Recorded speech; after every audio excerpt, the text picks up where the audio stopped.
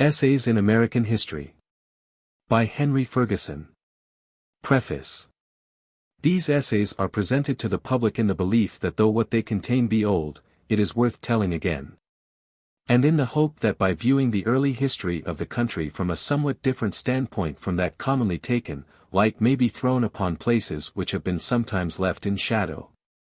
The time has been when it was considered a duty to praise every action of the resolute men who were the early settlers of New England.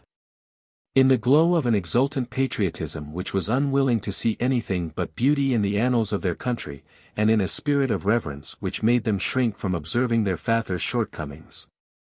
The early historians of the United States dwelt lovingly on the bright side of the colonial life, and passed over its shadows with filial reticence. It is evident that no true conception of any period is possible when so studied, and it is a matter for congratulation that at the present day the subject can be treated with greater impartiality. And that it is no longer necessary for American writers to make up for the political and literary insignificance of their country by boasting either of the vastness of their continent or of the Spartan virtue of their forefathers. In the same manner, in earlier days, when the recollection of the struggle for independence was still vivid, patriotic Americans were unable to recognize anything but arbitrary tyranny in the attempts made from time to time by the English government to give unity and organization to the group of discordant and feeble settlements. Or to see anything but what was base and servile in the sentiments that inspired those whom they nicknamed Tories. Now, under the influence of calmer consideration, men are beginning to admit that something may be said for men like ANDROS, who strove against the separatist spirit which seemed to New England to be the very essence of liberty. And even for those unfortunates who valued the connection with Great Britain more than they did the privileges of self-government, and who were compelled in grief and sorrow, from their devotion to their principles, to leave forever the homes they loved. The War of Secession has taught Americans to understand the term, and appreciate the sentiment, of loyalty. It is no longer an unmeaning word, fit only to be ridiculed in scurrilous doggerel by patriot rimsters, as was the case 100 years ago. But appeals to an answering chord in the heart of every man who remembers the quick heartbeats and the grand enthusiasm of those 4 years of struggle, the true heroic age of American history. The paper upon the Quakers in New England is an enlargement and revision of an article printed in the American Church Review, in April 1889, and that upon Sir Edmund Andros has been printed by the Historical Society of Westchester County, N.Y., before whom it was read in October 1892, but it has been revised and enlarged. Instead of burdening the pages with notes and references, they have been placed together after each essay, so that they may be readily used by those who desire to do so, and yet may not affront the eyes of those who do not desire them. It is impossible to give credit for every statement to every historian who may have made it. It has been the desire of the author to indicate his principal sources of information, and he has not knowingly omitted any work upon which he has relied for the historical facts presented. Trinity College, Hartford. October 1894. 1. The Quakers in New England. In the year 1656, in the midst of the period of the Commonwealth, the good people of Massachusetts, who were enjoying a brief season of rest after their troubles with the Baptists and the Antinomians, heard to their horror that they were likely to be visited by certain fanatics of whom they had heard from their brethren in England. These were known to them by the invidious name of Quakers, and were confounded with Adamites, Muggletonians, and Ranters, strangely named sects which the confusion of the times had brought forth.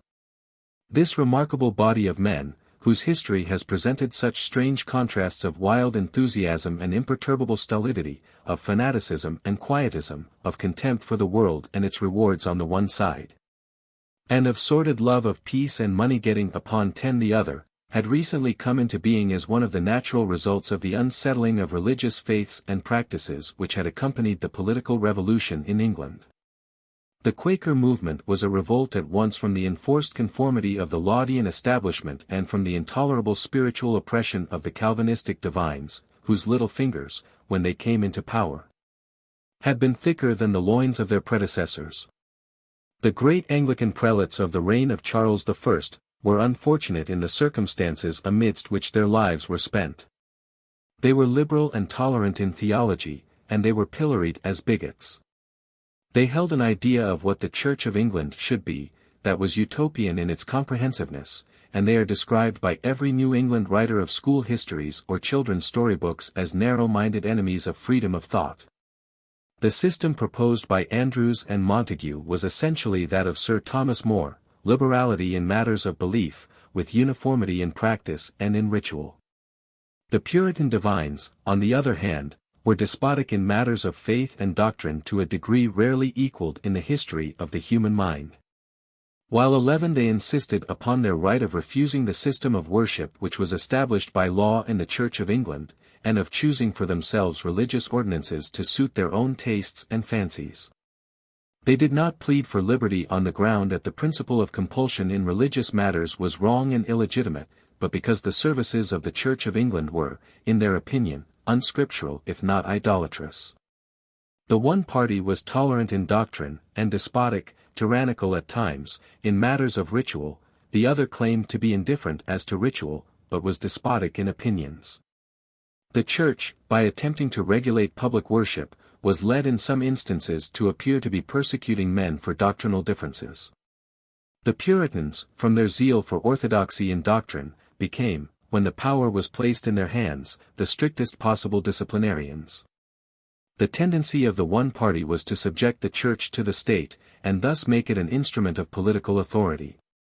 The other tended to the subjection of the state to the Church, making the civil authority little more than the body by which the edicts of the ministers should be registered and their decrees should be enforced. With the early history of Quakerism we have little to do. Its founder, George Fox, was the son of a weaver at Fenny Drayton, or Drayton in the Clay, in Leicestershire. He had been piously brought up by his parents, who were members of the Church of England, and passed a boyhood and youth of singular purity and innocence. When he was growing up to manhood he passed through a period of deep religious depression, and found no help from any of his friends or from the ministers of the parish churches in his neighborhood, who at this time were mainly Presbyterians, or from the newer lights of the rising separatist bodies. One counseled him to have blood let, another to use tobacco and sing psalms, and the poor distracted boy, whose soul was heavy with a sense of the wrath of God, found no comfort from any of them. A careful study of the Bible made him quick to see the weak points in the systems that surrounded him.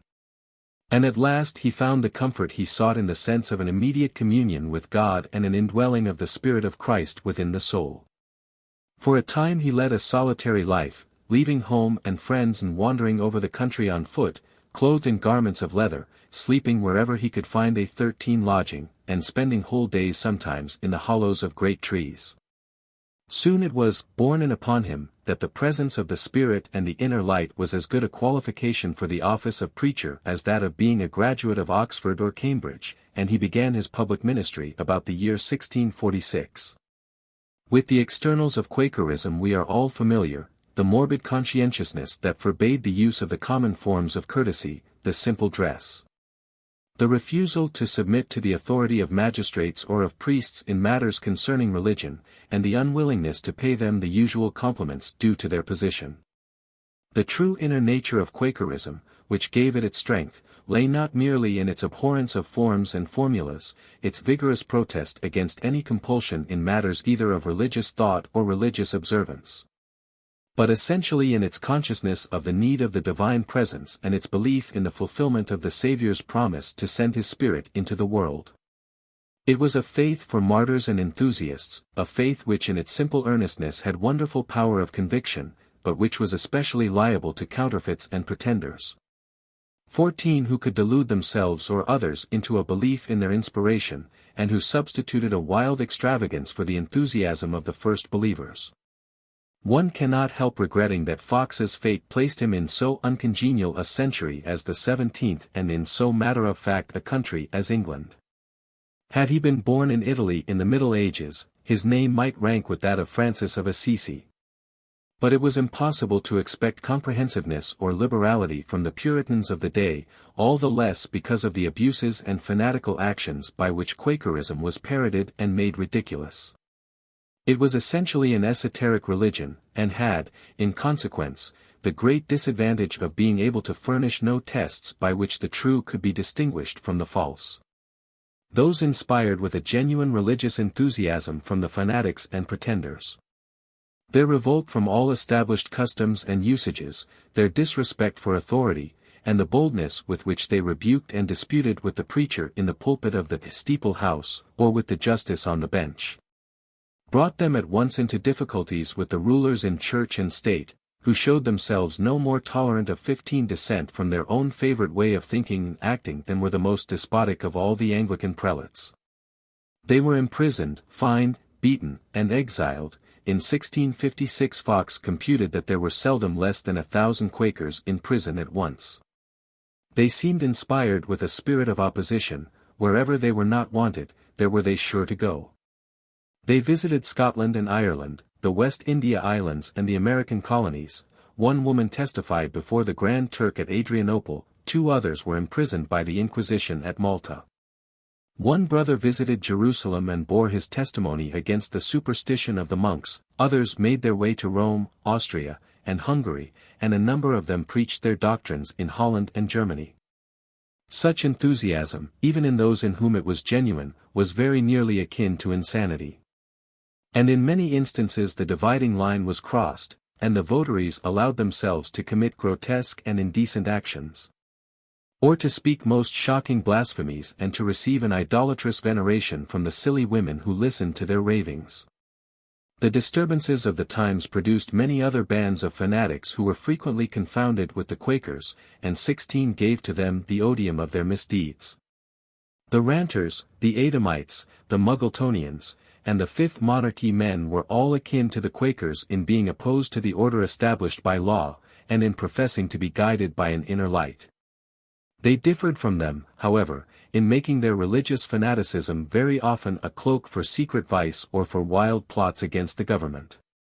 The temporary overthrow of the comprehensive church establishment of the judicious statesmen and reformers of Elizabeth's reign had opened the gates to a flood of irreligion and fanaticism.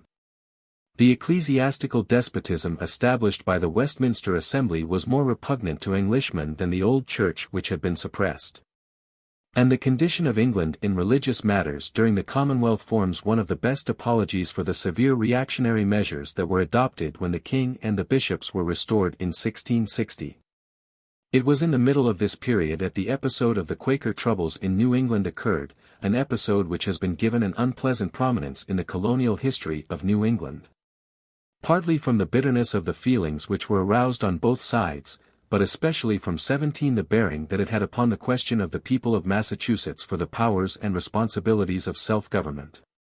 The story is a sad one of misdirected earnestness and zeal on the one side, of mistaken consistency and fidelity to principle, however false, upon the other. We condemn while we admire. We wonder at the steadiness and constancy of both judged and judges, while we regret the tragic results that stained the new Commonwealth with innocent blood. It is not surprising, however, that such a conflict took place, for as a recent writer of great learning and ability has well said of the relations of the Quakers and their opponents, the issue presented seemed to have a resemblance to the mechanical problem of what will be the effect if an irresistible body strikes an immovable body. The colonial governments which had been established in New England in the first half of the 17th century were not, as is frequently assumed, homogeneous and similar, but differed from each other in their political status and to some extent in their political institutions, and very greatly in the spirit which governed and directed them. Massachusetts had a charter obtained from 18 the Crown for a trading company, and transferred to the colony by a daring usurpation. Rhode Island had a charter granted by the Long Parliament. Plymouth had obtained its territory by purchase from the old Plymouth Company, but its political existence was winked at rather than recognized. Connecticut and New Haven were, to all intents and purposes, independent republics, save for a somewhat doubtful acknowledgment of the supremacy of the king and of the Commonwealth that was his successor. All but Rhode Island were joined together in a federal league for mutual defense against external and internal enemies. The circumstances of the settlement of the various colonies had been such as to render the colonists extremely tenacious of their own privileges, and extremely jealous of any interference from the other side of the ocean. The people of Massachusetts, especially, lived in constant dread of their much prized charter being taken away from them by the king, from whom it had been obtained, or by the Parliament, which considered that it was its province to meddle with and to regulate all things in heaven and on earth. It is quite remarkable that the attitude of the colonies to the home government, during the period of the Commonwealth, no less than in the years which preceded it, was one of jealous suspicion. The charter colonies feared that their privileges would be interfered with, the self-organized colonies were in dread of a quo warranto or a scire facias, which would disclose the irregularity of their organizations or the defectiveness of their titles. The godly and judicious Winthrop, the statesmanlike founder and governor of Massachusetts, had died, sorrowing on his deathbed for the harshness in religious matters into which he had been forced. And in his place was the severe and fanatical Endicott, a man of gloomy intensity of nature, a stern logician, a man who neither asked nor granted mercy. The clergy were fanatically devoted to their religious and political peculiarities, and were inferior in wisdom and judgment to the great leader who had come out from England with the early settlers at the beginning of the colony. Cotton was dead, and was succeeded in his office of teacher by John Norton, who differed from his predecessor by the lack of the principal characteristics which had so greatly distinguished him: profound judgment, eminent gravity, Christian candor, and sweet temper of spirit, whereby he could very placidly bear those who differed from him in other apprehensions. Hooker had long since removed to Connecticut, where he had been largely instrumental in founding a more genial commonwealth upon a broader and more liberal basis. Wilson, the first pastor of the church at Boston, was indeed still living, but was a worthy associate of Endicott and Norton, and distinguished then, as he had always been, rather by zeal than by either discretion or Christian charity. By a process of successful exclusions and banishments the community had been rendered tolerably homogeneous, or at least submissive to the theocratical system which had been established. Those who had been defeated in the struggle for existence had gone elsewhere to found new commonwealths, all with a greater amount of religious liberty than that of Massachusetts. The first we hear of the Quakers in New England is in an order of the General Court appointing May 14, 1656, as a public day of humiliation, to seek the face of God in behalf of our native country, in reference to the abounding of errors, especially those of the ranters and Quakers. About 2 months later a ship arrived 21 from Barbados, bringing as passengers 2 Quaker women, Mary Fisher and Ann Austin. As soon as they arrived in the harbor, the governor, the deputy governor, and 4 assistants met and ordered that the captain of the ship should be compelled to carry them back to Barbados. That in the meantime they should be kept in jail, and the books which they had brought with them should be burnt. During imprisonment they were subjected to great indignities and insults at the hands of the brutal jailer, apparently without warrant, being stripped naked and their bodies examined for witch marks, with attending circumstances of great indecency. They were half-starved in prison, and then after a detention of about a month they were sent away. No sooner had they gone when another vessel arrived from England, bringing 8 more, 4 men and 4 women, besides 1 man from Long Island, who had been converted during the voyage. Officers were sent on board the vessel, and the Quakers were taken at once to the jail, where they were kept 11 weeks, and then sent back to England, despite the protests of the shipmaster. During their detention they were examined before the magistrates, and they increased the abhorrence in which they were 22 held by their rude and contemptuous answers, which gave the authorities a sufficient excuse for keeping them in prison. Their books were burned, and though some pains seems to have been taken to convince them of their errors by argument, it was in vain. One of the women, Mary Prince by name, made herself particularly obnoxious by the eloquence of her abuse. She reviled the governor from the window of the prison, denouncing the judgment of God upon him, wrote violent letters to him and to the magistrates, and when the ministers attempted to argue with her, she drove them from her as hirelings, deceivers of the people, priests of Baal, the seed of the serpent, the brood of Ishmael, etc. While this second batch of Quakers was in prison, the federal commissioners were in session, and resolved to propose to the several general courts that all Quakers, ranters, and other notorious heretics should be prohibited coming into the United Colonies, and if any should hereafter come or arise, that they should be forthwith secured or removed out of all the jurisdictions. These recommendations were acted upon by all the general courts at their next sessions, by Connecticut, October 2, 1656, Massachusetts, 23 October 14, 1656, New Haven, May 27, 1657, Plymouth, June 3, 1657. In Massachusetts the action of the General Court was most decided and severe. Shipmasters who brought Quakers into the jurisdiction were to be fined £100, and to give security for the return of such passengers to the port from which they came. Quakers coming to the colony were to be forthwith committed to the House of Correction, and at their entrance to be severely whipped, and by the master thereof to be kept constantly at work. And none suffered to converse or speak with them during the time of their imprisonment. A fine of £5 was imposed upon the importation, circulation, or concealment of Quaker books. Persons presuming to defend heretical opinions of the said Quakers should be fined £2 for the first offence, £4 for the second. For the third offence should be sent to the House of Correction till they could be conveniently sent out of the colony. And what person or persons soever should revile the officer or person of magistrates or ministers, as was usual with the Quakers, should be severely whipped, or pay the sum of £5. It was not long before the law was put 24 into operation. The first cases were in Burden and Mary Dyer. They were imprisoned for 2 or 3 months, and then Burden, after having all of her little property taken from her in fines and jail charges, was sent back to England, and Dyer was delivered to her husband, the Secretary of Rhode Island. Upon his giving security not to lodge her in any town in the colony nor permit any to speak with her. Mary Clark, however, who had come from England, to warn these persecutors to desist from their iniquity, was whipped, receiving 20 stripes with a whip of 3 cords, knotted at the ends. Charles Holden and John Copeland, who had been sent away the year before, returned to the colony, and were whipped 30 stripes apiece and imprisoned, and Lawrence and Cassandra Southwick were imprisoned and fined for harboring them. Richard Doudney, who arrived from England to bear his testimony, was scourged and imprisoned, and, together with Holden and Copeland, was reshipped to England. The authorities now thought that their laws were too lenient, and in October 1657 they were made more rigorous. The fine for entertaining Quakers was increased to 25–40 shillings an hour, and any Quaker returning into the jurisdiction after being once punished, if a man, was to lose one ear, and on a second appearance to lose the other. If he appeared a third time, his tongue was to be bored through with a red-hot iron. Women were to be whipped for the first and second offences, and to have their tongues bored upon the third.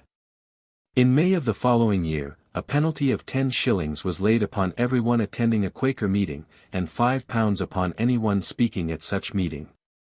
In spite of these severe enactments the Quakers returned. And the more they were persecuted, the more they appeared to aspire to the distinction of martyrdom.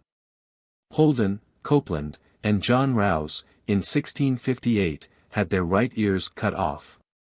But the magistrates were afraid of the effect upon the people of a public execution of the law, and hence inflicted the penalty in private, inside the walls of the prison, in spite of the protest of the unfortunates. After which they were again flogged and dismissed. In October 1658 a further step was taken in accordance with the advice of the federal commissioners, who met in Boston in September, and the penalty of death was threatened upon all who, after 26 being banished from the jurisdiction under pain of death if they returned, should again come back. Massachusetts was the only colony to take this step, which indeed was carried in the meeting of the commissioners by her influence against the protest of Winthrop of Connecticut. And the measure was passed by a bare majority of the General Court after long debate, and with the express proviso that trial under this act should be by special jury, and not before the magistrates alone. Captain Edward Hutchinson and Captain Thomas Clark, men whose names should be remembered, desired leave to enter their dissent from the law. The court was urged on to this unfortunate action by a petition from 25 of the citizens of Boston, among whom we find the name of John Wilson, the pastor of the First Church. These represented that the incorrigibleness of the Quakers after all the means that had been taken was such as by reason of their malignant obdurities daily increaseth rather than abateth our fear of the spirit of Muncer and John of Leyden renewed, and consequently of some destructive evil impending. And asked whether the law of self-preservation did not require the adoption of a law to punish these offenders with 27 death In order to justify its action, the court ordered that there should be a writing or declaration drawn up and forthwith printed to manifest the evils of the teachings of the Quakers and danger of their practices, as tending to the subversion of religion, of church order, and civil government, and the necessity that this government is put upon for the preservation of religion and their own peace and safety, to exclude such persons from among them, who after due means of conviction should remain obstinate and pertinacious. This declaration was composed by John Norton, and printed at public expense. The rulers of the colony had now committed themselves to a position from which they could not recede without loss of dignity, and which they could not enforce without great obloquy. They evidently were under the impression that the mere passage of the law would be enough, and that they would never be obliged to proceed to the last extremity. But they miscalculated the perseverance and enthusiasm of the men with whom they had to deal, and were soon involved in a conflict of will from which there seemed to them to be no escape except by putting the law into effect. It would have been better for them 28 to have heeded the wise advice that they had already received from Rhode Island, whose magistrates had replied to one of the former communications of Massachusetts requesting their cooperation in restrictive measures against the Quakers, in these remarkable words: "We have no law among us, whereby to punish any for only declaring by words, etc. their minds and understandings concerning the things and ways of God, as to salvation and an eternal condition. And we, moreover, find that in those places where these people aforesaid in this colony are most of all suffered to declare themselves freely, and are only opposed by arguments in discourse, there they least of all desire to come. And we are informed that they begin to loathe this place, for that they are not opposed by the civil authority, but, with all patience and meekness, are suffered to say over their pretended revelations and admonitions. Nor are they like or able to gain many here to their way. Surely, we find that they delight to be persecuted by civil powers. And when they are so, they are like to gain more adherents by the conceit of their painful sufferings than by consent to their pernicious sayings. The law was passed in October 1658, and at first it seemed to have accomplished its object. The first 6 Quakers who were banished after it had been put in force went away and made no attempt to come back, but in June 1659 4 who were more resolute and determined appeared in Boston 29 with the avowed intention of defying the law. They were William Robinson, Marmaduke Stevenson, Nicholas Davis, and Mary Dyer. They were arrested and sentenced to banishment, September 12, with the threat that they should suffer death if they remained or returned to the colony. Nicholas Davis and Mary Dyer found freedom to depart, but the other 2 were constrained in the love and power of the Lord not to depart, but to stay in the jurisdiction, and to try the bloody law unto death. They withdrew to the New Hampshire settlements, but in about 4 weeks returned to Boston prepared to die, and were joined there by Mary Dyer, who had decided to share their fate.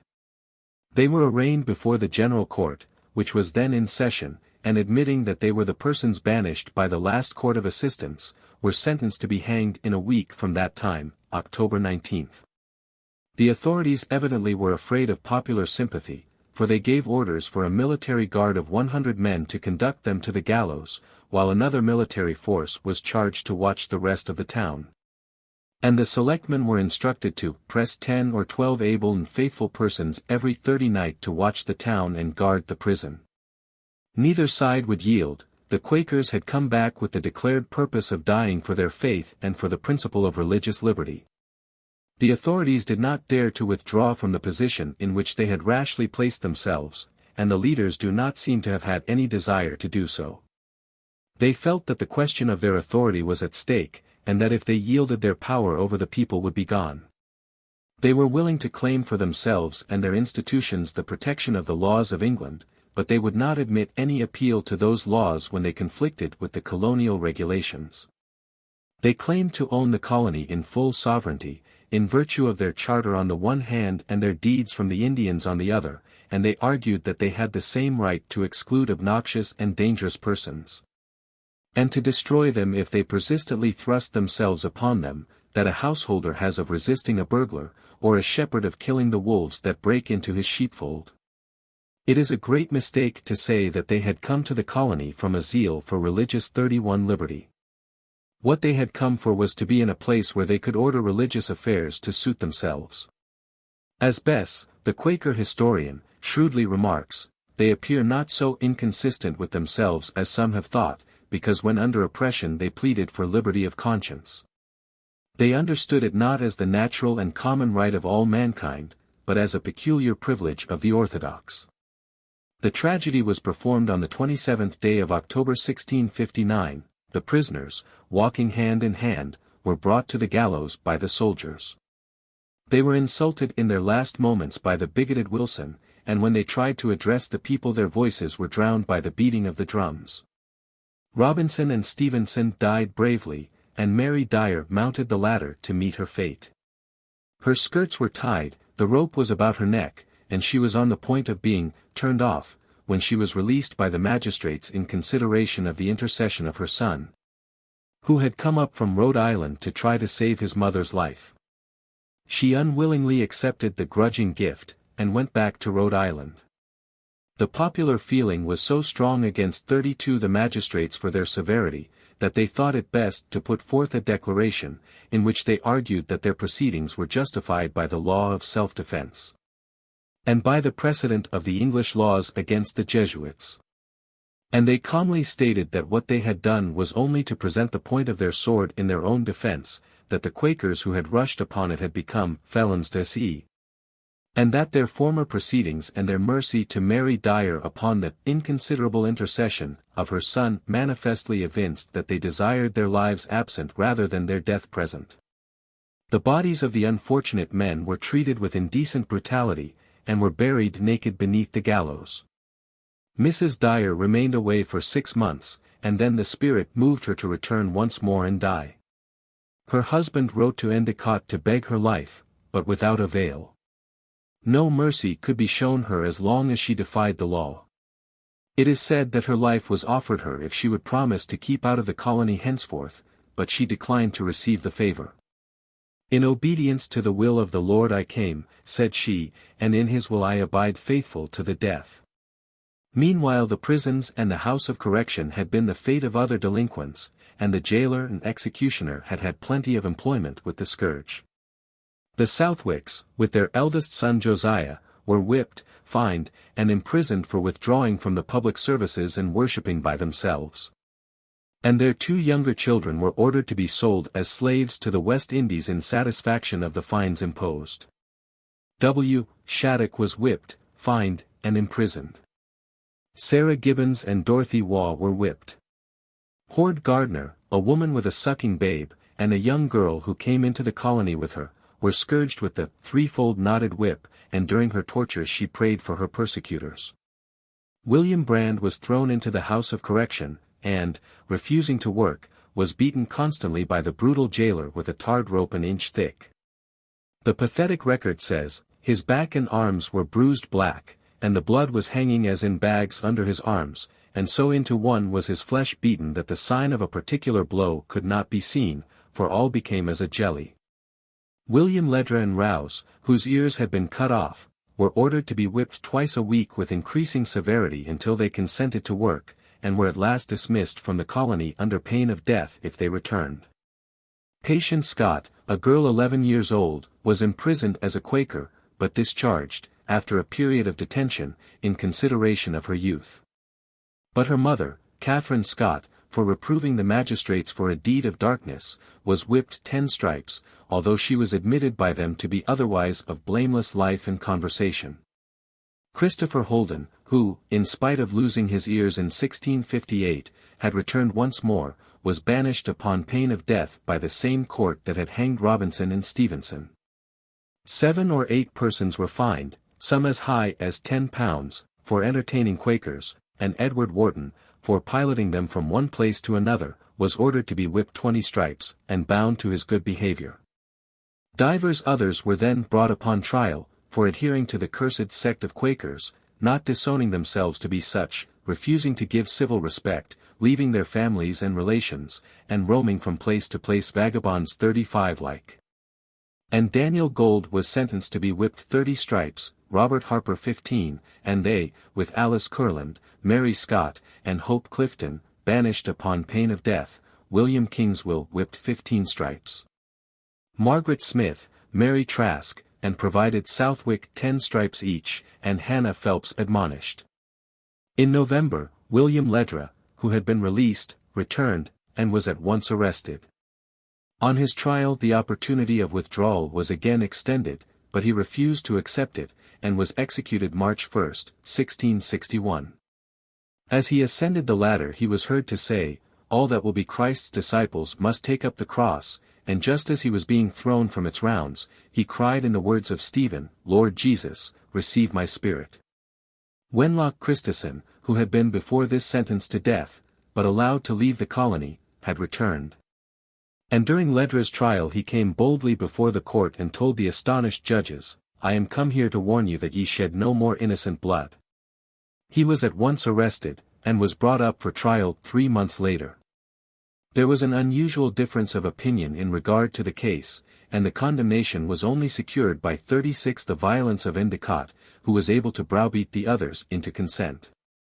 But the sentence they passed was never executed.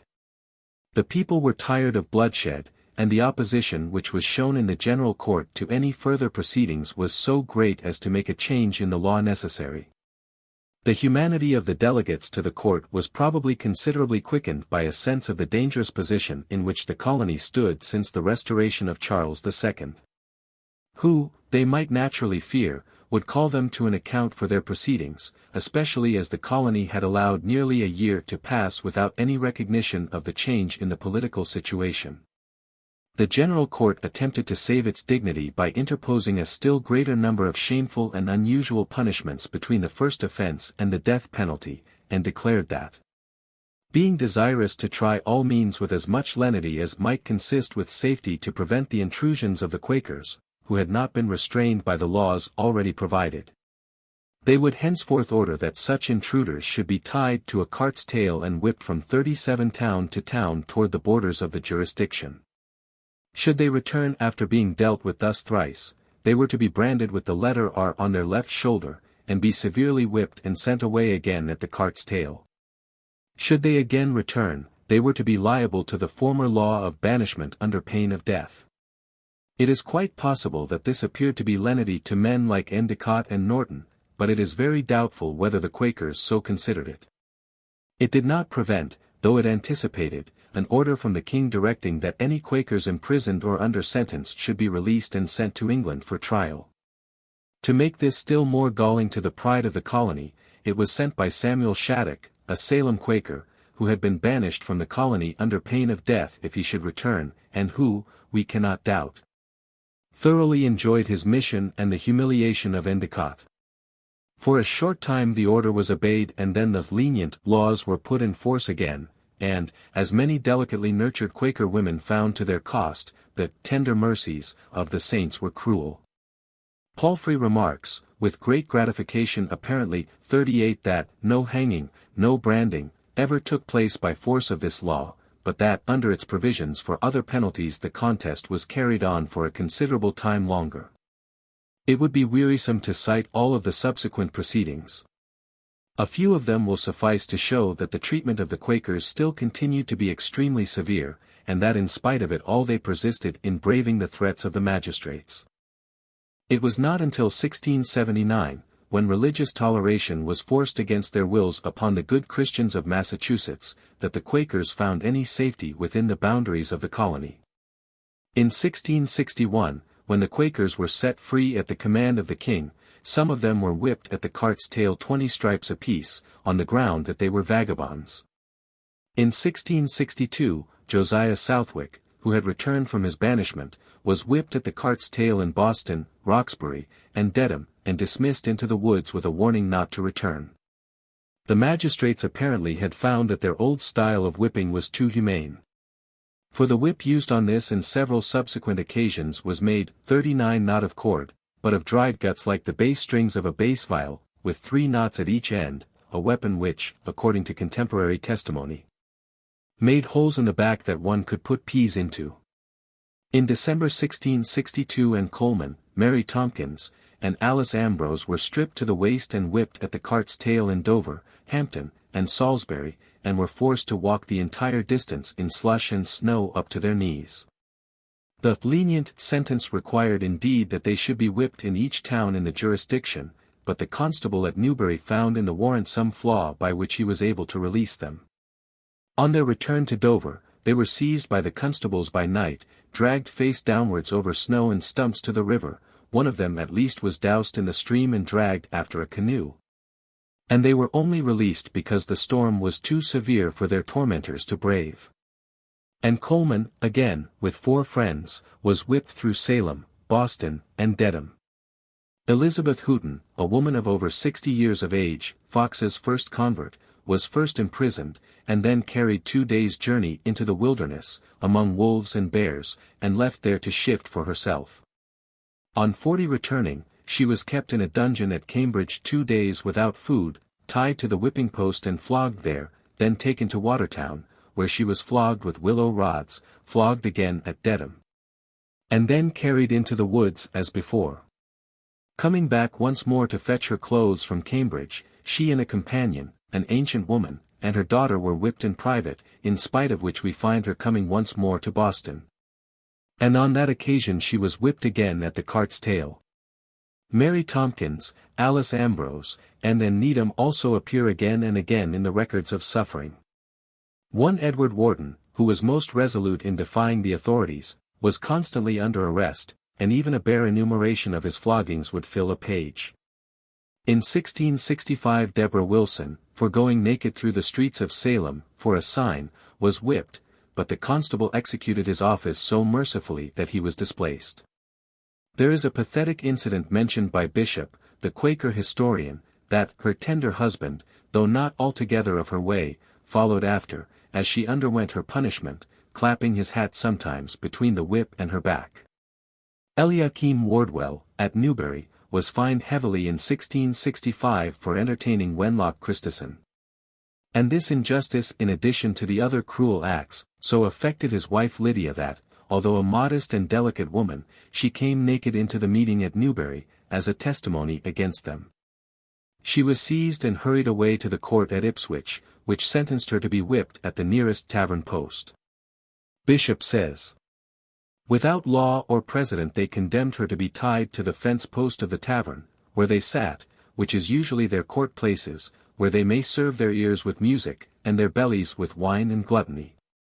Whereunto she was tied stripped from the waist upwards, with her naked breasts to the splinters of the posts and their sorely lashed, with 20 or 30 cruel stripes, which though it miserably tore and bruised her tender body, yet to the joy of her husband and friends that were spectators, she was carried through all these inhumane cruelties, quiet and cheerful, and to the shame and confusion of these unreasonable brute beasts, whose name shall rot, and their memory perish."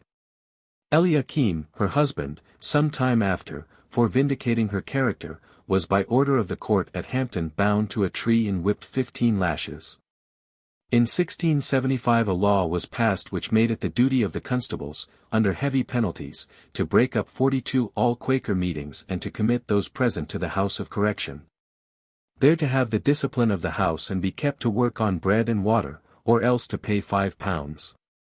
In 1677 an order was passed requiring an oath of fidelity to the country, and legal liabilities were imposed upon all who refused the oath. This struck directly at the Quakers, and was believed by them, whether justly or not, to have been made for the purpose of vexing and plundering them. A vigorous protest against it was made in writing by Margaret Brewster, who came from Barbados to bear her testimony against the law and to declare the evils that were coming upon the colony. Having, as she declared, a foresight given of that grievous calamity called the Black Pox, which afterwards spread there to the cutting off of many of the people. Wherefore she was constrained in a prophetic manner to warn them thereof, by entering into their public assembly clothed in sackcloth and ashes, and with her face made black. For this she and 4 of her friends were arrested and cast into prison upon the charge of making a horrible disturbance, and affrighting the people in the South Church in Boston 43 in the time of the public dispensing of the word, whereby several women are in danger of miscarrying. She was whipped at the cart's tail 20 lashes, and the young women who were with her were forced to accompany her during her punishment. 12 Quakers, who were arrested the same day at a Quaker meeting, were whipped, and 15 the week following. In the other colonies the sufferings of the Quakers were not so severe, though in Plymouth they had to endure banishment, fines, and whippings. In Connecticut, thanks probably to the wisdom of John Winthrop, the only cases which occurred were met with banishment, and the Quakers seem to have respected the jurisdiction where they were mercifully treated. In New Haven there were several prosecutions. Southold on Long Island seems to have been the place most frequented by the Quakers, though they also appeared in Greenwich. The only case of extreme severity was that of Humphrey Norton, who had already borne his torturing in Massachusetts, where he had enraged the magistrates by his appeal to the laws of England. He was arrested at Southold and taken to New Haven, where he was cast into prison and chained to a post, and kept 44 night and day for the space of 20 days with great weights of iron in an open prison without fire or candles in the bitter cold winter, December 1657, enough, reasonably, to have starved him, as Bishop writes. When he attempted to reply to Davenport in the court, he was not suffered to speak, but was gagged with a great iron key, tied athwart his mouth. After his trial was over he was whipped 30 stripes and branded H in the hand. Several who sympathized with or who entertained Quakers were punished with heavy fines. In New Netherlands they fared little better. And in Virginia the much-flogged Mary Tompkins and Alice Ambrose found little mercy from the Cavaliers, being put in the pillory and whipped with a cat of nine tails so severely that blood was drawn by the very first stroke. And George Wilson, in cruel irons that rotted his flesh, and long imprisonment, departed this life for his testimony to the Lord. In Maryland they were subjected to fine and imprisonment for refusing to take an oath or to serve in the militia. Liberty of conscience was granted in 1688. It was in New England, and especially in Massachusetts, that the persecution was general and severe. The magistrates, as a 45 rule, defended their action, as necessary to the maintenance of their authority and to the preservation of order and orthodoxy. And their conduct has been extenuated and excused, if not actually defended, by modern New England historians. It is not a pleasant history, but there is something to be said upon the side of the authorities even by one who has no admiration for them or sympathy with them. The Puritans had not come to New England for liberty of thought, but for liberty of action. Having failed, as they thought at the time, to secure the triumph of their views in the Church and State of England, they preferred to leave the struggle and come to New England, where they could live under their own system without being obliged to contend or suffer for their faith, a point upon which the Quaker controversialists make some very sharp remarks. They considered the territory which they held to be their own peculium, and claimed that by their charter they had acquired absolute sovereignty in its limits, subject to no appeal to England. And they realized that if appeal to England was granted, their absolute authority was at an end. One of the leading colonists is reported to have said, 46, if we admit appeal to the Parliament this year, next year they will send to see how it is, and the third year the government will be changed. The settlement also had in their eyes a religious character. It was founded, as they boasted, for religion and not for trade, and they held that they had a right to dictate the religious usages and practices therein, as was shown by their treatment of Mrs. Hutchinson and Wheelwright, Roger Williams and Gorton, Child and Maverick, not to mention Morton of Merry Mount. They believed the Quakers to be a pernicious sect, confounding them with other fanatical bodies which they resembled. And they feared that the natural consequence of the claim which they made to immediate revelation would be communistic attempts at the overthrow of the established order, such as had been seen 100 years before in Germany. From these premises the conclusion was a natural one, that their duty was to nip the evil in the bud, to crush the Quakers before they became strong enough to be dangerous to the state. Their action in banishing the first that arrived, before any overt acts were committed, was undoubtedly technically illegal, but if the Quakers had been in reality what they fancied 47 them, no one would have blamed them for their prompt decision.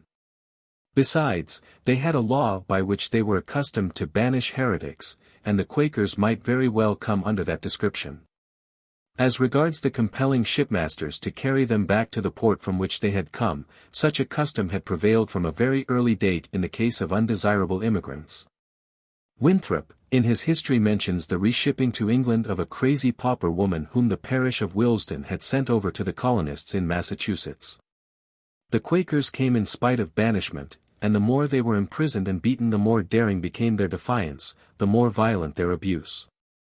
They spared neither priest nor magistrate, and the floods of denunciation which they poured out were portentous.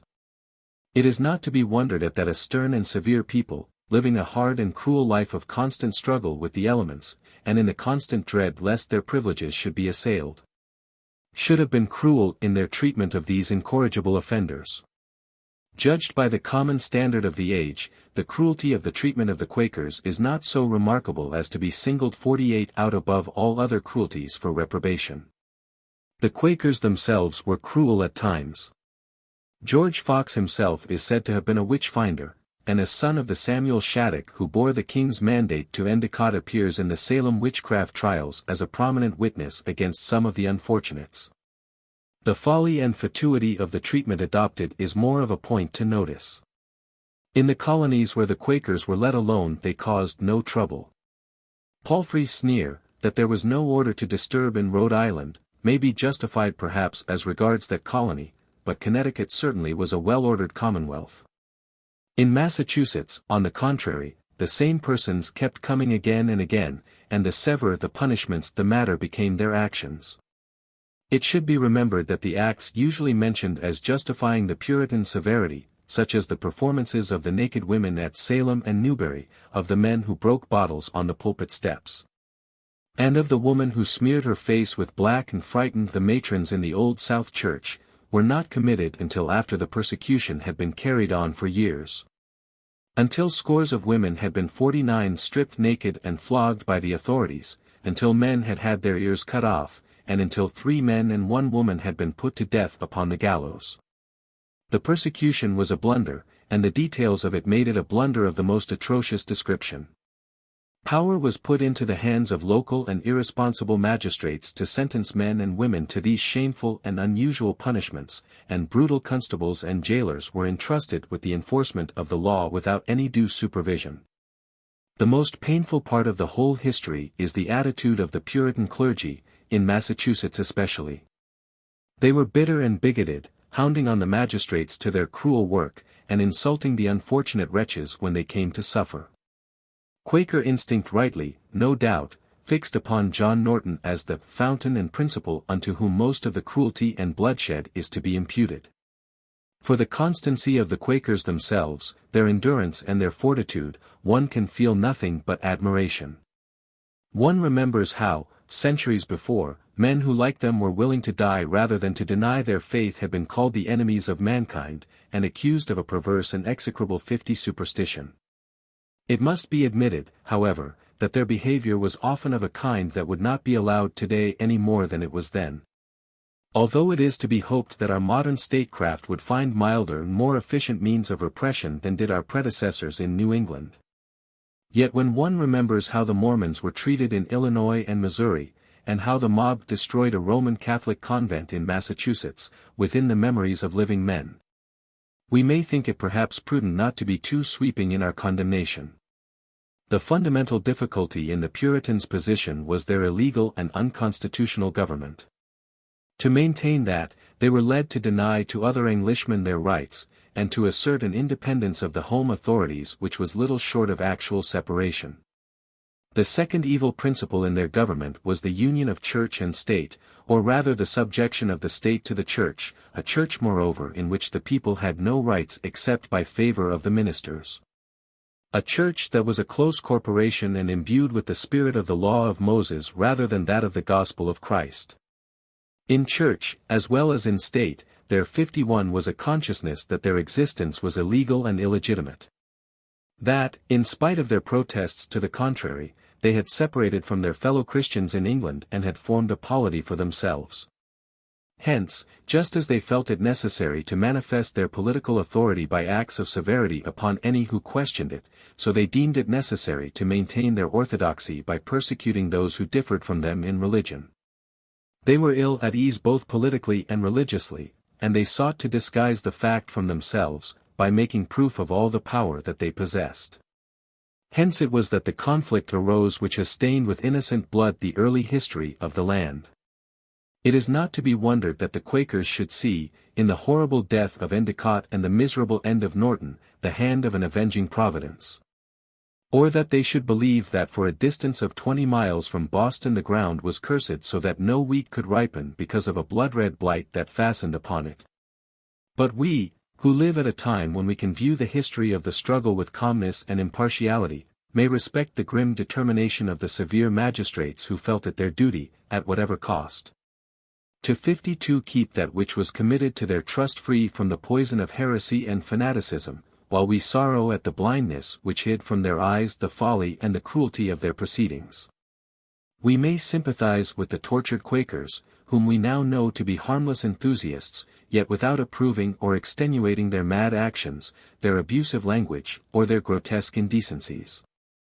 And we may hope that, though at enmity in this life, yet, as Browning wrote of Strafford and Pym, in that world, where great hearts led astray are turned again, both now are able to respect each other's loyalty of purpose and fidelity to their respective conceptions of truth. Notes. Vide infra, Note 6. George Fox, Journal. It is well to notice that of the ministers mentioned by Fox by name or parish, Nath. Stevens, the rector of Fenny Drayton, was a Presbyterian of some eminence, and was ejected for nonconformity in 1662. So also was Matthew Craddock, the priest of Coventry, who was a distinguished nonconformist divine. The priest at Manchester, who advised tobacco and psalm singing, kept his living during the whole period of the Commonwealth, and so may be presumed not to have been a churchman in the commonly received sense of the term. One Mackham, of whom Fox speaks, and who seems to have treated him with more sympathetic kindness than any of the others, was a loyal churchman and was sequestered in 1645.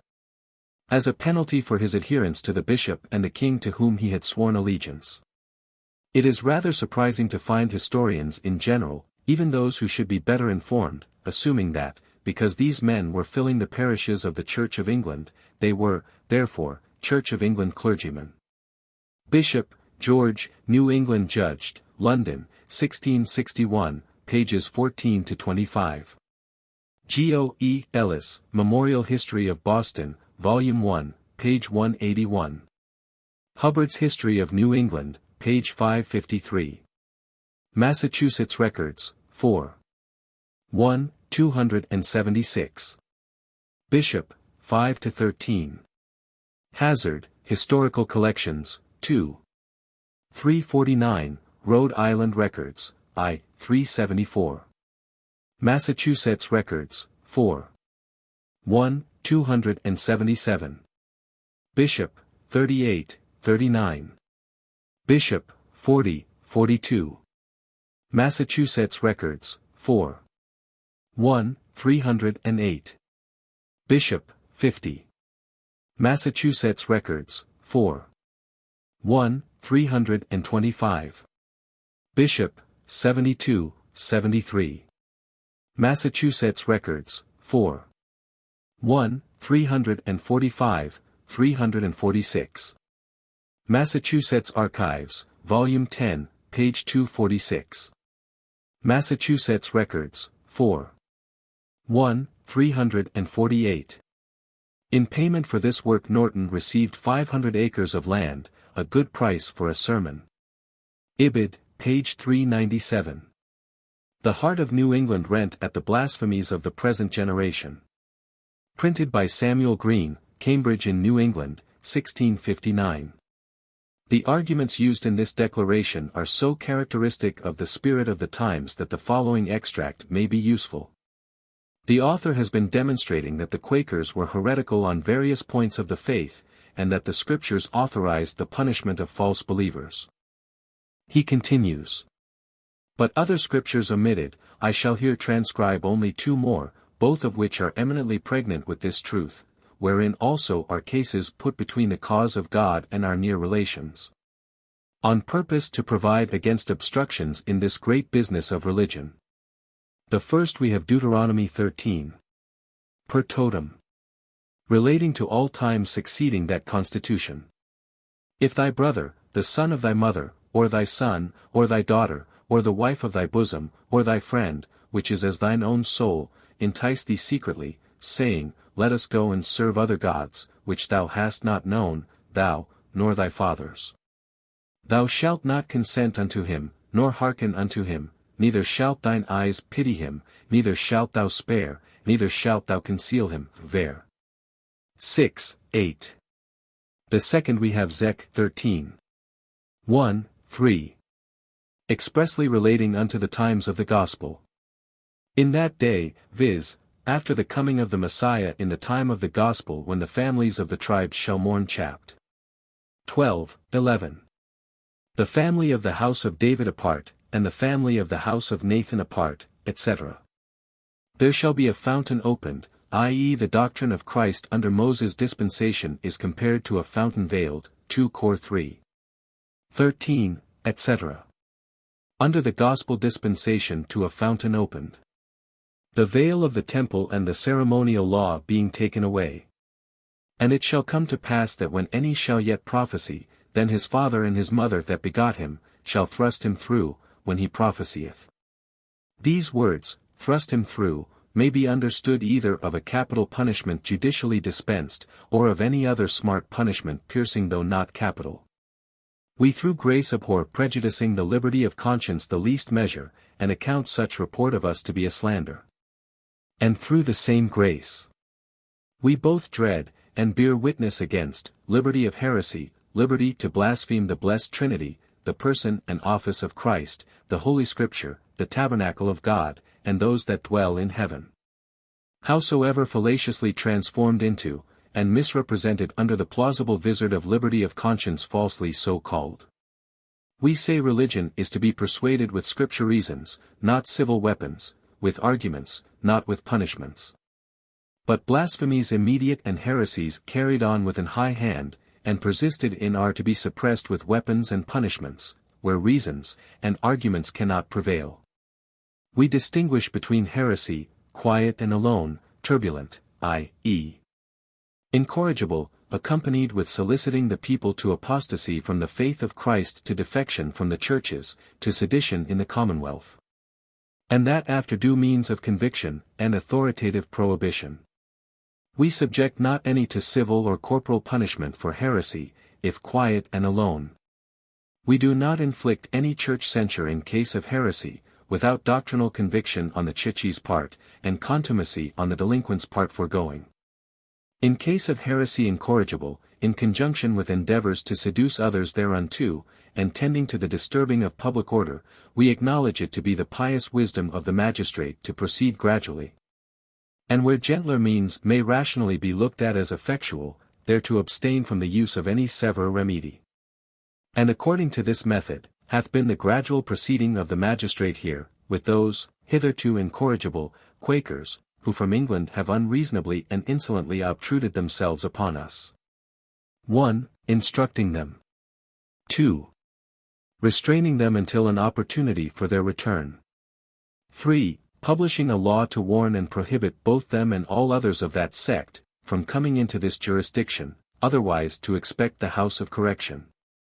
And in case they returned yet again, then to loose one of their ears, etc. At last upon experience of their bold contempt of these inferior restraints, and that after their being sent away again and again, they continue to return yet again and again. To the seducing of diverse, the disturbance, vexation and hazard of the whole colony. The court finding the law passed, to be an insufficient fence against these persons, proceeded to a sentence of banishment. Their restraint before the law published, was but restraint in the prison, until an opportunity of shipping them away. They who after the law was published, would that notwithstanding, break in upon us from England, or other foreign parts, by Rhode Island, after their correction received, and discharging their dues, might return again to the island, if they pleased. The wolf which ventures over the wild sea, out of a ravening desire to prey upon the sheep, when landed, discovered and taken, hath no cause to complain, though for the security of the flock, he be penned up, with the door opening unto the fold fast shut. But having another door purposely left open, whereby he may depart at his pleasure, either returning from whence he came, or otherwise quitting the place.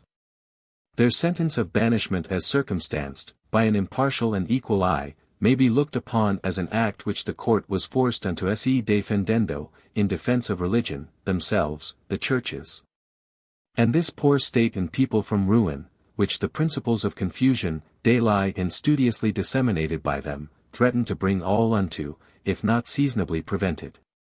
Exile from a wilderness, from a place of exile, though voluntary, from a place, confinement whereunto would indeed justly be called exile, is an easy exile. Pages 48, 49, 53, 54. Rhode Island Records, I. 376-378. See also the letter of the General Assembly, 378-380. Bishop, 95. Massachusetts Records, 4. 1, 383. The Sufferings of the People Called Quakers, by Jos Bess, London, 1753, 2.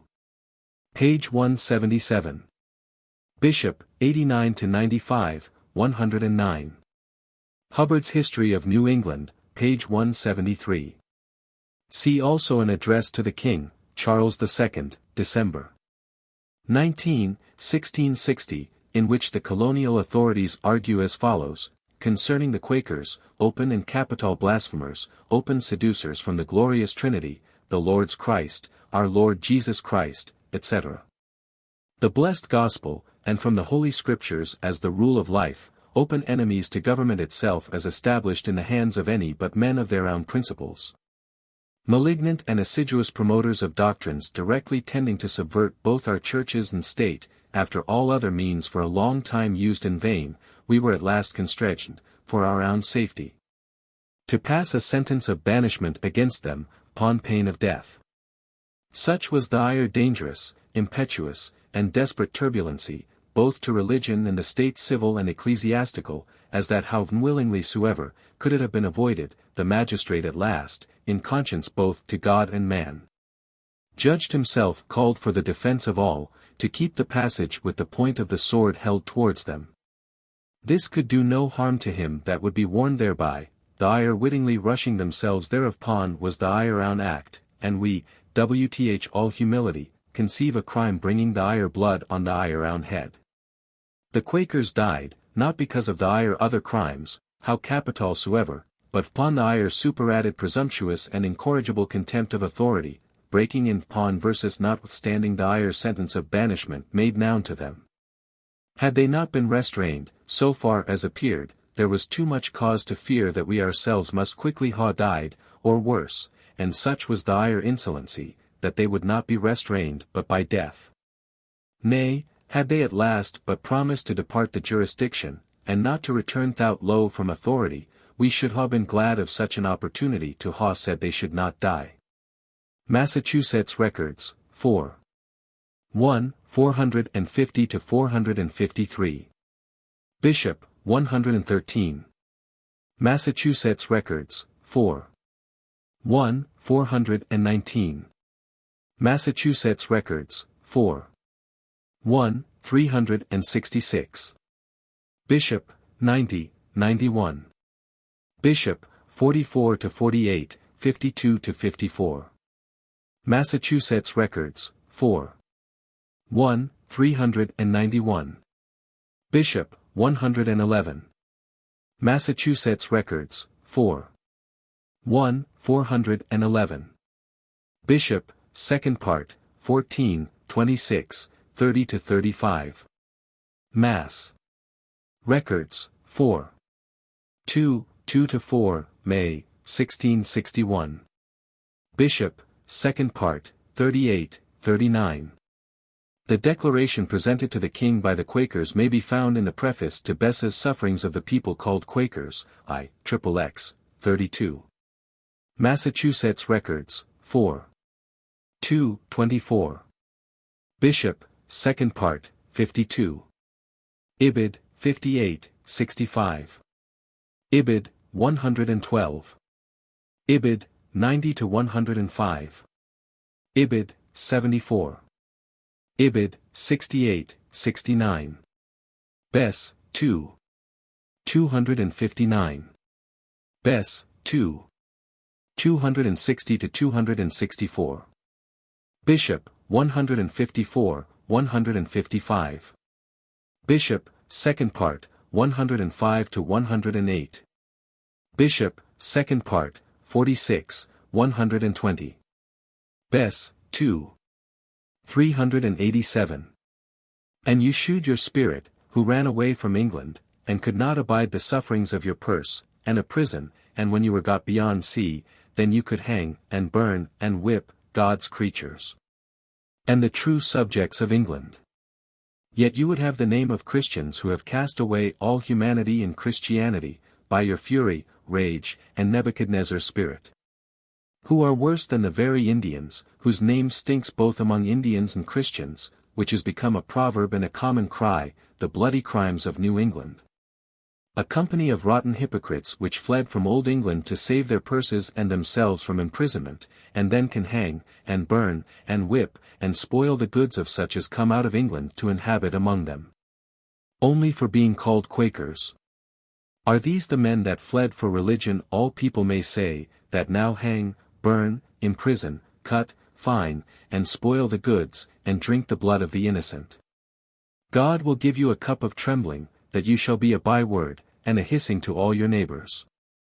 Bishop, second part, 146, 147. See, on the next essay. Bishop, 67.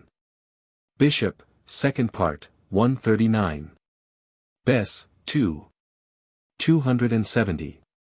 Hutchinson, History of Massachusetts Bay, I. 223. 2. The Witches. The story of the witchcraft delusion in New England is a sequel and companion piece to the history of the conflict with the Quakers. Both exhibit the least attractive side of our forefathers, and both point the moral that the intermeddling by ecclesiastics in matters of public policy is dangerous to the state. It is a strange tale of superstition and of panic, painful to dwell upon, but necessary to a proper comprehension of the characters of the leaders of New England, and of the conditions under which the struggling colonies developed their strong and distinct individuality. It should always be remembered that belief in witchcraft was not a peculiarity of New England, and that the reason the colonists there have been judged so hardly for their panic is that men have felt that they had claimed to be 62 superior to the men of their generation, and thus should be measured by a higher standard. Their claim had some justification. The leaders of thought in New England had advanced in some directions far beyond their contemporaries. In political insight and political adroitness they have had few equals in any period. But they were hampered and burdened by the very religion which to their fathers had been a gospel of liberty and a source of inspiration. This had become a theology with its dogmas and its rules. The devout and earnest ministers who had contended for their faith in England, or had braved the perils of the seas and the loneliness of the wilderness to be free to worship God as they chose, had given place to the second generation, who had never known suffering, and were therefore ignorant of mercy. Men who were enthusiastic indeed, but not so much enthusiastic for religion as for their creed, not so zealous for Christ as for their own peculiar way of worshipping Him. The result had been a general lowering of spiritual tone, which was recognized and freely acknowledged and deplored by the best men of the period. It seems inevitable that this hardening and narrowing should follow ages of contest and struggle. When 63 the faith becomes a war cry, it necessarily loses much of its spirituality. Beliefs for which one age has suffered become crystallized into formulas for the next, and divines wonder at the hardness of men's hearts in refusing obedience to what once indeed had been a law of life, but by being made a commandment has become a law unto death. So, while our New England forefathers were clever politicians, shrewd and adroit men of affairs, practical and full of ingenious expedients, intelligent and clear-headed about their secular business, they retrograded in religion, and became formalists and controversialists. Theological orthodoxy supplanted intelligent Christianity, and New England religion sank into a dreary series of wranglings about Cambridge platforms and Saybrook platforms, halfway covenants and wholeway covenants, old lights and new lights. Consociations and associations, until it became, for a time at least, more arid and lifeless than ever had been the Church of England, against the formalism of which they were continually protesting. It is true that a few isolated cases of witchcraft are found occurring in the early history of the colonies, and it was then that the severe laws were enacted. Yet the serious trouble, the '64 Great Panic, did not come until the first generation, those men who had seen the works of the Lord, had been gathered unto their fathers. One cannot imagine John Cotton playing the part of his namesake Cotton Mather, or John Winthrop, superstitious as he was, in the place of Stoughton. Even Wilson and Norton, who exulted in the blood of the Quakers, thought witch-finding a cowardly yielding to popular folly. The responsibility of the men of the first generation lies rather in the character of the religious training they gave their successors, a gloomy religion, which in themselves had been mitigated by a piety, sincere if fanatical, and perhaps also by some recollection of the brighter experiences of their childhood's days in the more genial religious life of England, a life their children had never known. It is, then, not astonishing that our forefathers in New England should have been victims to a common delusion of their times. We may even say that the circumstances of their lives were such as to render them especially liable to it. For though the hardships of the early history of the settlement grew less as time went on, the life in New England was, at the best, lonely and depressing. The 65 colonists lived dreary lives of laborious and uninteresting toil, with few physical comforts, and with poor and unvaried diet. They had few amusements, little or no recreation, and they were constantly in face of difficulties, constantly exposed to danger. Their houses were on the verge of the mysterious forest, where strange sights and sounds were to be seen and heard, where dwelt the Indians, often hostile and always a source of uneasiness. They had few books, and those they had were not of a character to draw them away from the contemplation of themselves. The Bible they had, it is true, but to read it for any purpose except that of spiritual exercise would have been deemed profane. Sermons of abnormal length and dryness, controversial treatises, ponderous alike literally and figuratively, and, as we shall see later, ghastly and blood-curdling accounts of memorable providences, formed their principal literature. The settlers had been for the most part emigrants from quiet country towns and villages in England, put down in the unknown wilderness, to work out, under the pressure of religious enthusiasm, a new social and religious polity. The life was small, narrow, and squalid, only redeemed from utter sordidness by gleams of religious '66 idealism and by the stern resolution of the better class of the settlers to keep themselves and their neighbors in the paths of righteousness. Their religion was a somber Calvinism, giving more prominence to the terrors of the law than to the comforts of the gospel. Living as they did in scriptural thought, speaking in scriptural phraseology, dwelling constantly upon the similarity of their position with that of the children of Israel. It is not surprising that they should have carried their intense literalism into every particular. Their external relations, their religious and political systems, were ruled by the law of Moses as they imagined it from their somewhat uncritical study of the Old Testament. Their Christianity was profoundly internal and introspective, something which was between each individual soul and the Almighty, rather than a law of social life. The result of this was twofold. They were led to ascribe to their own convictions the character of divine revelations, and were also rendered intensely morbid, sometimes exalted above measure and sometimes as irrationally despondent.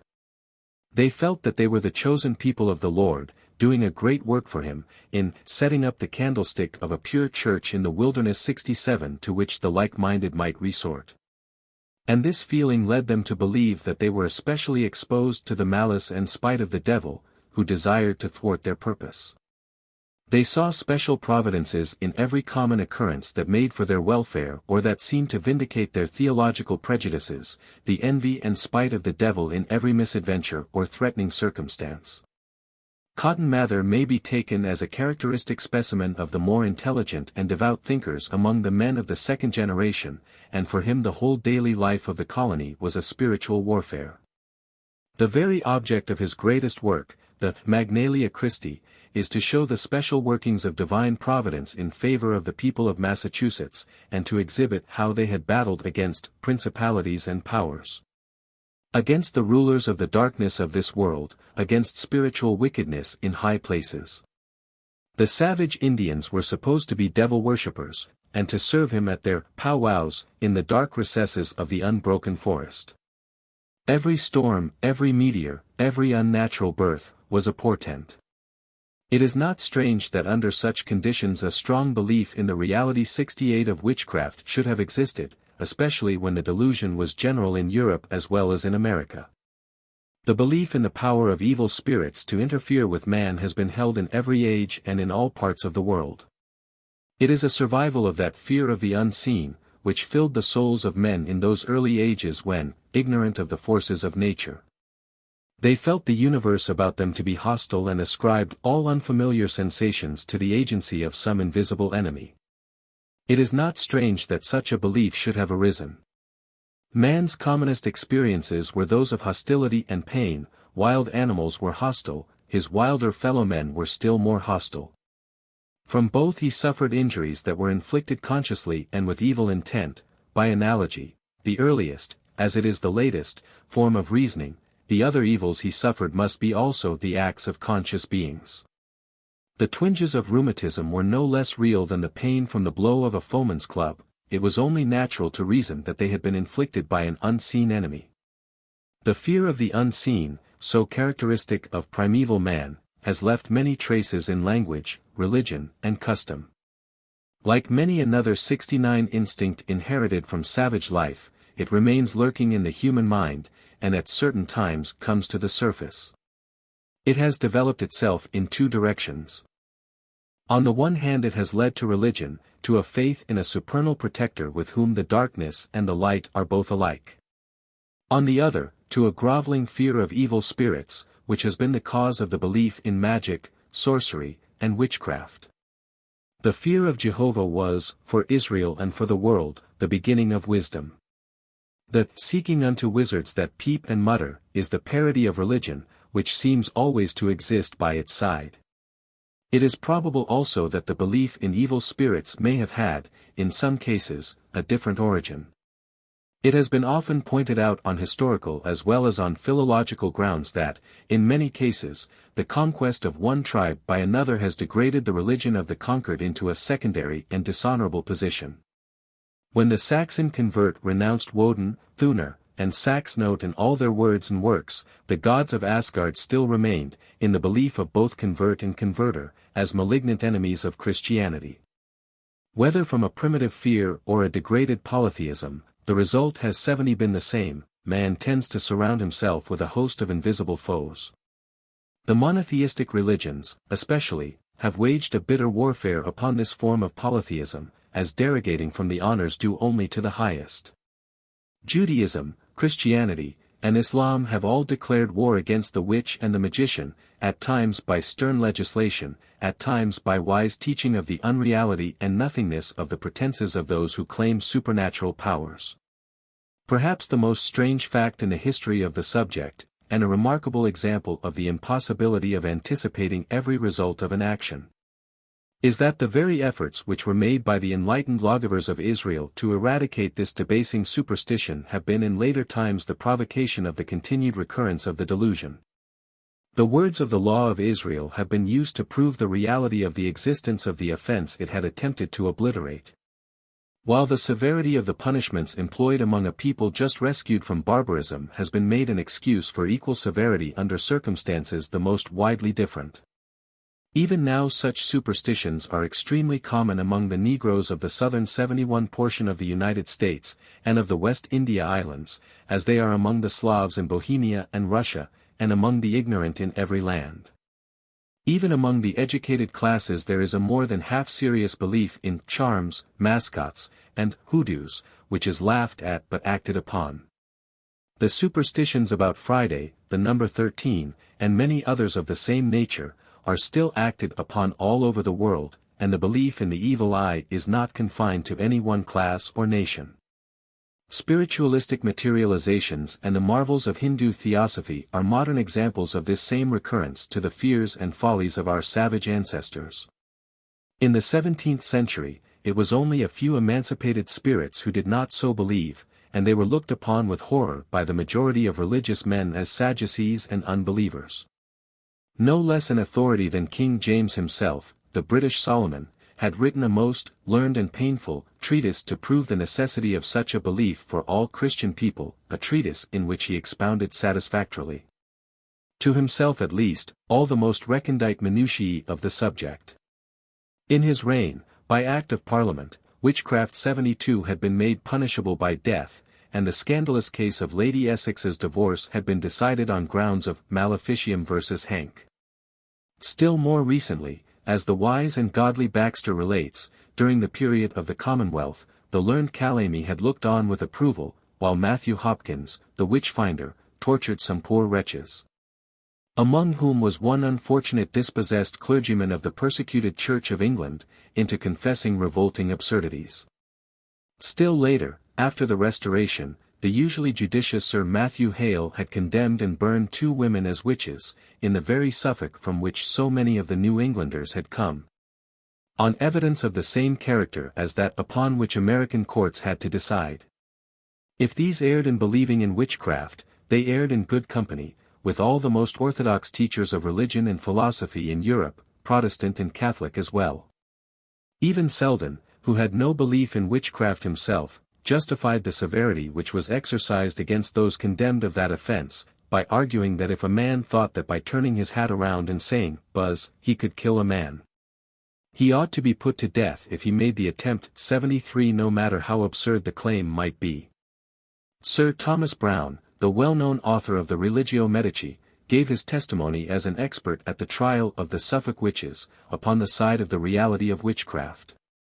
When the student of the early annals of the colonies realizes the extent of this superstition, and at the same time the literal character of the religion of the majority of the settlers in New England, their bitter hatred of theological opponents, and their readiness to believe evil in regard to them, when he appreciates how harsh and mean and unlovely was the life that most of them lived, and observes that, side by side with an exalted religious enthusiasm, the lowest and most abhorrent forms of indecency and vice prevailed, he will no longer be inclined to wonder at the existence in such a community of the witchcraft delusion, but will rather be amazed that, with such a people and among such surroundings, its duration was so short and its victims so few.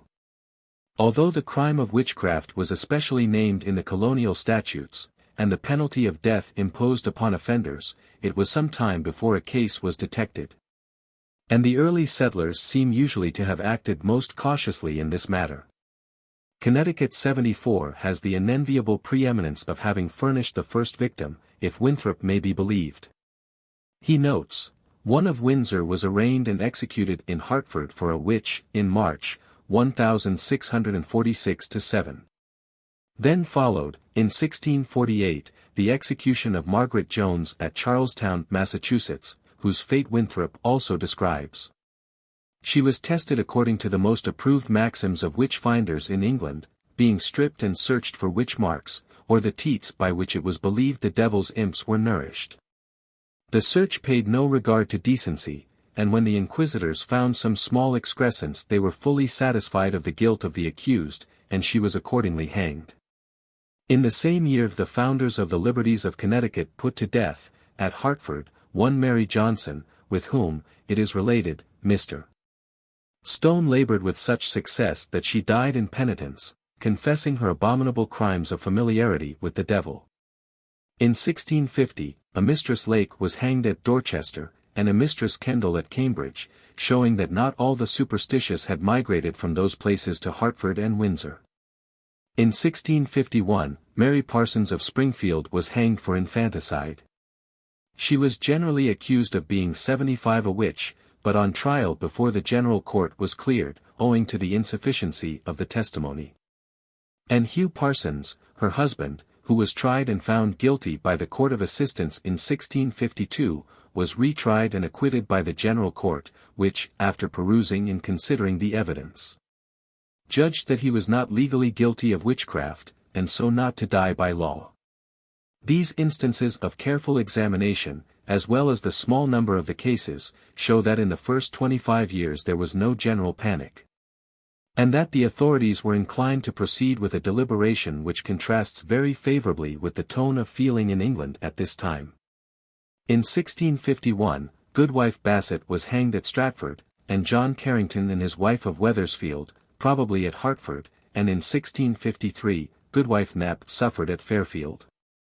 In Massachusetts there were no more cases until 1656, in which your Mistress Hibbins, a woman of position, whose husband had sat as an assistant at some of the earlier trials, was hanged in Boston.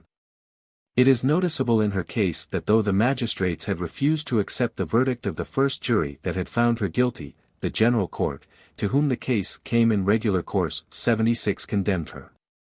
Her execution shocked the wiser portion of the community, and even men of the narrow religious views of Norton and Wilson, though they did not venture openly to oppose the popular demand for her life, were heard to say in private that they had hanged a woman whose chief offense was in having more wit than her neighbors. After her death there were no more executions in Massachusetts for over 30 years, though the increasing frequency of marvelous occurrences and suspicious cases promised ill for the future. Good sense as yet controlled public affairs, in this direction at least. In Connecticut witch-finding still continued. In 1558 the wife of Joseph Garlick of East Hampton, L., was tried for this offense. In 1659 there was an alarm in Saybrook. And in 1662, one Goody Greensmith of Hartford was convicted, on her own confession, of having had carnal intercourse with the devil, and was hanged for the offense. 2 other women were condemned with her but made their escape. Her husband was not so fortunate and was put to death. Mary Barnes of Farmington was indicted January 6, 1662-3, and was probably executed with the Greensmiths. Other cases occurred, but it is believed that 77 this was the last execution for witchcraft in Connecticut.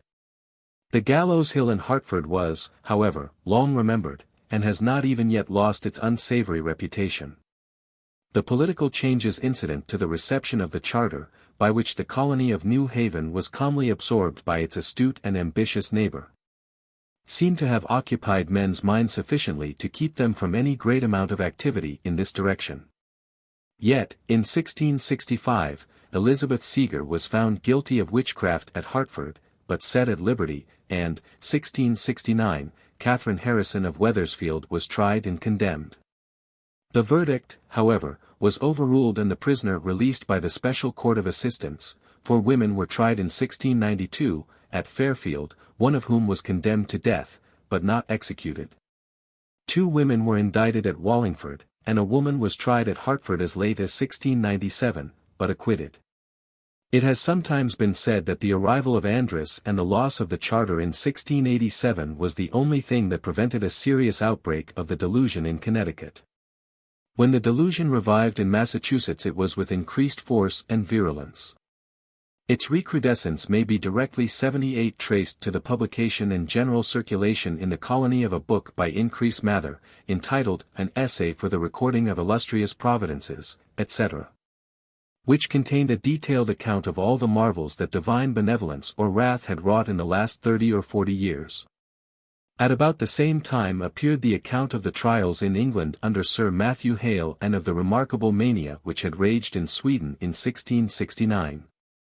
These horrible stories became the subject of conversation, of meditation in private, and of sermon and prayer in public. They were apparently read or related to the young as edifying and instructive literature. For, from this time forward, children in New England began to repeat the phenomena that had prevailed on the other side of the Atlantic. The colony was in a very excited and discontented condition. The beloved patent upon which the Commonwealth of Massachusetts had been so boldly reared had been taken away from them, and they had been brought under the government of England. Their purity of doctrine was more than threatened, as not only had they been compelled to desist from persecuting Quakers, but they had also been constrained to allow the hated 79 Book of Common Prayer to be read in public, and to permit men to worship God according to its rubrical provisions. More than this, the king's governor had actually polluted one of their meeting houses by using it for the performance of the services of the national church. It seemed indeed to many of the men who were now prominent in the room of their wiser fathers, that Satan was making a desperate attack upon the colony, and their minds were predisposed to believe any marvels the result of diabolical agency. The first manifestation of the revived delusion appeared in 1688, in the family of John Goodwin, a sober and prosperous mechanic of Boston. His children, all of whom were said to be remarkable for ingenuity of character, and who had been religiously brought up, and were thought to be without guile, suddenly exhibited the most alarming symptoms. One of them, a young girl, had given some offence to an old Irish woman of bad character, and had been repaid with vigorous abuse and vituperation. Shortly afterwards she began to fall into fits, which were deemed by her friends and neighbours to have something diabolical about them. Soon the same complaint attacked also her sister and her two brothers. In the terrified observers reported that they were all tormented in the same part of their bodies at the same time, though kept in separate apartments, and ignorant of one another's complaints. They were free from trouble at night and slept well. Their afflictions always came on in the daytime and in public. Their diabolical visitants were apparently instructed in theology, and displayed a depraved taste in literature that was intensely scandalizing to the pious Cotton Mather, who interested himself most deeply in the strange affliction of the children. He relates that they would throw the children into a senseless condition if they but looked on the outside of such good books as the Assembly's Catechism or Cotton's Milk for Babes, while they might read with complete impunity Oxford jests, Popish or Quaker books, or the Book of Common Prayer. The other symptoms were yet more alarming, physically, if not spiritually. Sometimes they would be deaf, then dumb, then blind, and sometimes all these disorders together would come upon them. Their tongues would be drawn down their throats, then pulled out upon their chins. Their jaws, necks, shoulders, elbows, and all their joints would appear to be dislocated, and they would 81 make most piteous outcries of burnings, of being cut with knives, beat, etc., and the marks of wounds were afterwards to be seen. The ministers of Boston and Charlestown came to the house, and kept there a day of fasting and prayer, with the happy result of curing the youngest of the children. The others continued as before. And then, the clergy having failed, the magistrates took up the case. The old woman whose violent tongue had apparently had some connection with the first outbreak of the complaint, was arrested and thrown into prison, and charged with witchcraft. She would neither deny or confess, but appeared to be disordered in mind, and insisted on talking Gaelic, though she had been able to talk English before. The physicians examined her, and reported that she was compos mentis, and on their report the poor creature was hanged, a serious blot on the usually judicious administration of Sir Edmund Andros. So unlike him that one is inclined to suspect he must have been absent from Boston when this foolish crime was perpetrated. The children gradually recovered, grew up, experienced religion, in the usual way, and never confessed to any fault or deceit in the matter. Hutchinson writes that he knew one of them in after 82 years, who had the character of a very sober, virtuous woman. As these cases may be referred to the circulation of the record of the former marvels and illustrious providences, so now in their turn they became the provoking causes of many others. For a full and particular account of these was printed, first in Boston, and then, almost immediately afterward, in London, with an introduction from no less a person than Richard Baxter.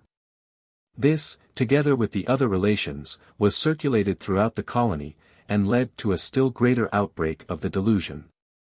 Men thought about witches and talked about witches, and very naturally soon came to believe that all the accidents and disasters and diseases, which they could not explain by common natural causes, were the result of demoniac agency. The strong rule of Andros had ended in revolution and disturbance. But, much to their disappointment, the people had been obliged to accept a new charter under which the rule of the hierarchy was still restrained by the appointment of the governor by the crown.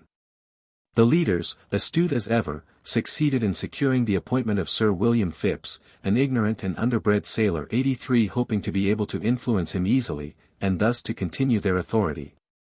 The lieutenant governor was Stoughton, one of themselves, whose narrowness of mind and bitter prejudices made him a man upon whom they could rely implicitly.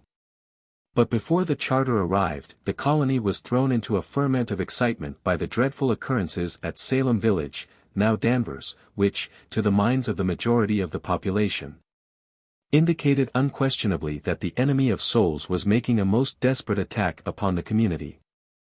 The trouble broke out in the family of the minister of the village, Paris by name, who had shortly before had serious difficulties with some of his congregation.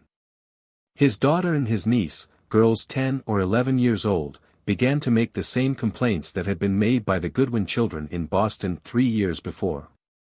The physicians found themselves at a loss, and hence were quite convinced that the ailments were supernatural, and declared that the children were bewitched.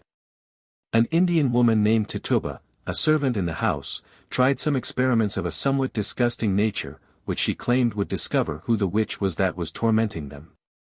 84 When the girls knew what she had done, they immediately cried out that Tituba appeared to them, pricking and tormenting them, and straightway fell into convulsions. The woman, alarmed at this, confessed what she had been doing, but stoutly maintained that, though she knew how to find out witches, she herself was none. The condition of the children excited much attention, and the more they were investigated the worse they grew, and soon several others were seized with the same symptoms. These all had their fits, and when in them would accuse not only the Indian woman, but also 2 old half-witted crones in the neighborhood, one of whom was bedridden as well as imbecile.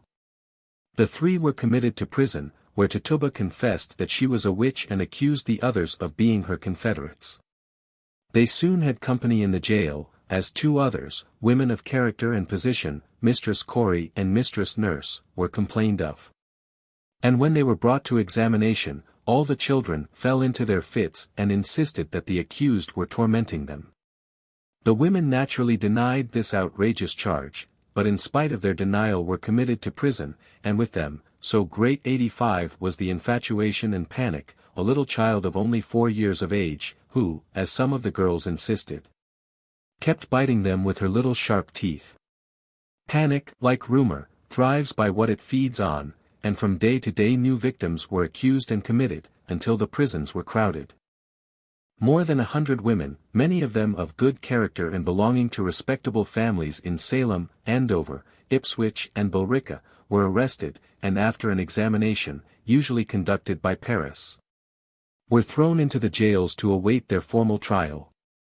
Many of these, in order to escape, confessed whatever they were charged with, and generally in their confessions tried to win favor for themselves by accusing someone else.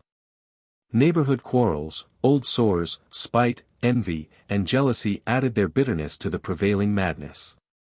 It seems incredible that any rational beings could have been found to give credence to the farrago of nonsense that was solemnly sworn to. Yet it was the most marvelous tales that found the readiest credence. One confession may be cited as a sample, to illustrate what was the force of panic terror in the midst of this apparently civilized community. The examination and confession, September 8, 92, of Mary Osgood, wife of Captain Osgood of Andover, taken before John Hawthorne and other their Majesties' justices. She confesses that about 11 years ago, when she was in a melancholy state and condition, she would walk abroad in her orchard, and upon a certain time she saw the appearance of a cat, at the end of the house, which yet she thought was a real cat. However, at that time it diverted her from praying to God, and, instead thereof, she prayed to the devil. About which time she made a covenant with the devil, who, as a black man, came to her, and presented to her a book, upon which she laid her finger, and that left a red spot. And that upon her signing, the devil told her he was her God, and that she should serve and worship him, and, she believes, she consented unto it. She says further, that about 2 years agone, she was carried through the air, in company with Deacon Fry's wife, Ebenezer Baker's wife, and Goody Tyler, to 5 Mile Pond, where she was baptized by the devil, who dipped her face in the water and made her renounce her former baptism, and told her that she must be his, soul and body, forever, and that she must serve him, which she promised to do. She says, that she was transported back again through the air, in company with the forenamed persons, in the same manner as she went, and believes she was carried upon a pole. She confesses she has afflicted 3 persons, John Sawdy, Martha Sprague, and Rose Foster, and that she did it by pinching her bedclothes and giving consent the devil should do it in 87 her shape, and the devil could not do without her consent. She confesses the afflicting persons in the court by the glance of her eye. Q. Who taught you this way of witchcraft?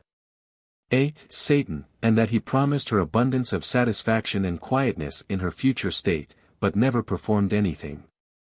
And that she has lived more miserably and more discontented since than ever before.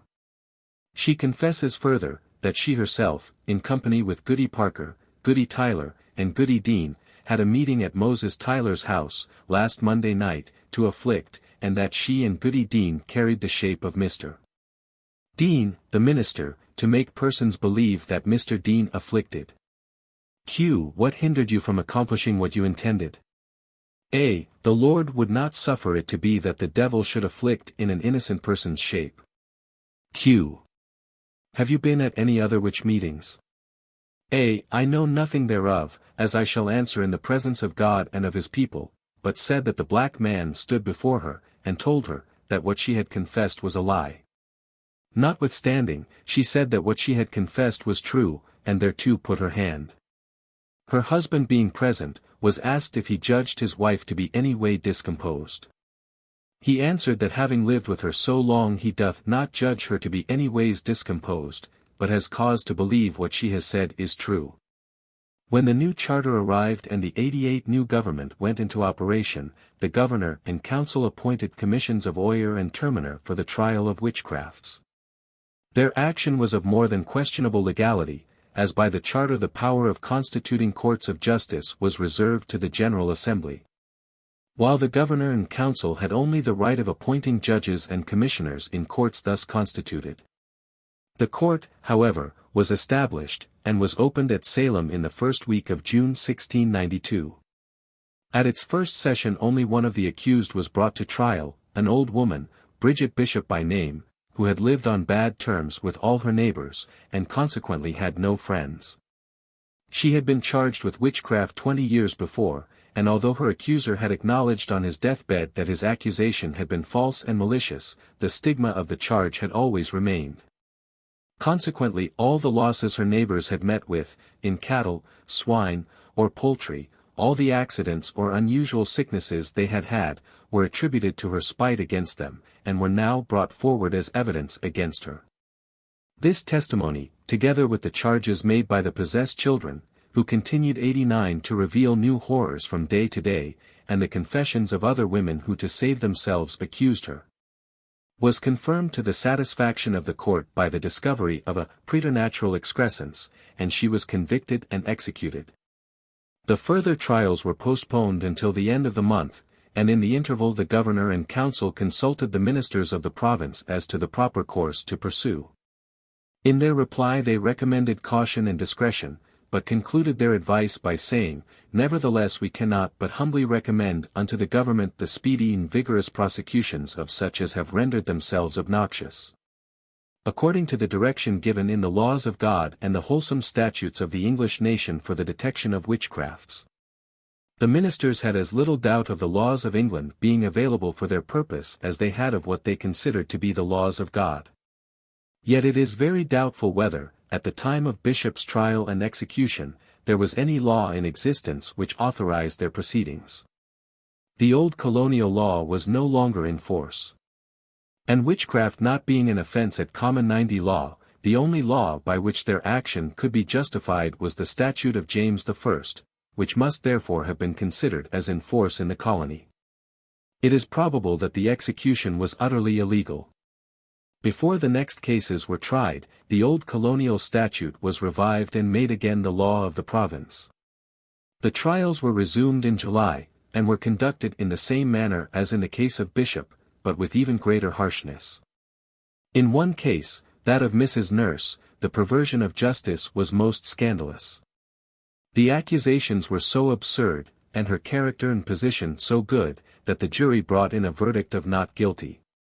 So great, however, was the indignation of the populace, and so serious the dissatisfaction of the court, that the cowardly jurors asked permission to go out a second time, and then brought in a verdict of guilty, which was accepted. The poor woman, whose deafness had prevented her hearing and answering some of the most serious charges, was solemnly excommunicated by Mr. Noyes, the minister of Salem, and formally delivered over to Satan, and, with 4 others, was hanged. It was long remembered that when one of them was told at the gallows by Noyes that he 91 knew she was a witch, and that she had better confess, and not be damned as well as hanged, she replied that he lied. That she was no more a witch than he was a wizard, and that, if he took away her life, God would give him blood to drink. And it was believed in Salem that the prediction was literally fulfilled, and that Noyes came to his death by breaking a blood vessel in his lungs, and was choked with his own blood. It would be needlessly revolting to relate the details of the subsequent trials, in which the court, driven by the popular panic and the prevailing religious ideas, perverted justice and destroyed the innocent. 19 persons in all were executed, all of whom, without exception, died professing their innocence and forgiving their murderers. And thus refused to save their lives by confessing crimes which they had not committed and could not possibly commit.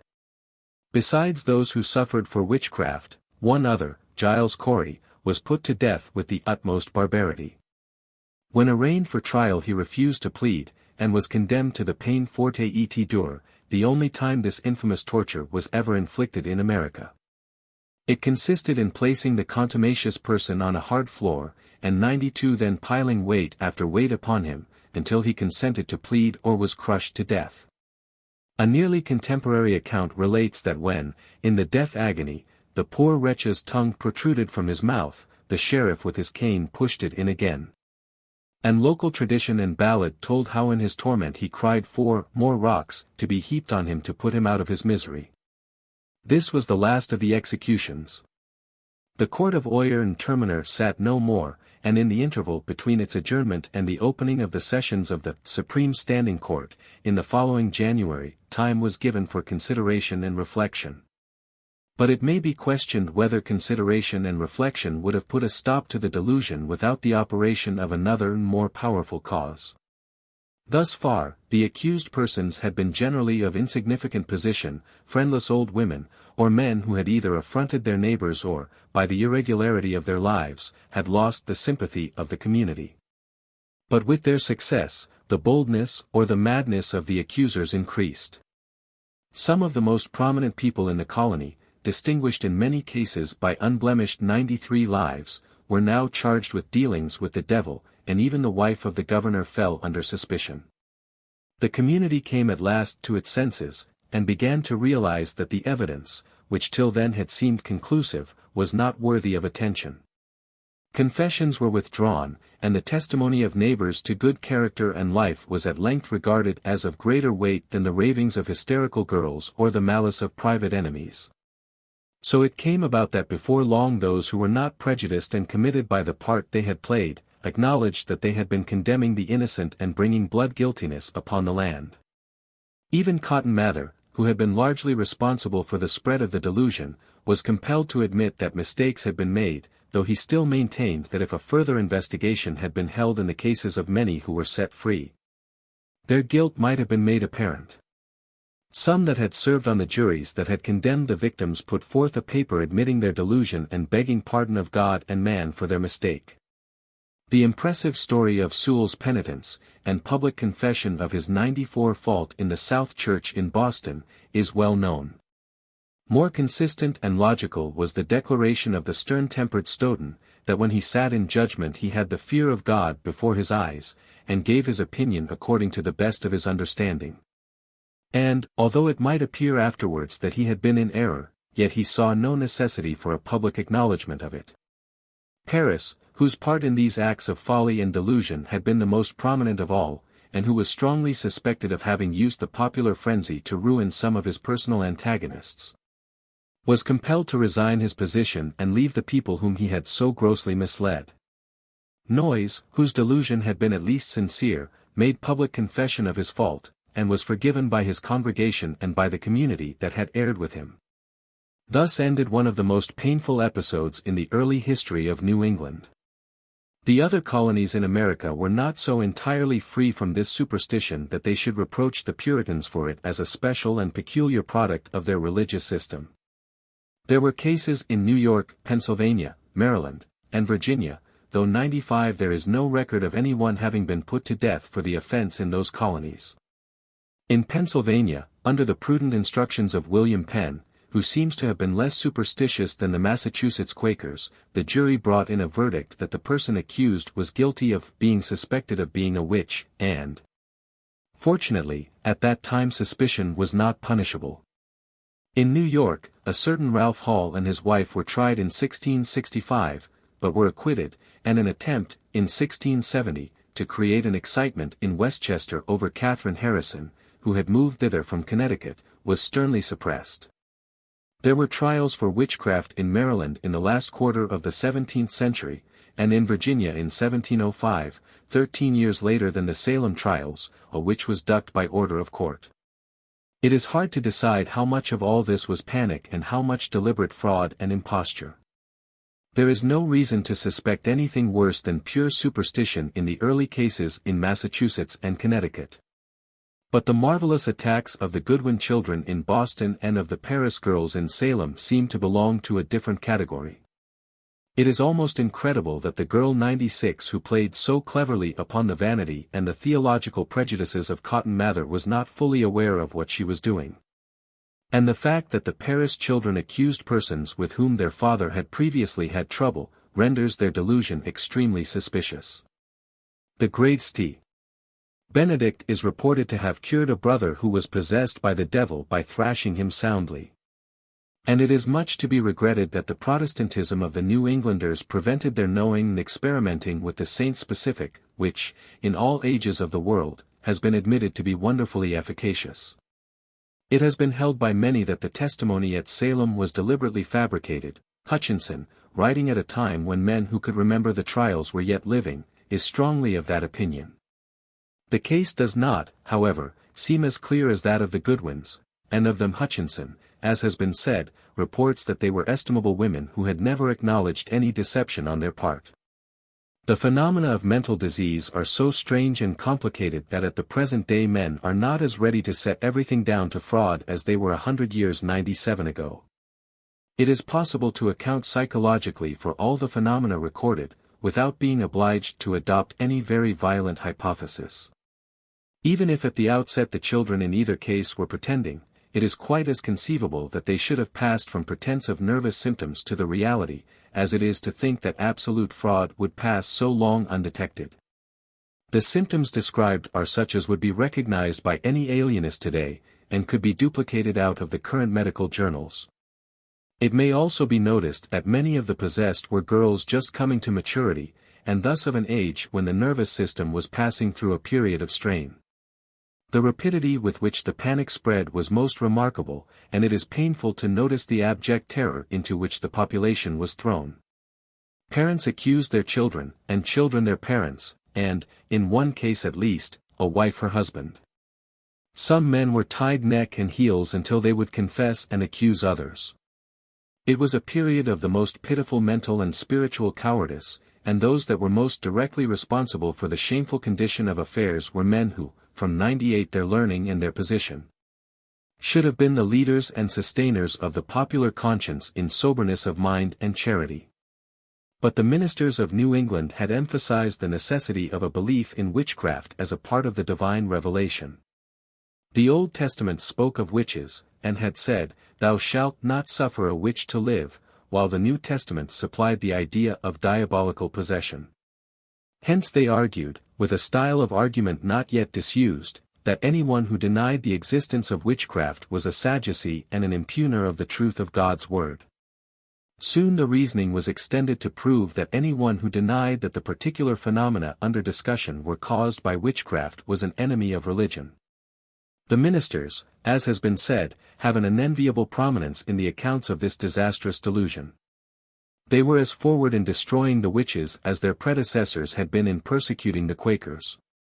They hounded on the judges and juries in their bloody work, they increased the popular excitement by their public fasts and prayers and sermons, they insulted the victims on the scaffold. It is no wonder that, under such leadership, the population was excited to madness. It was 99 only when they found their own families and friends accused by those on whose testimony others as innocent had been destroyed, that they were able to recognize that the accusations were absurd and the evidence worthless. Yet it may be said on their behalf that they were not really as far in advance of the majority of their contemporaries as they imagined they were, and it is to their credit that, when their eyes were opened, they were opened thoroughly and not closed again. Cases of witchcraft now disappeared from New England, while in other lands, where there was the same somber Calvinism but less enlightenment, as in Scotland, the delusion continued for many years. The theological spirit now devoted itself to barren questions of little moment, around which wordy battles raged and hatreds developed. Only less destructive than those in the previous century because the divines were no longer the rulers of the state.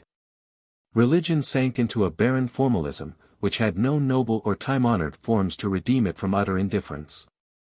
From this deplorable condition it was roused by three influences which led to a spiritual revival: the Episcopal movement in Connecticut, the preaching and writings of Jonathan Edwards 100 in western Massachusetts, and the preaching of Whitefield. The dry bones once more lived, and the descendants of the Puritans manifest by their earnest activity and deep spirituality how stout and strong was the stock from which they have inherited many of their most precious characteristics.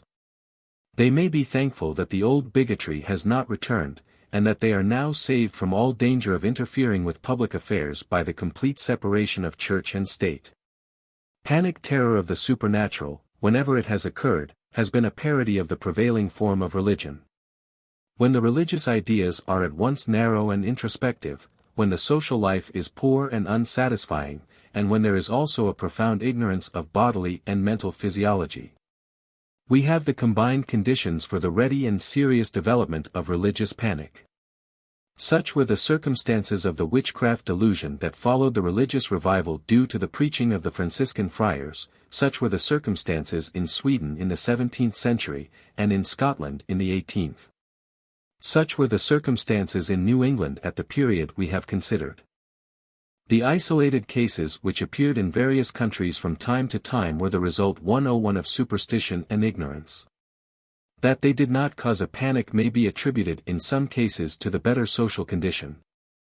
In others, to the presence in the community of men of sense and character who prevented the spread of delusion and calmed, instead of exciting, the minds of their fellows. It is one of the saddest features of the Salem trials, that though prominent men whose influence might have been expected to be exercised on the side of soberness, disbelieved in the reality of the possession and criticized privately the methods employed, yet they allowed the delusion to proceed to its tragical extent without interposing their authority to prevent or at least to denounce it. Brattle, in his account of the delusion, written in October 1692, mentions many by name who agreed with him in condemning the proceedings of the justices in Salem, and the judges of the court of Oyer and Terminer, but looked on while the unfortunates were tormented into confession and put to death at the demand of popular frenzy. Though we talk of the progress that the race has made in learning and enlightenment, it is alarming to notice how ineradicable are the superstitions of mankind, how germs which men deem dead really lurk dormant 102 for ages, and then develop themselves with startling rapidity when they find the proper menstruum. Man, like other animals, seems to exhibit a tendency from time to time to revert to the original type, and to reproduce the physiognomy of long-perished races, with their fears and their hatreds, their low spiritual conceptions and their dominant animal passions. It is the work of education, of civilization, and of religion to strive against this tendency. We can only hope that as men have, in spite of this, made steady progress in many directions, and have conquered and are conquering the animal that is in them, they may in time get the better of all the evil legacies which their primeval ancestors have bequeathed them.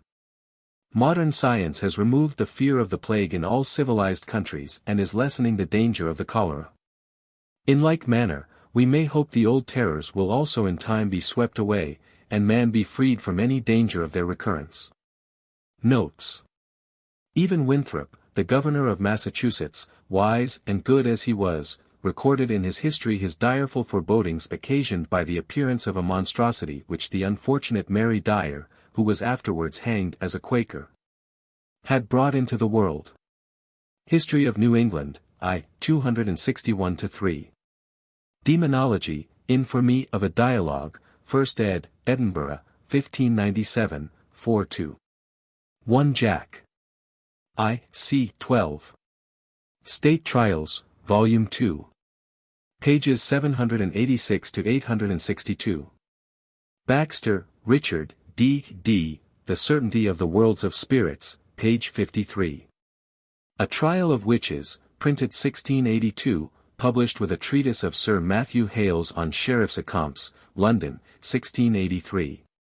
Sir Matthew's charge was to the following effect, that he would not repeat the evidence unto them, lest by so doing he should wrong the evidence on the one side or on the other. Only this acquainted them, that they had two things to inquire after. First, whether or no these children were bewitched. Secondly, whether the prisoners at the bar were guilty of it. That there were such creatures as witches he made no doubt at all, for, first, the Scriptures had affirmed so much. Secondly, the wisdom of all nations had provided laws against such persons, which is an argument of their confidence in such a crime.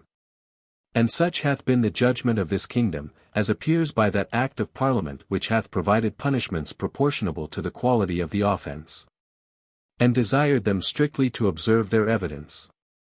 And desired the great God of heaven to direct their hearts in this weighty thing they had in hand, for to condemn the innocent, and to let the guilty go free, were both an abomination unto the Lord. Pages 55, 56. A Trial of Witches, pp. 41, 42. Winthrop, 2. 307, Styles, Ancient Windsor, I. 447. Winthrop, 2. 326, Hutchinson, History of Massachusetts Bay, London, 1765 to 1768, I. 150. Massachusetts Rec. 2. 242, 3. 126, seems to refer to this case, though no names are given. Mather, Cotton, Late Memorable Providences, pages 62 to 65. Magnalia, Book 6. Ch. 7. W. S. Poole, In Memorial History of Boston, 2. 133 Note.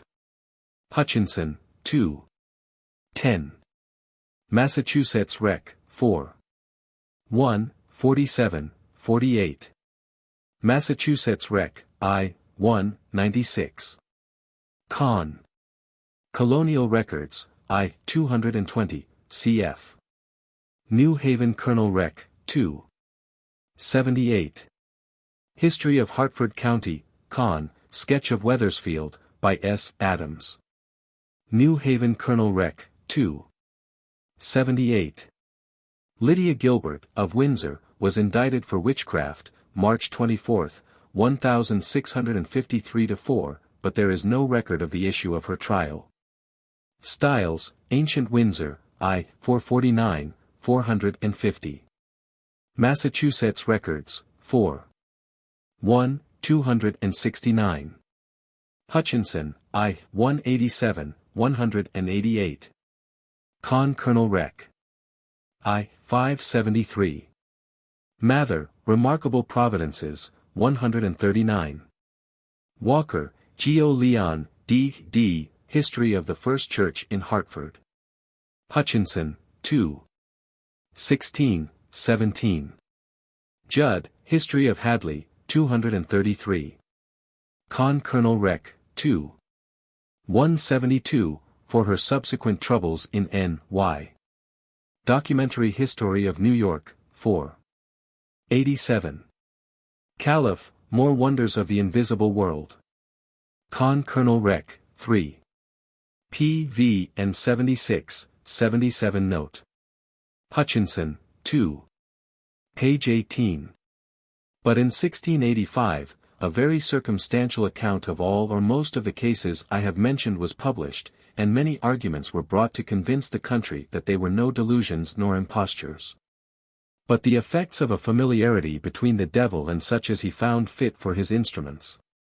A Trial of Witches, London, 1682. Horneck, in Glanvill's Saggicismus Triumphatus, London, 1681. It will be remembered, that much against the will of the Puritan leaders, they had been compelled by the royal authority to allow the use of the service of the Church of England, which they and their friends in England had fancied some years before that they had destroyed. For a similar instance of combined bigotry and superstition, cf. Winthrop's History of the Mice and the Prayer Books. History of New England, 2. 20. Mather, Cotton, D.D., Late Memorable Providences. Magnalia Christi, Book 6. Ch. 8. Hutchinson, 2. 20. Late Memorable Providences, London, 1691, 2d impression. Caliph, More Wonders of the Invisible World, postscript. Caliph, More Wonders, page 90.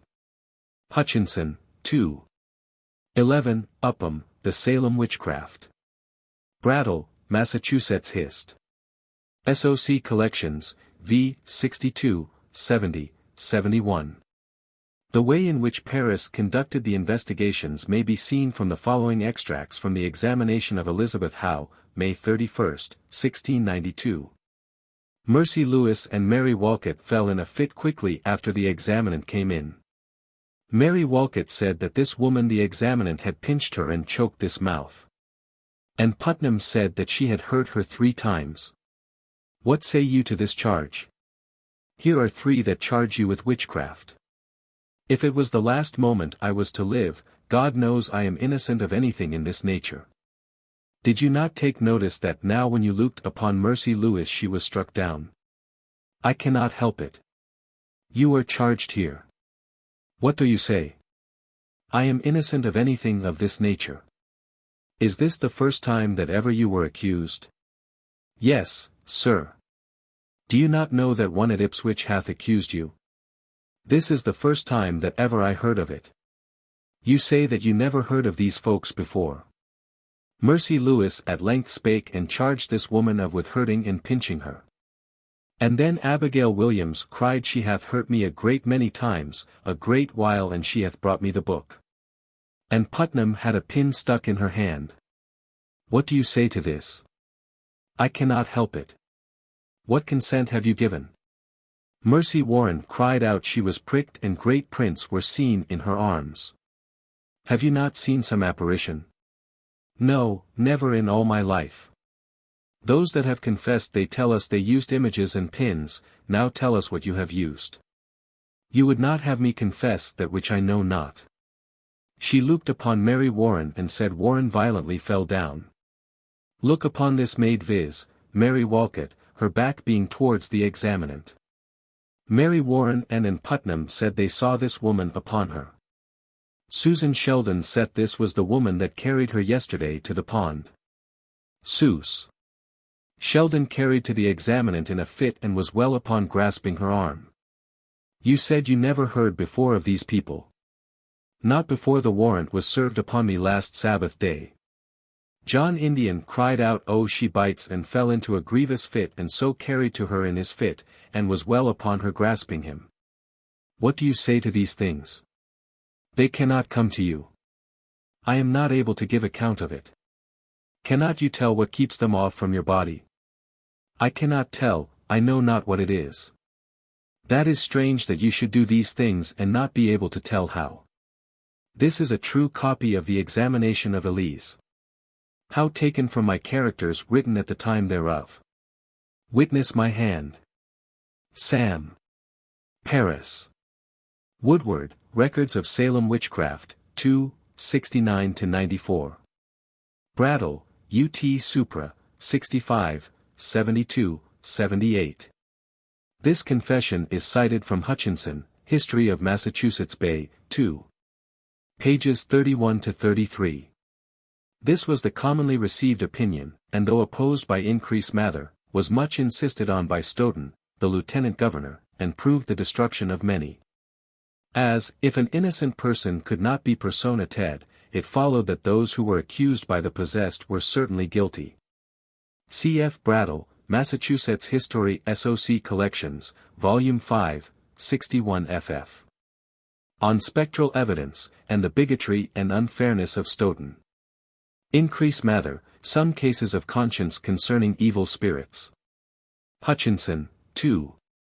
49, Mather, Cotton, Wonders of the Invisible World, 65-70. It is interesting, though painful, to to find as a prominent witness against Bishop 1 Samuel Shattuck, the son of the Quaker who, 30 years before, had delivered to Endicott the order from Charles II, which had freed himself and his friends from the extremes of Puritan cruelty. Mather, Increase, D.D., Cases of Conscience Concerning Evil Spirits, Postscript. Calif., More Wonders of the Invisible World. Brattle, Massachusetts History SOC. Collections, v. 66, 67. The case of Elizabeth Howe, mentioned above, is a good example of the way in which neighborhood quarrels and church quarrels were dragged in. She had had a falling out with a family by the name of Purley some 2 years before, and they now came forward with depositions that she had bewitched their cows so that they gave no milk, and one of their children so that it pined away. After this, swears Samuel Purley, the above said good Howe had a mind to Ion to Ipswich church tide being unsatisfied sent to us to bring in what we had against her, and when we had declared to them what we knew tie see cause to put a stop to her coming into the church. Within a few days after I had a cow wel in the morning as far as we knew this cow was taken strangely rooting about like a mad thing a little while and then run into a great pond and drowned herself and as soon as she was dead me sons and Ms. Elf towed her to the shore. And she stunk so that we had much ado to flee her. The ministers of Rowley investigated the case of the Purley child, and were evidently convinced that the parents had put the idea into the child's head, and gave plain testimony to that effect. And several neighbors came forward with testimony to the prisoner's good character. But a fresh collection of marvels was adduced by a family of the name of Comins or Cummins who accused her of bewitching their horses, and other neighbors, not to be outdone, testified to other strange occurrences. And the court condemned her and she was executed on the 16th of July. She was, however, only convicted upon the evidence obtained in Paris's investigation, though the testimony of her Ipswich neighbors undoubtedly had great weight with the jury. The other trials are of much the same character, some revealing a most fiendish animosity on the part of neighbors or relatives, and leaving a very painful impression of the condition of country life in New England at that time. For testimony as to the cowardice of friends and neighbors and the confessions extorted from weak-minded persons, see letter of Francis Dane, Sr., Woodward, Records, 2, 66-68. Brattle, UT Supra 68, 69. Drake, Annals of Witchcraft, 193. Increase Mather says, in December the court sat again at Salem in New England, and cleared about 40 persons suspected for witches, and condemned 3. The evidence against these was the same as formerly, so the warrant for their execution was sent, and the graves digged for the said 3, and for about 5 more that had been condemned at Salem formerly, but were reprieved by the governor. In the beginning of February, 1693, the court sate at Charlestown, where the judge expressed himself to this effect: that who it was that obstructed the execution of justice, or hindered those good proceedings they had made, he knew not, but thereby the kingdom of Satan was advanced, etc. And the Lord have mercy on this country. And so declined coming any more into court. In his absence Mr. D. sate as chief judge 3 several days, in which time 5 or 6 were cleared by proclamation, and almost as many by trial, so that all were acquitted. So that by the goodness of God we are once more out of present danger of this hobgoblin monster. The standing evidence used at Salem were called, but did not appear. There were others also at Charlestown brought upon their trials, who had formerly confessed themselves to be witches, but upon their trials denied it, and were all cleared, so that at present there is no further prosecution of any. A further account of the trials, London, 1693, page 10. The court apparently met December 31st, and sat into January, which would account for the apparent discrepancy in regard to the time of its session. The authorities were accused of great partiality in allowing, in several cases, persons accused by the afflicted to escape, when they were either related to them or their personal friends. Brattle, pages 69, 70. Calif., More Wonders, page 144. Calif., page 144. Hutchinson, 2. 61. Calif., pages 55-64. Smith, History of Delaware County, 152, 153. Documentary History of the State of New York, 4.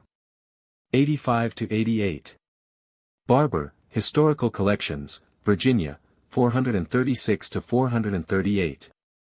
Hutchinson, 2. 62. Calif., page 105. Brattle, as above, pages 72, 78. Hutchinson, 2. 22. Brattle, as above, page 75. 3. Sir Edmund Andros. The casual reader of the usual American histories will receive from them an impression that Sir Edmund Andros was a merciless tyrant, whose administration was only redeemed from being utterly disastrous by its imbecility. Even Doyle in his first volume of The English in America describes him as a wretched placeman, though in his later volumes he somewhat modifies this unfavorable criticism and describes him as respectable but stupid. Yet the fact remains, that the authorities in England held him sufficiently in esteem to send him to New York as Lieutenant Governor under the Duke of York, and to New England as Governor and Captain General of the United Dominion, which included New York and New Jersey as well as New England proper. And after a complete revolution in politics in England, 112 Andros was the man selected for the best position in the gift of the Board of Trade and Plantations, the governorship of Virginia. A man who had served the Stuarts well and faithfully, even incurring the odium which naturally attached to the agents of their unpopular measures, must have exhibited something more than dull stupidity to recommend him to the officials of the Revolution. The career of a public servant under so many administrations must, at any rate, be of interest to all students of American history. It is the unfortunate fate of many excellent and useful officials, that, in the performance of their duty to the state, they are obliged to render themselves personally unpopular. It may freely be admitted that the British Crown was generally unfortunate in the selection of its representatives in the American colonies. But, by a strange injustice of history, many of the utterly bad ones have had their faults forgotten or condoned, while one of the most able and efficient of them all, in spite of the careful and scholarly works in which his character has been vindicated, remains pilloried in the popular histories of the American colonies as a tyrant and oppressor. The caustic pens of the Mathers and the bitter spite of the early New England historians have drawn for us an Andros whose haughty and vindictive face rises before the mind whenever the name is mentioned. Local patriotism in Connecticut has created a series of poetical myths in regard to his administration, which tend to obscure the sober truth of history. New York has more grateful memories of the governor who secured and extended her dominion and by his wise and steady policy protected her from her most dangerous foes. Virginia is less grateful as yet, the unfortunate quarrel of Andros with the clergy sufficing to obscure the many material benefits conferred on clergy and laity alike by his wise administration. It is a curious fact, that both in Virginia and in New England Andros failed to please the ecclesiastics, different as they were. But, by those who are not prejudiced in favor of spiritual domination, this will hardly be considered as a reproach. The true reason of the hatred of Andros in New England, and of his failure for so long to obtain justice in New York, was that he was the agent appointed to carry out the plan of uniting the scattered and discordant colonies into one strong dominion.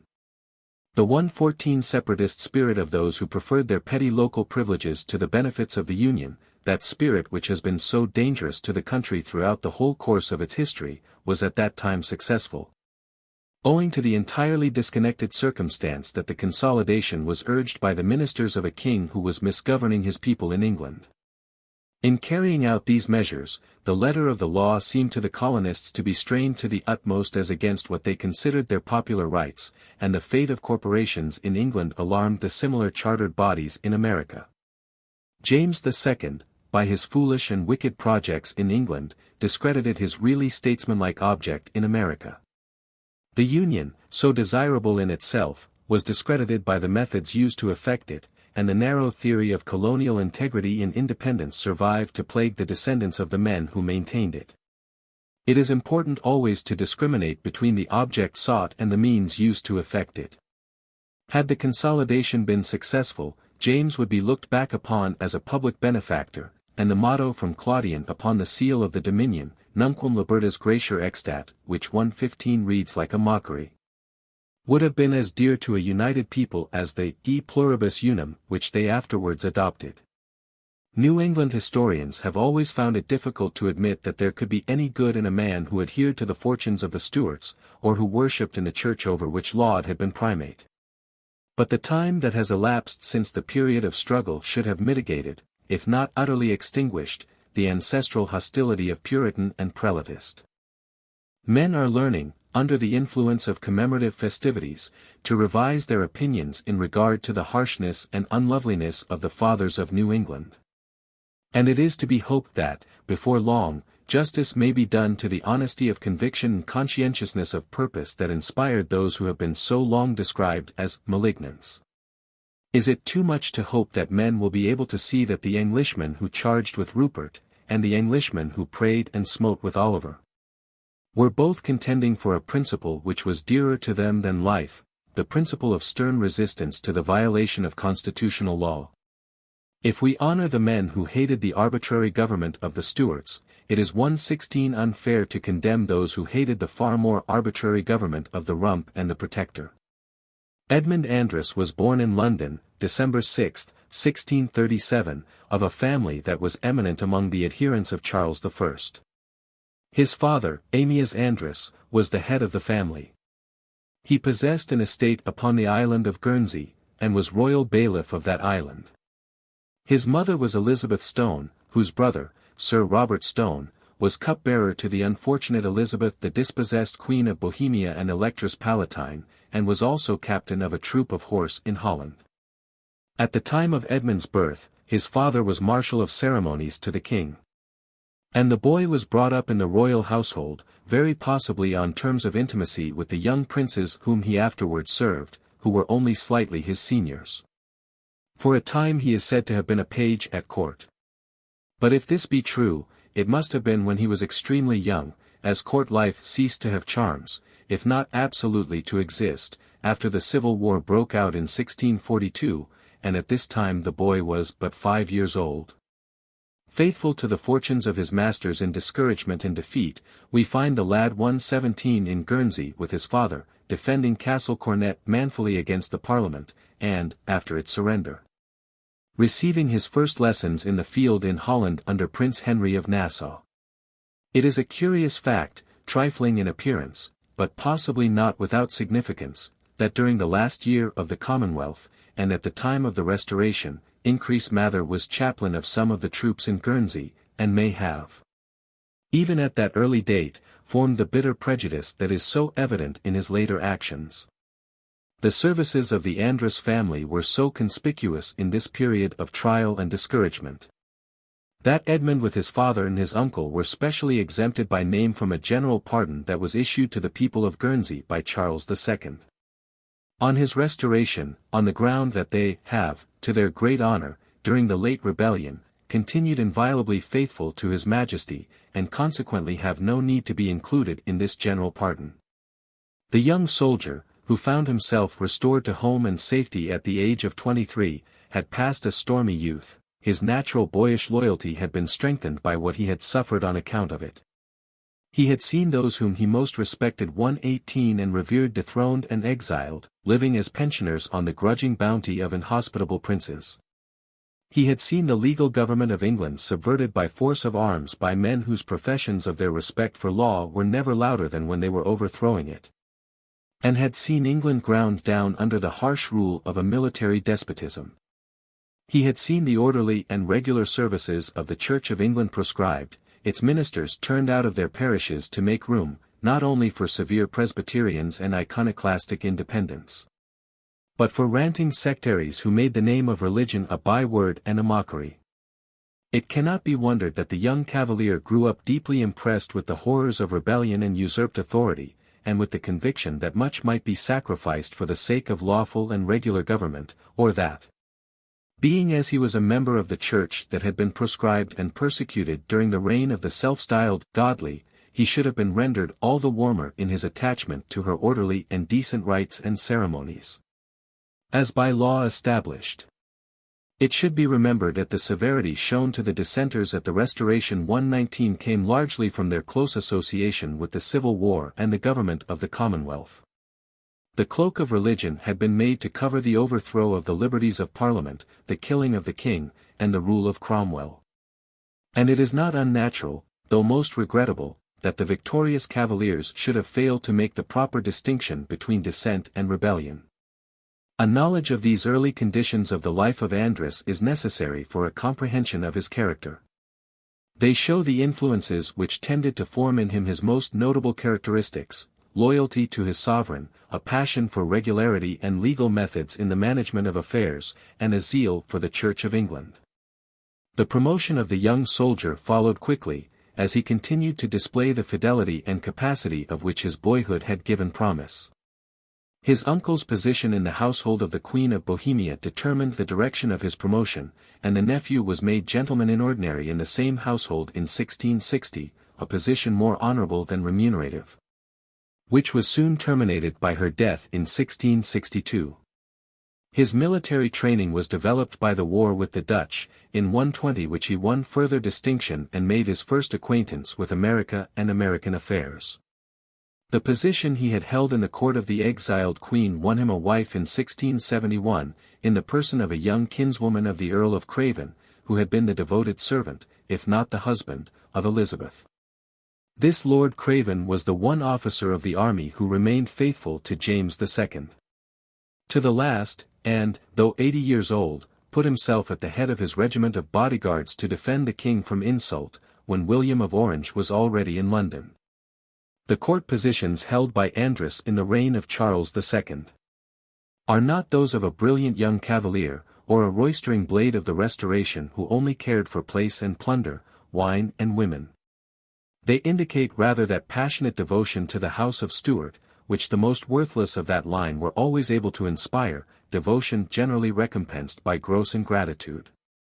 His marriage was evidently, from the prominence Andros himself gives to it, a high connection for a simple country gentleman to make, but it did not have the effect of detaching him from a soldier's life.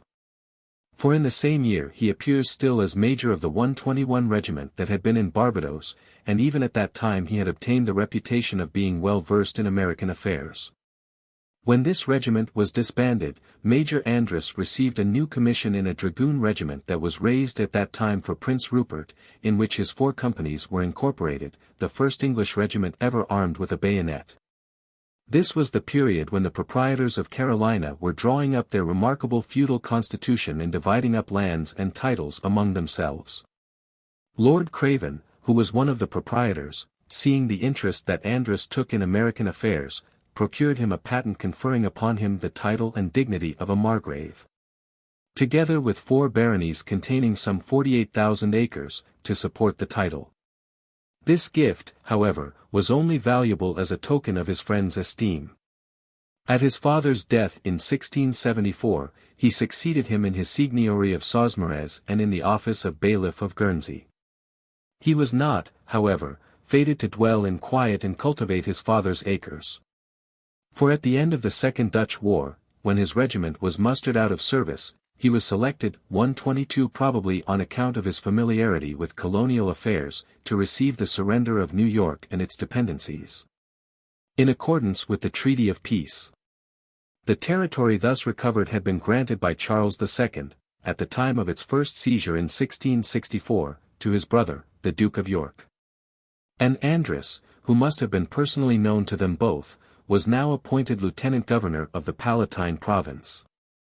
His commission bears date of July 1, 1674. He was well fitted for the position. His residence in Holland had made him familiar with the people with whom he was chiefly to deal, and his acquaintance with American affairs stood him in good stead in matters of general policy, as his administration soon disclosed. While his connection with the court and with the royal family enabled him to act as a confidential agent of the Duke. He arrived in New York in November accompanied by his wife, and after some formalities entered upon his government. His treatment of the conquered Dutch was marked with great tact and judgment, and rarely has the transfer of a colony of one nation to the rule of another been effected with so little friction or disturbance. In regard to the serious problem of the 123 treatment of the Indians, he was far-sighted enough to continue the wise and judicious policy of his predecessors in regard to the powerful and dangerous confederation of the Iroquois or Five Nations. The importance of this can hardly be overestimated in its bearing upon the subsequent history of the country. It is true that this policy was not original with him. He took it as a legacy from the Dutch in 1674, as Nichols had done 10 years before. But it may be said that the honest and judicious administration of Indian affairs did much to save the English colonies from being wiped out of existence by a general Indian war. If the Iroquois had been roused to go on the warpath, as were the unfortunate Indians of New England, it is hard to see what could have saved the scattered settlements. And again, if Andros, by a tortuous and deceitful policy like that of the United Colonies towards the New England Indians, had thrown the Iroquois into the arms of the French, who were only too anxious for reconciliation with them, there is little probability that the valor of Wolfe would ever have had a chance for success on the Plains of Abraham. As a provincial governor, Andros made many enemies, but they were mainly in the 124 colonies lying adjacent to his own. The patent of New York was very extensive, and covered territory which the neighboring colonies claimed had been already ceded to them. Connecticut had vague claims all the way to the South Sea, and had been devoting its energies during the short space of its history to edging along its frontier further and further to the westward, in spite of the indignant protests of the Dutch. Settlements had been formed on Long Island, which was undoubtedly beyond its limits. Now, the dispute was between rival colonies of the same country. And considering the uncertainty of the title of Connecticut, Andros must be allowed to have acted with propriety and moderation. He succeeded in making good the title of the Duke to Long Island and Fisher's Island, where the Connecticut authorities were attempting to exercise jurisdiction. But the boundary line upon the mainland remained an unsettled question even down to our own times. At Saybrook, Andros did his duty in asserting formally his principal's claim, but was wise enough not to press a question which would have caused great difficulties between the colonies. With the New Jersey settlers he had still more difficulty, as they had various grants 125 and patents from the Duke himself to plead for their justification. But he pursued a straightforward course, standing up, as he was bound to do, for the rights of his principal, unless they could be legally shown to have been granted away. His passion for regular and orderly business methods soon manifested itself, and his letters reveal the indignation of a man of affairs at the utterly unbusinesslike ways of the people with whom he had to do. Besides his commission as governor of New York, he had undoubtedly private instructions as to how he should comport himself towards his uneasy neighbors, the New England colonies. He was anxious to keep on good terms with Connecticut, as New York was largely dependent upon that colony for provisions. And his letters to the Connecticut authorities are mostly of a friendly character, though written in a tone of superiority which undoubtedly gave serious offense. On hearing that the people of Hartford were harboring one of the regicides, he addressed a very sharp letter to the colonial authorities, to which they replied in a tone of injured innocence, which is quite edifying, asking him for the names of those who had so maligned their loyalty. It was impossible for the Connecticut Republicans to realize the profound horror which the execution of Charles had caused, and the depth of the feeling of hatred and repugnance which the perpetrators of that audacious act had inspired. Even after William and Mary were on the throne, and James II was in exile, it was found that a regicide, of the character and position of Ludlow, dared not show himself in England, and during the Restoration period the feeling was intense. The act was regarded by the majority of Englishmen as sacrilege, as well as murder, for it had destroyed not only what was called the sacred majesty of the king, but the sacred majesty of the legal government. To Andros the news that Gough and Whalley were escaping justice by the connivance of the authorities was horrible, and must have suggested doubts, if he had not found them already, of the policy of allowing men who would have been excluded from all office in England to rule the king's colonies in America. A more serious difficulty arose with Massachusetts, whose authorities had ventured to send commissioners to the Mohawks to treat directly with them as an independent nation, an act at utter variance with the policy of 127 the Dutch and English, who regarded them as under their authority, and which, therefore, was liable to plunge the colony in war. The ostentatious assumption of independence by the colony of Massachusetts, its claim to be free from the laws of England, and the spirit displayed by many of its leaders, which must have seemed seditious to the legal mind of Andros, made it necessary for him to watch very carefully any affairs in which they were concerned. His attitude brought upon him the hostility of the colony, and its authorities asserted, and constantly reiterated, the charge that it was at Albany, by his connivance, that Philip's Indians had procured supplies of arms. This charge, naturally, was most offensive to the loyal spirit of Andros, who had fretted a good deal under his forced inactivity in the war. And he repeatedly denied it, challenging his accusers for proof of their assertions, proof which they were absolutely unable to supply. They continued, however, to insinuate this malicious statement, and it was long believed by the people of Massachusetts, and led undoubtedly to much of the hostility between them and Andros during his subsequent rule in New England. In spite of their aspersions, he continued steadily in his 128 prudent policy, keeping the Mohawks quiet on one side, and, by vigorous measures against the Indians in Maine, protecting his personal enemies from inroads upon the other. His government of New York was successful, the country remained in peace, its quiet contrasted strongly with the troubles in New England, and the revenues of the colony were honestly collected and wisely administered. To those who hold the commonly received opinion of Andros, it will seem strange to find that he urged upon the Duke of York the desirability of allowing the colonists the privileges of a representative assembly. In November 1677, he returned to England on a leave of absence, remaining there until May of the following year. While in England he received the honor of knighthood, a sign that his labors were appreciated, and gave, in the form of answers to the inquiries of the Committee for Trade and Plantations, statements in regard to American affairs which are of great value as exhibiting the condition of the colonies, and especially of New York, at that time. His replies about New England are such as we might expect from a man of his character and position, and disclose no hostility. He says, "The Acts of Trade and Navigation 129 are saw yet, and is generally believed, not to be observed in ye colonies as they ought, a statement which is certainly moderate if not grammatical. And also, I do not find but the generality of the magistrates and people are well affected to ye king and kingdom, but most, knowing no governed than their own, think it best, and are wedded and opiniate for it. And ye magistrates and others in place, chosen by the people, think that they are obliged to assert and maintain SD government all they can, and are church members, and like so to be, chosen. And to continue without any considerable alteration and change there, and depend upon the people to justify them in their actings.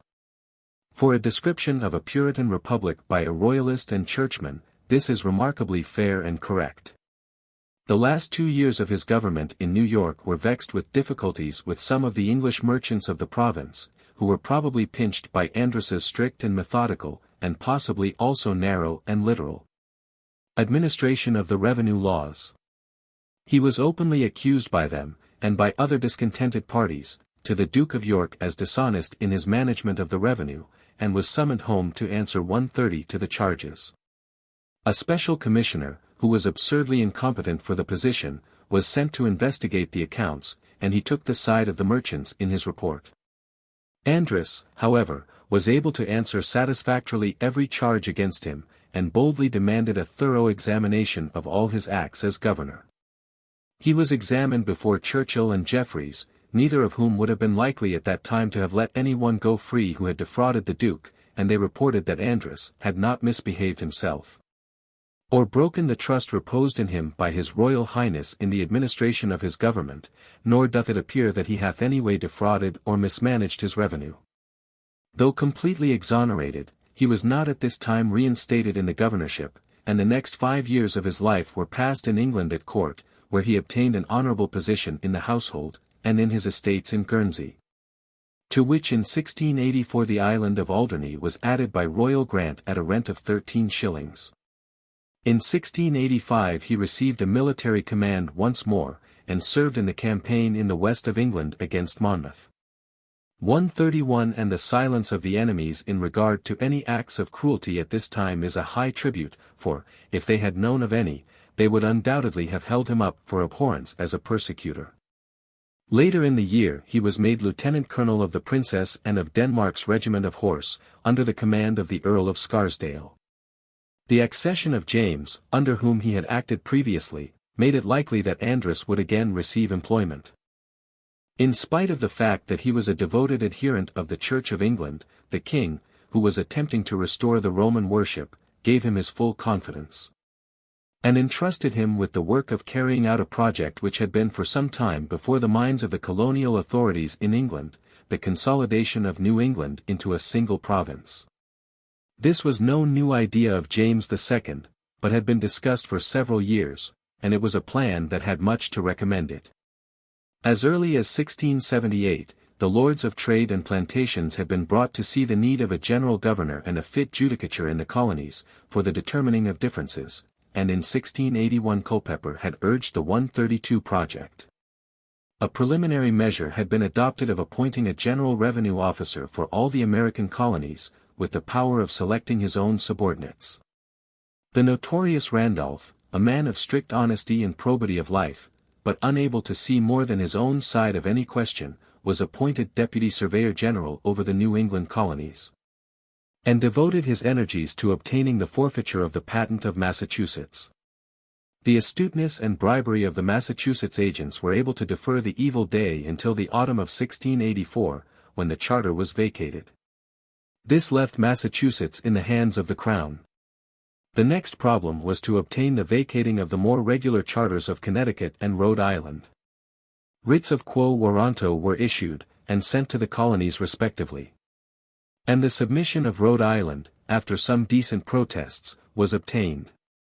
Andros was chosen by the king for the important post of Governor-General, not, as Palfrey insinuates, because he was peculiarly disagreeable to Massachusetts, and so likely to carry out the objects of the king, but because the king knew him personally, and knew him to be a man of capacity and integrity. It is absurd to suppose that James 133, who was an experienced man of business himself, and more familiar with colonial affairs than any king of England before or since, would have intentionally selected a man for the purpose who would endanger the success of the undertaking. Colonel Kirke, who had been actually designated as governor, had been withdrawn as disagreeable to New England. It is unnecessary here to enter into any arguments to show the advantage that would have accrued to the colonies if this judicious plan had been successful. New England might have been spared much wasteful legislation and ruinous financial experiments, and would have been joined together in one strong province, instead of being composed of several weak and jealous colonies.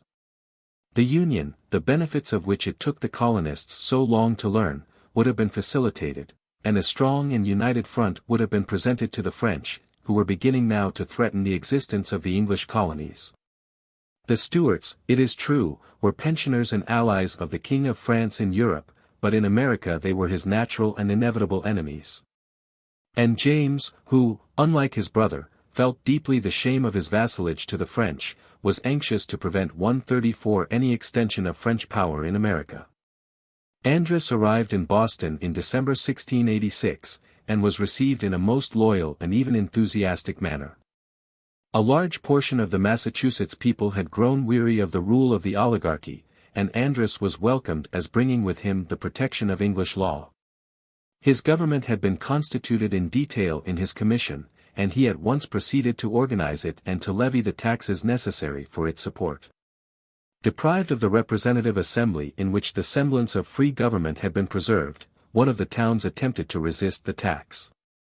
The leaders of the movement were tried fairly and legally, and were fined and imprisoned for their attempt at resistance. After this no attempts were made to dispute the laws of the new government, until the revolution which overthrew all legal authority in the colony broke out in 1689. It was very important for Andros that the submission of Connecticut should be obtained without conflict, as Massachusetts, like New York, was largely dependent upon the neighboring colony for food. The Connecticut authorities fenced and parried, interposed delays, and showed themselves, as they always 135 did, clever men of business, exhibiting qualities that doubtless raised Governor Treat and Secretary Allen in Governor Andros's estimation. Finally, however, when further resistance was dangerous, a letter was sent which could be construed either as a surrender or as not a surrender, so that they might have a safe retreat in any case. And on the strength of this letter Andros assumed the government. The period that follows is sometimes described as the usurpation. But there is nothing in the history of the times to give one the impression that the government of Andros in Connecticut was not as regular and legal a government as the colony ever had.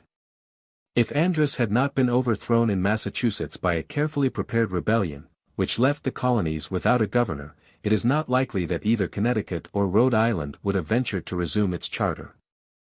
Andros came to Connecticut in October 1687, traveling by way of Providence and New London, and from New London across country through what are now Salem, Colchester, and Glastonbury, to the Rocky Hill Ferry.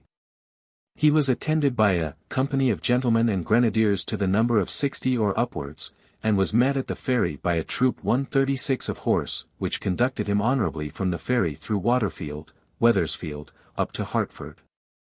Of the transactions at Hartford we have the dramatic story of local tradition, the only proof of which was the existence of an oak tree said to have been the receptacle of the charter. For this romantic story there is absolutely no contemporary authority, and the details are very improbable. The charter very possibly may have been concealed, and very possibly in the charter oak, but the incidents of the familiar story are, if known, not mentioned by any writers of the time.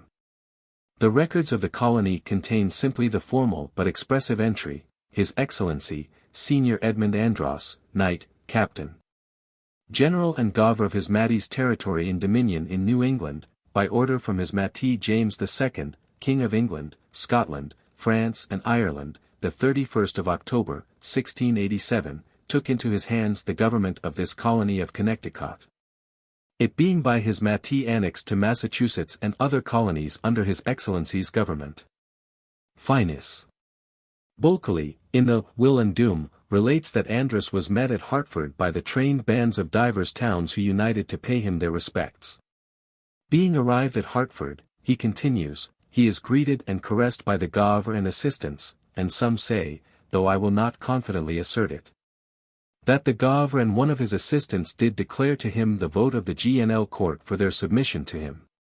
However, after some treaty between His Excellency and them that evening, he was, the next morning, waited on and conducted by the Gov., Deputy Gov., assistants and deputies, to the court chamber, and by the Gov. Himself directed to the Gov's seat. And being there seated, the late Gov., assistants and deputies being present and the chamber thronged as full of people as it was capable of, His Excellency declared that His Majesty had, according to their desire, given him a commission to come and take on him the government of Connecticut, and caused his commission to be publicly read. That being done, His Excellency showed that it was His Majesty's pleasure to make the late Gov. And Captain John Allen members of his council, and called upon them to take their oaths, which they did forthwith.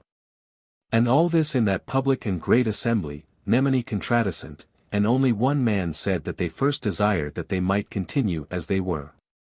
After this His Excellency proceeded to erect courts of judicature, and constituted the said John Allen, Esq. and Judge of the Inferior Court of Common Pleas for the county of Hartford, and all others who before had been assistants, and dwelling in the same county, he now made justices of the peace for the said county. From hence His Excellency passed through all the rest of the counties of N. Haven, N.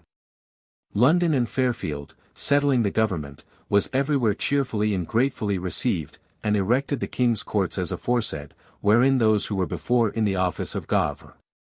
Deputy Gov. And assistants were made judges of the pleas, or justices of the peace, not one excepted nor, finally, excepting, but excepting the same, some few others being by His Excellency added to them in the several counties, not without, but by and with their own advice and approbation, and all sworn by the oaths of allegiance and of their respective offices, to do equal justice to rich and poor, after the laws and customs of the realm of England, and of this His Majesty's dominion. The Secretary, who was well acquainted with all the transactions of the General Court, and very well understood their meaning and intent in all, delivered their common seal to Sir E. A. Connecticut under Andros passed a period of peace and quiet.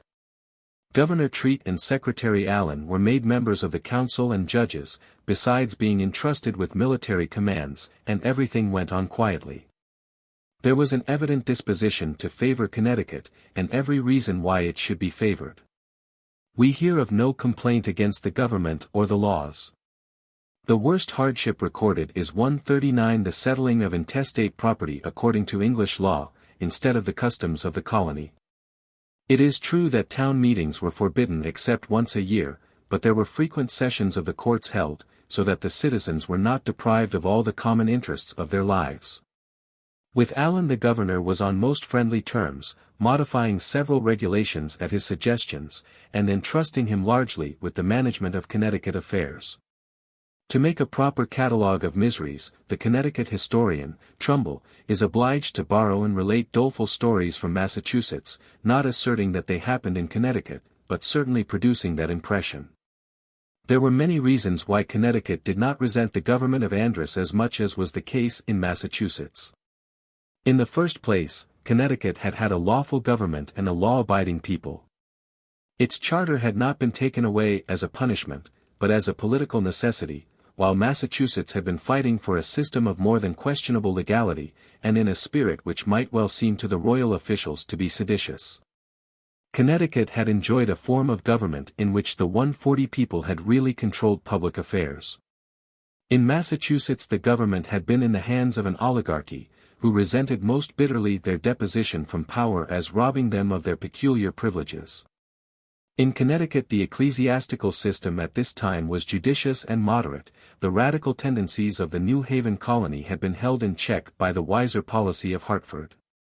Persecution had never been a feature of Connecticut religion, and its history is not disgraced with the accounts of frequent religious quarrels, excommunications, and expulsions which are so familiar to that of the neighboring colony. In Massachusetts Andros found himself opposed and thwarted in every way that the angry leaders could devise. In Connecticut, though men were attached to their self-government and resented its loss, he was received with respect and consideration. One is led to suspect that, with all their pride in their charter and love of their liberties, the leading men of Connecticut were shrewd enough to see the advantages that they received from the new arrangement.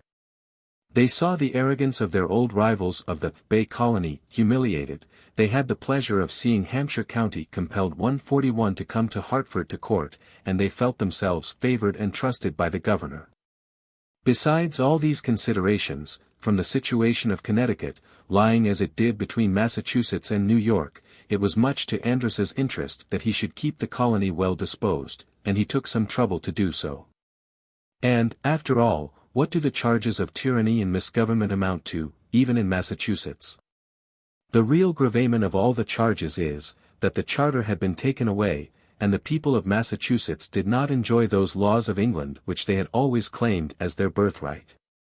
The personal charges against Andros were so frivolous that the colonial agents did not dare to put their hands to them when the case was brought to trial in England, and, by their failure to appear, confessed that they were false and malicious. It is not likely that Andros was always conciliatory. That a population of dissenting Whigs should put difficulties in the way of public service of the Church of England, as by law established, must have been to Andros unendurable. And it is absurd to represent his use of a meeting-house in Boston for the religious services of the national church as an instance of 142 malignant despotism. It is far from improbable that Andros was compelled against his will to be as civil as he was to the American nonconformists, because his master was trafficking with them in England. While Increase Mather was intriguing with the king and receiving friendly messages from Father Petre, and while men like Alsop and Rosewell and Penn were basking in the favors of the court at Whitehall, a governor of New England, even if he had wished, could not venture upon any acts of oppression in America. In fact, Andros's actions in insisting on the services of the English Church in Boston may be considered among the most creditable in his history, and exhibit the character of the man. He risked offending the king, and did offend the Puritans, in order to show respect to that historic church of his nation, which king and Puritan alike desired to overthrow. It is quite probable that Andros was at times rough in his language. Without justifying him in this, it may be pleaded that it certainly was not an uncommon fault of military men, and besides, there were a good many things that must have made the use of strong language a relief. He did not have a very high appreciation of Indian deeds, but 143 few honest men today, legal or lay, would differ from him. He reviled the palladium of New England liberties, the towns, but perhaps in this he was in advance of his age. He reorganized the court system, established tables of fees, and changed the method of proving wills, but here the blame is not his, but if anyone's, it should lie upon the king who established the province, or the council who passed the laws. The truth seems to be that Andros was shocked and scandalized at the loose, happy-go-lucky way of doing business that had, up to this time, served the colonies. And he labored in New England, as he had in New York, and as he afterwards did in Virginia, to give his province a good, efficient, general system of administration. What made it objectionable to the colonies was not that it was bad, but that it was different from what they had had. The man who does his arithmetic upon his fingers would count it a hardship if he were compelled to use the much more convenient processes known to better educated men. The case was the same in New England. They did not want to be improved. They had no desire for any more efficient or regular administration than they were accustomed to. They preferred managing their own affairs badly 144 to having them done for them, were it ever so well. It is not difficult for us to appreciate their discontent. It is harder for us to put ourselves in Andros's place, and to feel with him the disgust of an experienced and orderly administrator at the loose and slipshod methods that he saw everywhere. The indignation of the loyal servant of the king had hardly concealed disloyalty and sedition. The resentment of a devoted member of the National Church of England at the insults heaped upon it by the men who had failed in their previous attempt to destroy it. Andros failed to conciliate Massachusetts. An angel from heaven bearing King James's commission would have failed. A rebellion against his power was carefully prepared, doubtless in concert with the Whig leaders in England. And when the news of the English Revolution came, Massachusetts broke out also, arrested the governor, destroyed the government, and set up an irregular government of its own. The object of this revolution was evidently to overthrow the dominion of New England, and to resume separate colonial independence before the New English authorities had time to communicate with Andros. There is no 145 reason to think that Andros would have tried to hold the country for James. Respect for the law was, with him, the reason for his loyalty to the crown. And though he was personally attached to the Stuarts and had acted under James for many years, he was governor of the Dominion, not for James Stuart, but for the King of England. The popular leaders were indeed afraid, not that Andros would oppose the revolution in England, but that he would accept it, and be confirmed by William and Mary in the same position he had held under James. And that thus the hated union of the colonies would be perpetuated. Their revolution was only too successful. They had their own way, and the events in Salem in 1692 were a commentary on the benefits of colonial autonomy. In Rhode Island and Connecticut the old charters were reassumed. In Connecticut, as there had been little break when Andros came, so now there was little trouble when he departed. Secretary Allen had managed the affairs of the colony before the usurpation. Secretary Allen had been the chief intermediary between Andros and the people. Secretary Allen continued to manage Connecticut affairs after Andros had gone. The 146 particularists succeeded in getting possession of the government, in spite of the opposition of a strong minority, and Connecticut, like Massachusetts, returned to her insignificant but precious independence. Andros succeeded in escaping once, but was arrested in Rhode Island, and returned by the magistrates there to the revolutionary leaders in Boston. By these he was kept in prison for nearly a year, and then sent to England, where, as has been said, no one appeared against him. Hutchinson complains that the Massachusetts agents were misled by their counsel, Sir John Somers. When one considers that Somers was one of the greatest lawyers the bar of England has ever known, one is inclined to believe that he knew his client's case was too bad to take into court. The government of William and Mary found nothing to condemn in Andros's conduct, and showed their appreciation of his services by sending him out, in 1692, as governor of Virginia. Adjoining to the office at the same time the governorship of Maryland. He exhibited here the same qualities that had characterized his government in New York and New England. Intelligent aptitude 147 for business, love of regularity and order, zeal for honest administration, and consequently some degree of severity upon offenders against the navigation laws who were often men of good birth and position, and last, though not least, a great dislike of the interference of meddling ecclesiastics with matters of state. He reduced the records of the province to order, finding that they had been seriously neglected, and when the state house was burned, he provided a building for them, and had them again carefully sorted and registered.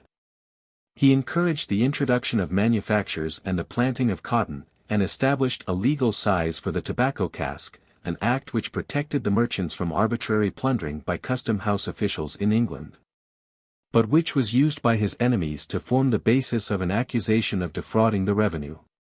He was on the best of terms with the prominent men of the Dominion, and he left behind him a pleasant memory in Virginia among the laity, and among those of the clergy who were not under the influence of Commissary Blair.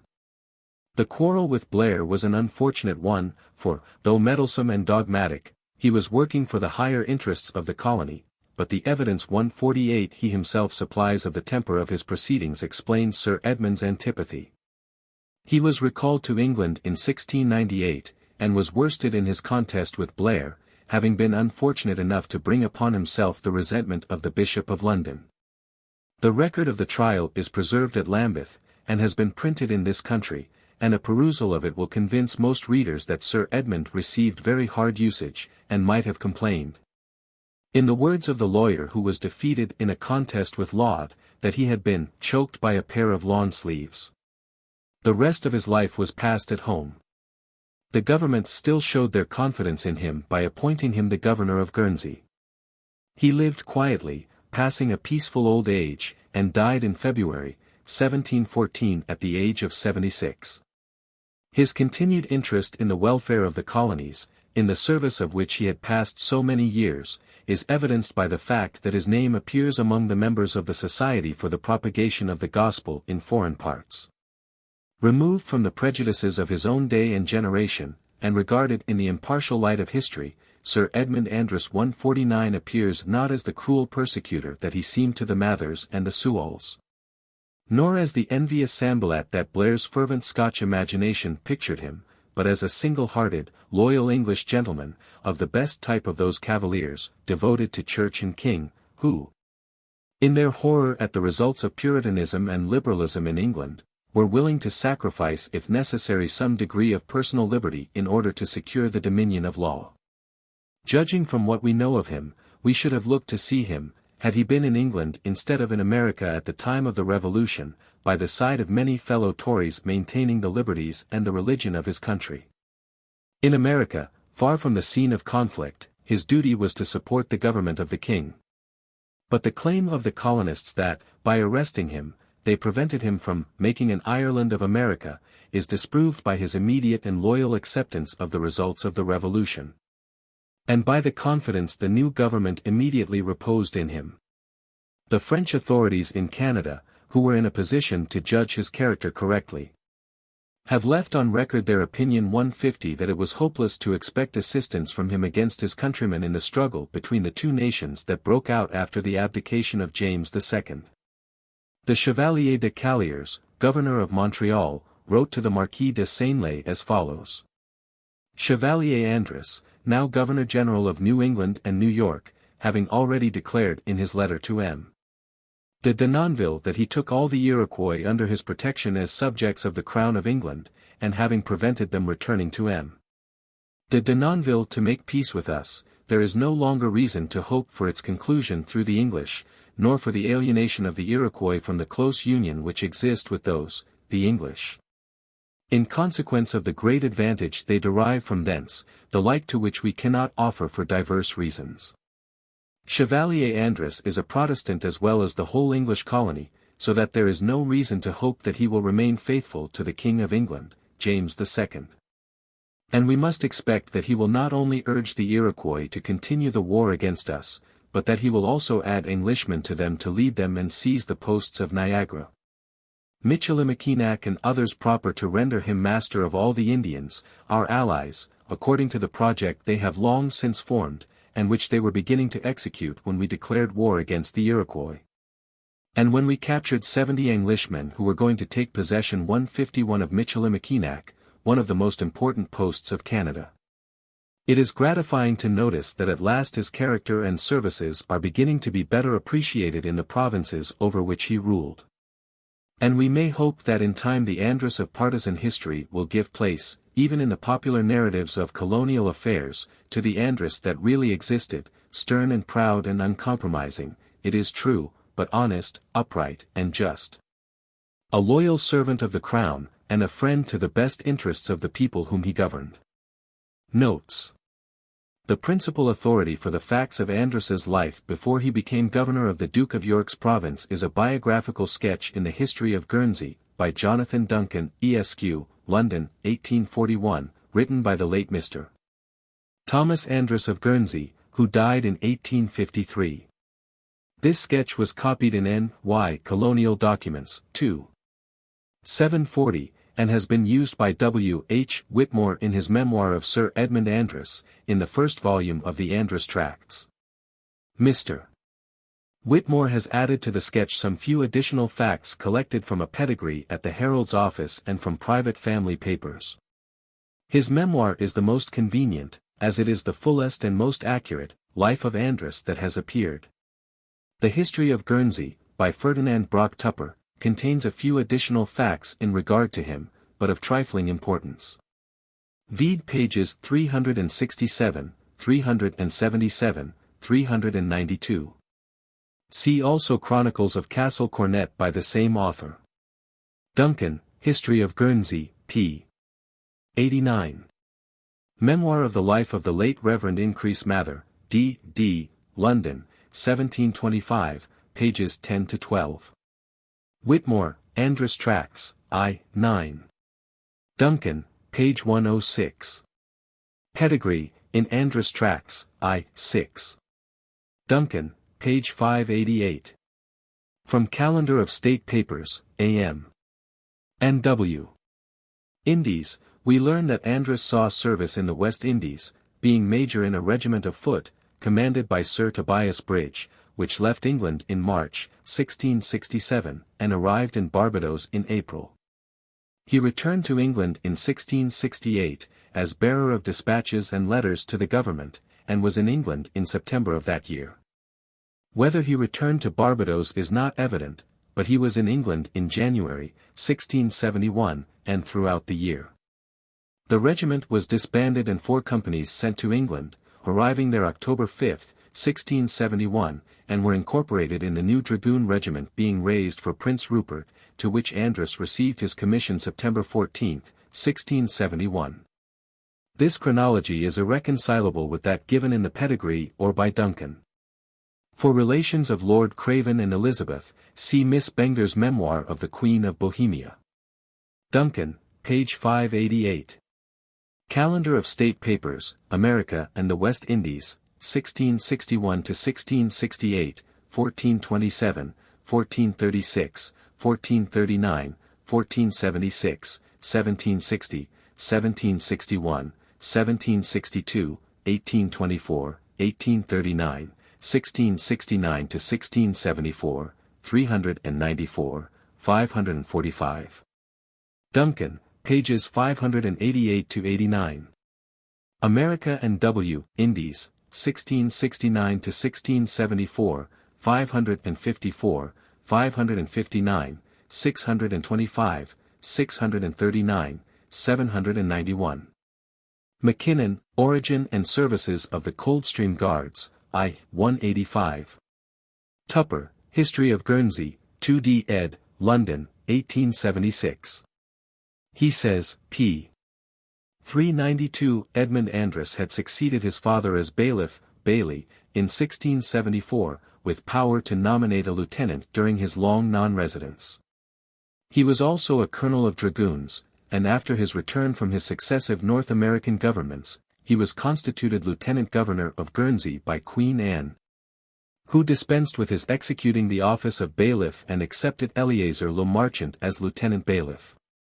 Apparently he had some trouble at first from the governor of the island, Christopher, Lord Hatton, for we find, page 377, a royal order sustaining Andros, and forbidding Lord Hatton to disturb him in the office of bailiff. N.Y. Colonel Document, 3. 215, the boundaries stated in this commission are as follows: all that part of ye main land of New England beginning at a certain place called or known by ye name of St. Croix next adjoining to New Scotland in America, and from thence along ye sea coast unto a certain place called Pemmican or Pemaquid, and so up the river thereof to ye furthest head of the same, as it tendeth northwards, and extending from thence to the river Kennebec, and so upwards by ye shortest course to ye river Canada northwards. And also all that island or islands commonly called or known by ye several names of Madawax or Long Island situate lying and being towards ye west of Cape Cod, and ye narrow Higansets abutting upon ye main land between ye two rivers there called or known by ye several names of Connecticut and Hudson's River together also wth ye said river called Hudson's River, and all ye land from ye west side of Connecticut River, to ye east side of Delaware Bay. And also all those several islands called or known by ye name of Martine Mignards and Nantucks otherwise Nantucket. Together with all the lands, islands, soils, rivers, harbors, mines, minerals, quarries, woods, marshes, waters, lakes, fishings, hawking, hunting and fowling, and all royalties and profits, commodities and hereditaments to the said several islands, lands and premises, belonging and appertaining with their and every of their appurtenancies. For Andros's own account of the first 3 years of his administration, C.N.Y. Colonel Document, 3. 254 to 257. For the surrender of New York, Documentary History of New York, 3. 43, Andros's Report on State of the Province, I. 60. That this was recognized by men qualified to judge, vide letter from Lieutenant Colonel Talcott to Andros, Connecticut Colonial Records, 1678-89, page 399, vide also Document History, N.Y. I. 99, Con Colonel Rec. 1665-78, pages 397, 404, 461, 492. For Andros's own official report of the assistance he rendered New England in Phillips's War, C.N.Y. Colonel Document, 3. 264, 265. For remarks upon the contrasted Indian policies, see Broadhead, History. New York, 2. 281-290. Con Colonel Rec. 1678-89, page 283. N.Y. Colonel Document, 3. 236. Con Colonel Rec. 1665-78, pages 260, 334, 335, 339-43, 578-86. N.Y. Colonel Document, 3. 254. Governor Dongan's jealousy of Andros makes his statement of Andros's intentions 10 years before questionable authority. Especially when it is remembered that at the time he made the statement he was busily engaged in trying to persuade the people of Connecticut to ask to be annexed to New York, rather than to Massachusetts under Andros. Under these circumstances, one cannot help suspecting his testimony as to memoranda left behind by Andros, who was one of the most cautious and methodical of men. N.Y. Colonel Document, 3. 415. If Andros intended to surprise the post, he certainly was very ill-judged to send notice of his claim beforehand. For the best account of these proceedings, see Broadhead, History of N.Y., 2. 284-286. Broadhead, History of New York, 2. 303-306. New Jersey Archives, I. 156-347. Con Colonel Records, 1678-89, 283-285. Massachusetts Rec. 4. 2, 359-361. Broadhead, History of New York, 2. 127. N.Y. Colonel Document, 3. 257 ff. N.Y. Colonel Document, 3. 254, 258, 259, 266, 267. See also Randolph's report in the same volume 242. Hutchinson, Col, 476, 490. Broadhead, 2. 290, Mather's Brief History of the War, 117, 129, 254. N.Y., Colonel Document, 3. 264, 265. N.Y., Colonel Document, 3. 235, 256. N.Y., Colonel Document, 3. 260 to 265. N.Y., Colonel Document, 279 to 284, 302 to 308. For Andros's answer, 308 to 313. N.Y., Colonel Document, 3. 314 to 316. Duncan, 589. N.Y., Colonel Document, 2. 741, Hutchinson, Col, 542. Whitmore, Andros Tracts, I. 49, Note D. In an old pedigree written about it, D. 1687 by Charles Andros, uncle of the governor, and still preserved in the family, we find. The April 13, 1683, the King, Charles II. Gave the charge of gentlemen in ordinary of his privy chamber, to Sir Edmund, and the 6th day of the month of June 1685, the King, James II. Gave a commission to the above Sir Edmund Andros to command a troop of cavalry to go against the rebels in England. This refers of course to Monmouth's rebellion. In August, 1685, he was made lieutenant, colonel of Lord Scarsdale's cavalry. Palfrey, History of New England, 3. 319, 334. In 1678, Andros had written Blathwayt that there would be danger of Indian difficulties, so long as each petty colony hath or assumes absolute power of peace and war, which cannot be managed by such popular governments as was evident in the late Indian wars in New England. N.Y., Colonel Document, 3. 271, earlier still, Governor Winslow of Plymouth had told Randolph that New England could never flourish until its several colonies were placed under His Majesty's immediate government, Hutchinson, Col. p. 509, and Randolph had urged the matter upon the council in his celebrated report. Hutch, Col. 477 to 503. Massachusetts History Soc. Col. 4th Series, Volume 2. Rhode Island Colonel Records, 3. 175 to 197. Chalmers, Political Annals, 278. Whitmore, I. 27. Cambridge Almanac, 1687. Whitmore, I. 27. Goldwin Smith, in his recent work on the United States, seems to suppose that this occurred in New Hampshire. Con Colonel Records, 1678 to 89, 376 to 378. Con Colonel Records, 1678 to 89, 389.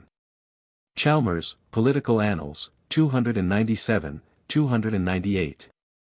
General History of Connecticut, by a Gentleman of the Province, Rev. S. Peters, D.D., London, 1781. Peters's account is as follows: they resigned it, the charter, in propria forma, into the hands of Sir Edmund Andros at Hertford, in October, 1687, and were annexed to the Mass Bay Colony, in preference to New York, according to royal promise and their own petition.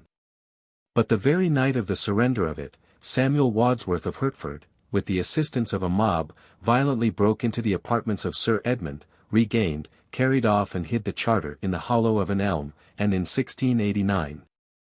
News arriving of an insurrection and overthrow of Andros at Boston, Robert Treat, who had been elected in 1687, was declared by the mob still to be governor of Connecticut.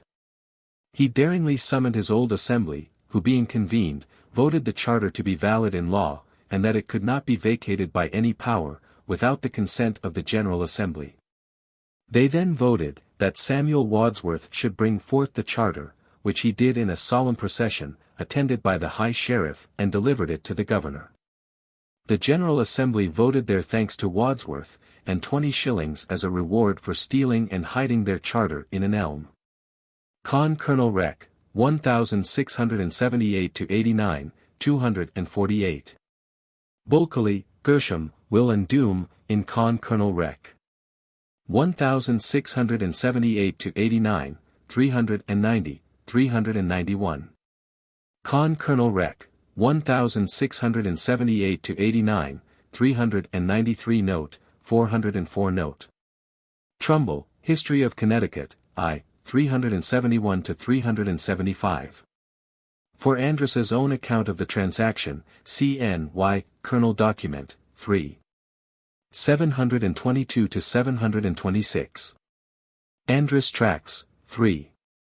20, 21. R.I. Colonel. Rec. 3. 281.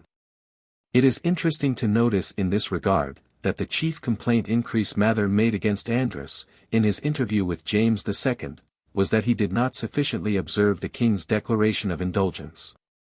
Mather, Cotton, D.D., Life of Increase Mather, page 41, London 1725. Parentator, pages 109-116, reprinted in part in Andros Tracts, 3. 121-187. C.F. Randolph's account in N.Y. Colonel Document, 3. 578, also, Chalmers, Paul Annals, 426. Whitmore. Andros Tracts, I. 1-10. Hutchinson, I. 374-377. N.Y. Colonel Document, 3. 722, 726. Palfrey, History of New England, 3. Ch. 14, 15. That the Revolution was carefully prepared and planned, see Mather, Samuel, Life of Cotton Mather, page 42, N.Y. Colonel Document, 3. 587, 588, Deposition of Philip French, New York, 1689. The above said Mr. Philip French further declared that being on board the Prudent Sarah, Benjamin Gillam Master coming from England in company with Sir William Phipps, heard him speak several times the words following to this effect, that he did say the first fishing boat he met he would hire and go privately ashore and rise a company without beating of drum. And that he would take the packets sent to Senior Edmund and not deliver them to him, except he appeared in council, and there would secure him. That about the same time upon the said voyage he heard Senior William Phipps say that he appeared before the Lords, and one of them starting up asked him whether they would stand by the rights of their charter, or for the abuses they had received from Sir Edmund Andros. It was answered, by the right of their charter. And about the same time this deponent heard him say, that they, which this deponent supposes were the Lords or the Commons assembled in Parliament, told him, that if they did give them trouble to hang Sir Edmund, they deserved no funds. Con Colonel Rec. 1678-89, 250, 455-460. N.Y. Colonel Document, 3. 723, Whitmore, Andros Tracts, 3. 22, 23, 41-43, for his escape and capture, 95-102. Hutchinson, I. 394. Beverley, History of Virginia, I. 37. C. W. Charles Woolley, A.M., A 2 Years Journal in New York. For an unfavorable account, call Massachusetts History Associ. v. 124-166, an account of the present state and government of Virginia. The Sainsbury Papers, in the State Library at Richmond, Virginia. Are transcripts and abstracts from the London originals, of all official papers of this period, relating to Virginia, and an examination of them made in 1892, through the kindness of the State Librarian. Gave strong corroboration of the view of Andros's administration presented by Woolley and Beverley, and presented Blair and his friends in a less amiable light than they have presented themselves. C. F. Mead, Old Churches and Families of Virginia, I. 107, 108. Perry, History of the American Episcopal Church, Volume 1, Chapter 7. Perry, Historical Collections of the American Colonial Church, Virginia. Whitmore, I. 34. Duncan, 130, 131, 589. In 1704, under Queen Anne, he was extraordinarily distinguished by having the lieutenant governorship of Guernsey bestowed on him, whilst he also continued bailiff, his duties, as such, being dispensed with for the time. He having power given to him to appoint his lieutenant bailiff, who was likewise authorized to name a deputy. Whitmore, I. 35. Duncan, 589. Sir Edmund was for many years at the head of a mixed and adventurous population, in newly settled and important colonies, distant from the mother country, a station at all time arduous. But immeasurably so in the age of revolutions in which he lived, when the institutions longest established were not exempt from the common jeopardy, and unusual energy was called for in all, wherever situated, by whom the royal authority was to be asserted. He resolutely encountered the duties and responsibilities of his high office throughout the long course of his career, and was successful in resisting, in his military as well as in his civil capacity, the intrigues and hostilities of the neighboring French and Indians, to which he was continually exposed. By some of the chroniclers of the period, who wrote, doubtless, not uninfluenced by its partisanship, he has been represented, in his earlier government under James II, as an abettor of tyranny. But by others of them, appearing to have possessed the best means of judging of the circumstances under which he acted, his conduct has been liberally estimated. His later administration, under William III, is allowed to have been irreproachable. All the colonies advanced greatly in improvement whilst under his charge. And the fact that he was distinguished by the marked approval and successive appointments of his several sovereigns, after, no less than before, the Revolution, cannot but be interpreted as the strongest testimonial in his favor, and highly to the honor of his reputation. Chalmers remarks, Political Annals, I. 422, the charges of greatest magnitude were not the faults of the governor, but of the Constitution. The smaller accusations arose from actions directly contrary to his instructions.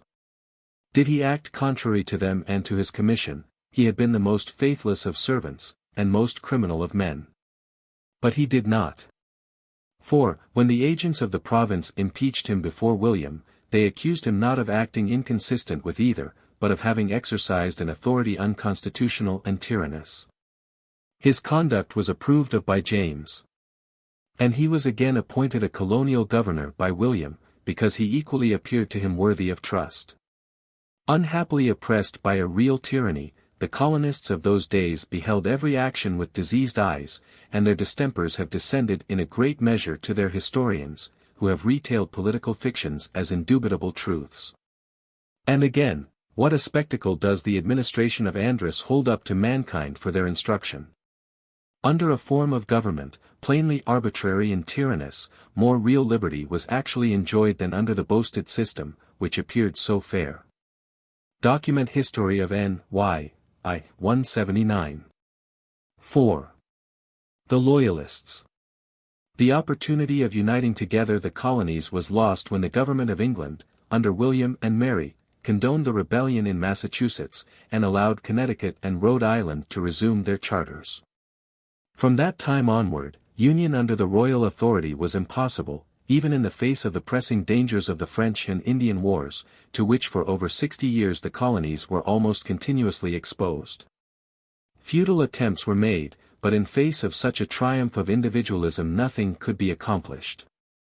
When the conference at Albany, in 1754, put forth a plan of federation, drawn up by Benjamin Franklin and studiously moderate in its provisions, it was rejected with indignation by the colonies, as tending to servitude, and by the authorities in England, as incurably democratic.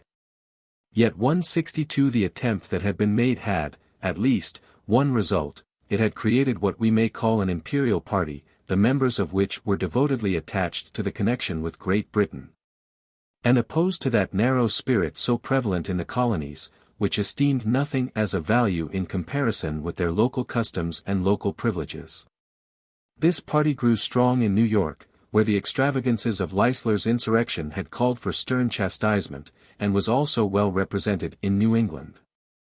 The new Charter of Massachusetts, which gave it a governor appointed by the Crown, while preserving its assembly and its town organizations, had tended to encourage and develop, even in that fierce democracy, those elements of a conservative party which had been called into existence some years before by the disloyalty and tyranny of the ecclesiastical oligarchy. Thus, side by side with a group of men who were constantly regretting their lost autonomy, and looking with suspicion and prejudice at every action of the royal authorities, there arose this other group of those who constantly dwelt upon, and frequently exaggerated, the advantages they derived from their connection with the mother country. In Connecticut 163 there was a strong minority that had opposed the reassumption of the charter after the overthrow of ANDROS. And in all the royal provinces an official class was gradually growing up, that was naturally imperial rather than local in its sympathies. The Church of England, also, had at last waked up to a sense of the spiritual needs of its children beyond the seas, and by means of the Society for the Propagation of the Gospel was sending devoted and self-sacrificing missionaries to labor among the people of the colonies. The influence of this tended inevitably to maintain and strengthen the feeling of national unity in those of the colonists who came under the ministrations of the missionaries. In the colony of Connecticut, a special strength was given to this movement by an unexpected religious revolution, in which several of the prominent ministers of the ruling congregational body, and many of the best of the laity, forsook their separatist principles and returned to the historic church of the old home. The wars with the French, in which colonists fought side by side with regulars, in a contest of national significance, tended upon the whole to intensify the sense of imperial unity. Although there can be no 164 doubt that the British officers generally, by their contemptuous speeches and by their insolent manner towards the colonials whom they affected to despise, prepared the way for the eventual rupture of sentiment between the colonies and England. It is hardly an exaggeration to say that neither navigation laws nor the Stamp Act nor parliamentary interference had as much to do in alienating the affections of Americans from the mother country, as had the ill-mannered impertinence of the British officers and the royal officials. This insolence, when joined to Grenville's bungling and exasperating attempt to extend imperial taxation to the colonies, had the result of uniting for a time nearly all Americans in opposition to the measures proposed by the advisers of the king, and enabled them to win a great constitutional victory over the attempt to impose stamp duties upon them. The division into two distinct parties, though as has been pointed out the groups had been gradually forming and drawing apart from one another, did not really come into definite existence until the further impolitic measures of successive ministries had strengthened the hands of those who were traditionally disposed to resist the authority of England. It is very hard for us to put ourselves in the place of men of a century ago, and to think their thoughts and surround ourselves in imagination with their environment. We naturally carry back much of the 19th century into the 18th. We know the America of today, a vigorous, healthy, prosperous, mighty nation, reaching from sea to sea, filled with a busy people, adorned with the achievements of 100 years, hallowed by many sacred memories. The American flag has floated proudly through the smoke of battle in every quarter of the world, and for 100 years men have seen in it the symbol of a country and a fatherland. It is difficult for us to realize that, before 1776, these influences had no power. There was then no nation, no country, no fatherland, no flag, nothing but a number of not over-prosperous colonies, with but little love or liking for one another. Even the strongest Americans did not venture to use the word nation or its derivatives, but called their Congress, even after the formal separation from England, simply the Continental Congress. The very considerations which show us how wonderful and even sublime were the faith and the devotion of the leaders of the American Revolution 166 will also show us how natural it was, how almost inevitable it was, that other men, whose connection with England was closer and more intimate, whose habits of mind were conservative rather than progressive, who had been brought up to fear God and honor the king and to think more about their duties than about their rights, should cling with devotion to the cause of the mother country and condemn the revolution as a parricidal rebellion. Besides this highest motive, which influenced the best and the purest-minded among the opponents of colonial separation, there were undoubtedly other motives of lower character, which affected some men in their decision and disposed them to loyalty. The political power of all the colonies had been largely in the hands of those who were known as the better sort, usually gentlemen of good family, rich and well educated. In some of the colonies official position had been treated as the special prerogative of a few distinguished families who contended with one another for its possession. None of the colonies, not even Connecticut, was democratic as we understand the term today. In some cases the revolutionary movements and impulses came from a class which wished 167 to occupy public positions from which they had been excluded, and in others from dissatisfied and discontented men of birth and family, who were tired of being out in the cold, while their rivals were enjoying the pleasures and emoluments of office. Thus in New York, the history of the Revolution is closely bound up with the family feuds of the Delanceys on the one side with the Livingstons on the other. In Massachusetts, the quarrel between Governor Bernard and the Otises did much to increase the patriotism of the latter family. And until the very breaking out of hostilities, the contest within the colony was between a majority of the well-to-do merchants and lawyers of Boston on the one side, and the least stable elements of the populace, under the leadership of one of the most skillful of political agitators, Samuel Adams, upon the other. There is no doubt that, in Massachusetts at least, most well-to-do persons considered the agitation at first to be merely political, the usual device of the outs against the ins. They laughed at the loud talk of some of the orators, and considered that it was put on for effect. When, in addition to this, the cause of American rights was disgraced, year after year, by riots, murder, 168 arson, and sedition, those who were entrusted with the responsibilities of office, however much they sympathized with the abstract principles that were upheld by the popular leaders, were prejudiced against the concrete application of them. We should also remember that, down to the time of the Battle of Bunker Hill, if not later, all parties united in the most loyal and devoted language. The rights that were claimed were not the rights of man, but of natural-born subjects of the King of Great Britain. The king was always described as the best and most generous of monarchs, and separation was never mentioned as a possibility in any public utterance. War was looked forward to by some of the most eager as a means of bringing the ministry to terms, or as an unavoidable necessity if the unconstitutional taxation was persisted in. But, up to the very last, most men agreed with Richard Henry Lee, who said to Adams, as they parted after the First Continental Congress in 1774, "All offensive acts will be repealed, Britain will give up her foolish project." When the most ardent American patriots used this language, and used it sincerely, it is not remarkable that those who formed the opposing political party, who were conservative 169 when these were the radicals, should have felt that they were bound by their duty to their king and country. Or that they should also have felt that the disorderly actions and the factious attitude of some of the extreme patriots in Massachusetts and elsewhere were simply seditious. These convictions were undoubtedly strengthened by the abominable treatment which many of them personally received. They were not apt to look with greater favor upon a cause whose votaries had tried to recommend it to their liking by breaking their windows, plundering their houses, constantly insulting them, their wives and their daughters, to say nothing of tarring and feathering them, or of burning them in effigy. The penal measures imposed by the Parliament upon the town of Boston and the colony of Massachusetts had been brought upon themselves by the so-called patriots. One rather wonders at the slowness and mildness of the British government, and at their miserable inefficiency, than at any repressive measures that they undertook. They deserved to lose the colonies for their invincible stupidity, which led them from one blunder into another. They irritated when they ought either to have crushed or conciliated, they tried half measures 170 when vigorous action was necessary. They persisted in affronting all the other colonies while they failed in chastising sedition in Massachusetts. The result was that they drove many men, who were loyal subjects of Great Britain in 1774, into revolution in 1776. While they allowed the rebels of Massachusetts to wreak vengeance at their will upon those who had been faithful in their allegiance to their king. Besides those who were loyalists from conviction and temperament and those who were almost unavoidably so from the political position they occupied, there were also men who were loyalists from the profit it gave them. Such were the holders of the minor offices in the gift of the royal governors, the rich merchants who represented English trading houses, and dreaded war and disturbance.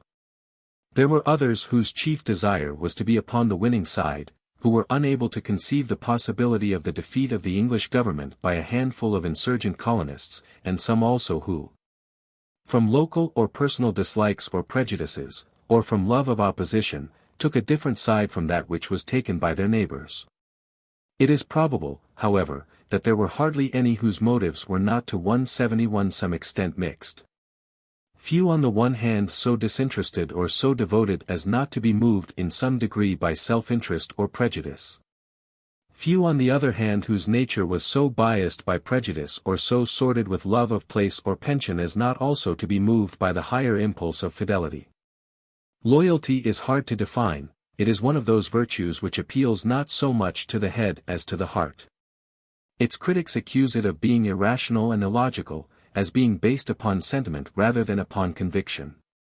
Yet, in spite of logic and reason, or rather, on account of its profounder logic and higher reason, loyalty will hold its own, and strike an answering chord of admiration in the human heart as long as men appreciate disinterested virtue. It may be classed with the other unreasoned qualities that men yet esteem, with faith and truth, honor and courage, decency and chastity. It may be a man's intellectual duty to follow the dictates of his understanding and to act upon his temporary convictions, whatever pain the action cost. Nevertheless, the man whom we respect and follow is not the man who is always changing, who is easily influenced by argument, but the man who abides by certain fixed principles, and refuses 172 to desert them. Unless it can be shown him that beyond all chance of mistake they are wrong and misleading. It has been sometimes asserted that loyalty can only be felt towards a personal ruler or a dynasty. Such a restriction of the term is entirely unfounded. It is, by its very derivation, devotion to that which is legal and established. Legality and loyalty are etymologically the same. No one can doubt that there is a high and noble devotion to right and justice which is as admirable and as strong as a devotion to any person. It is a more refined sentiment and appeals to a higher moral sense than does the simple fidelity to a person, beautiful and touching though such devotion be. The loyalty of men who, like the younger Vernes, espoused the side of the Parliament in its struggle with Charles I, was as true and real a sentiment, though its character was impersonal, as was that of the stout Sir Edmund, who, though he liked not the quarrel, followed the king, because he had eaten his bread too long to turn against him in his necessity. There could hardly be a finer example of this loyalty to an idea than was shown by those Americans who condemned the stupid errors of the king and his advisers. 173 and realized fully the danger to liberty in the system of government that George III was attempting to carry out in England and in America, and yet, in spite of all, remained patriotic subjects, not from affection but from principle. Trusting to constitutional methods to overcome the evils which they felt as strongly as any of those who made them a justification for revolution. As has been shown, among those who adhered to the side of the mother country in the revolution there were men of all kinds and convictions. There were those who were loyal because they believed in the legal right of the Parliament to tax the colonies, short-sighted as the policy might be, and considered their duty and their allegiance to be due to the United Empire. There were those who adhered to the king's cause from personal devotion to him and to his dynasty, an unreasonable devotion in the eyes of some, but certainly not as contemptible as American satirists have loved to describe it. There were those who were by nature conservatives, willing to do anything sooner than change, governed completely by a prejudice which hardly deserves the noble name of loyalty, but still had in it an element of steadiness and sturdiness that redeems it from contempt. 174 There were also, undoubtedly, men who calculated the chances of victory in the struggle and espoused the side that they thought was likely to win. There were those who were for the king from pure gregariousness, because some of their friends and neighbors were on that side. And, finally, some who, from a mere love of opposition, set themselves against the cause of America because their neighbors and townsmen favored it. And, as the motives which impelled men were different, so also their actions differed, and the rupture came between the king and the colonies. Some were active favorers of the cause of the king, doing whatever they could to assist it and to injure the cause of their rebellious neighbors. Others sadly left their homes at the outbreak of the war and took refuge in England or in some of the English provinces, suffering want, anxiety, and despair, snubbed and despised by the insular English. Compelled to hear America and Americans insulted, dragging along a miserable existence, like that of the shades whom Virgil found upon the bank of the infernal river, not allowed to return to earth or to enter either Elysium or Tartarus. Others attempted to live in peaceful neutrality in America, experiencing the usual fate of neutrals, 175 animals like the bat, neither beast nor bird but plundered and persecuted by both. Such betook themselves usually to the protection of the British arms, and were to be found in the greatest numbers at or near the headquarters of the British generals in Savannah or Charlestown, Newport or New York. Some American writers have been extremely severe upon the Americans who served in the royal armies. Such condemnation is certainly illogical and unjust. They were fighting, they might have reasoned, to save their country from mob rule, from the dominion of demagogues and traitors, and to preserve to it what, until then, all had agreed to be the greatest of blessings, the connection with Great Britain, the privilege and honor of being Englishmen, heirs of all the free institutions which were embodied in the great and glorious Constitution. If the Loyalists of New York, Georgia, and the Carolinas reasoned in this manner, we cannot blame them.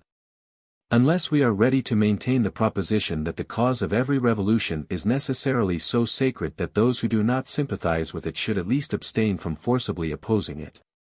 The further charge is made that the worst 176 outrages of the war were committed by Tories, and the ill-doings of Brant and Butler at Wyoming and Cherry Valley, together with the raids of Tryon and Arnold, are held up to the execration of posterity as being something exceptionally brutal and cruel, unparalleled by any similar actions on the part of the Whig militia or the regular forces of either army.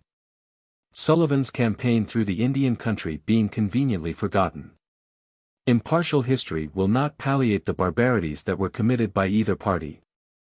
But there can be no doubt that the Tory wrongdoings have been grossly exaggerated, or at least have been dwelt upon as dreadful scenes of depravity to form a background for the heroism and fortitude of the patriotic party whose misdeeds are passed over very lightly. The methods of the growth of popular mythology have been the same in America as elsewhere. The gods of one party have become the devils of the other. The haze of distance has thrown a halo around the American leaders, softening their outlines, obscuring their faults, while the misdeeds of Tories and Hessians have grown with the growth of years. But it is an undoubted fact that there were outrages upon both sides, brutal officers on both sides, bad treatment 177 of prisoners on both sides, guerrilla warfare with all its evil concomitants on both sides. And in these respects the Tories were no worse than the Whigs. There was not much to choose between a cowboy and a Skinner, very little difference between Major Ferguson's command and that of Marion and Sumter. There was no more orderly or better behaved troop in either army than Simcoe's Queen's Rangers. Possibly there was none on either side as bad as the mixture of Iroquois Indians and Tory half-breeds who were concerned in the massacres at Wyoming and Cherry Valley. The Americans, however, do not deserve any credit for abstaining from the use of Indian allies. They tried very hard to make use of them, but without success. A few Englishmen in the Mohawk Valley, faithful to the traditions of just and honest treatment of the Indians, which had been inherited from the Dutch, had succeeded in making the Iroquois regard them as friends. But everywhere else the Indian and the colonist were bitter and irreconcilable foes. The savage had long scores of hatred to pay, not upon the English nation or English army, but upon the American settlers who had stolen his lands, shot his sons, and debauched his daughters. The 178 employment of the Mohawks by the English was an outrage and a crying shame upon civilization. But the responsibility of it lies directly upon the government which allowed it, and the commanding generals who sanctioned the expeditions, and only indirectly upon the men who carried out the directions of their superiors. It is interesting to remember in this connection that the courteous and chivalrous Lafayette raised a troop of Indians to fight the British and the Tories. though his reputation has been saved by the utter and almost ludicrous failure of his attempt.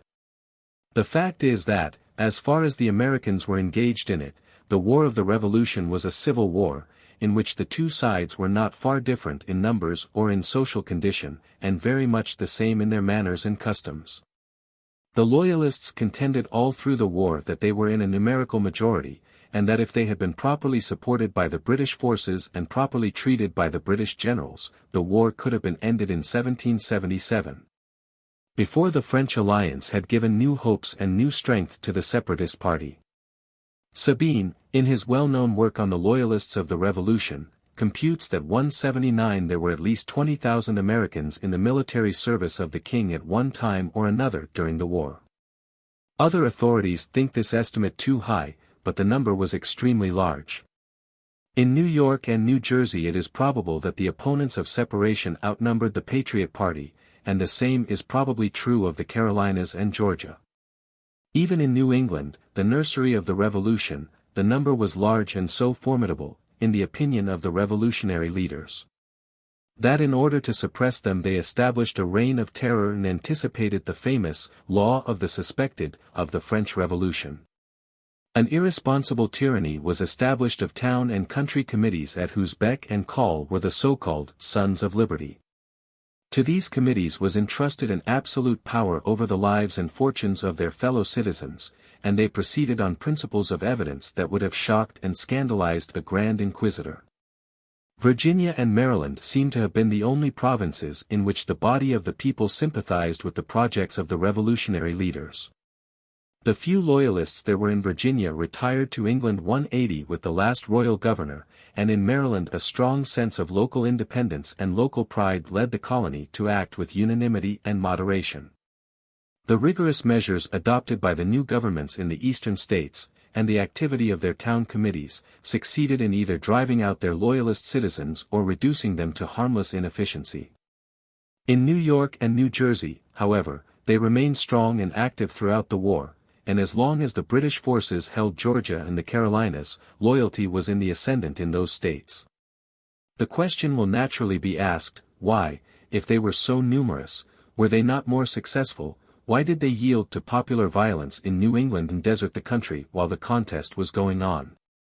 Why did they not hold the southern states and keep them from joining the others in the continental congresses and in the war? In the first place, a negative attitude is necessarily an inactive one. And in consequence of this and of the fact that they could not take the initiative in any action, the Loyalists were put at a disadvantage before the much better organization of the patriotic leaders. Though these were few in number, 181 in the South, they were of the best families and of great social influence, and in the North they were popular agitators of long experience. They manipulated the committee system so carefully that the colonies found themselves, before they were aware of the tendency of the actions of their deputies, involved in proceedings of very questionable legality, such as the boycotting agreement known as the American Association, and the other proceedings of the Continental Congress. When the war began, the population of the three southernmost states had very little care, except for their own lives and pockets. They were, with the exception of a few distinguished families, descendants of a very low grade of settlers. Oglethorpe's philanthropy had left the legacy of disorder and inefficiency to the colony of Georgia, a legacy which the Empire State of the South has now nobly and grandly outlived. North Carolina had a most heterogeneous population, and was, perhaps, the most barbarous of all the colonies. While in South Carolina the extremes in the social scale were most strongly marked, from the high-spirited Huguenot gentlemen to the poor whites who formed the bulk of the population, worse taught, worse fed, and worse clad than the 182 Negro slaves. Such a population as this, living also in constant fear of Negro insurrection, was not likely to count for much on the one side or the other.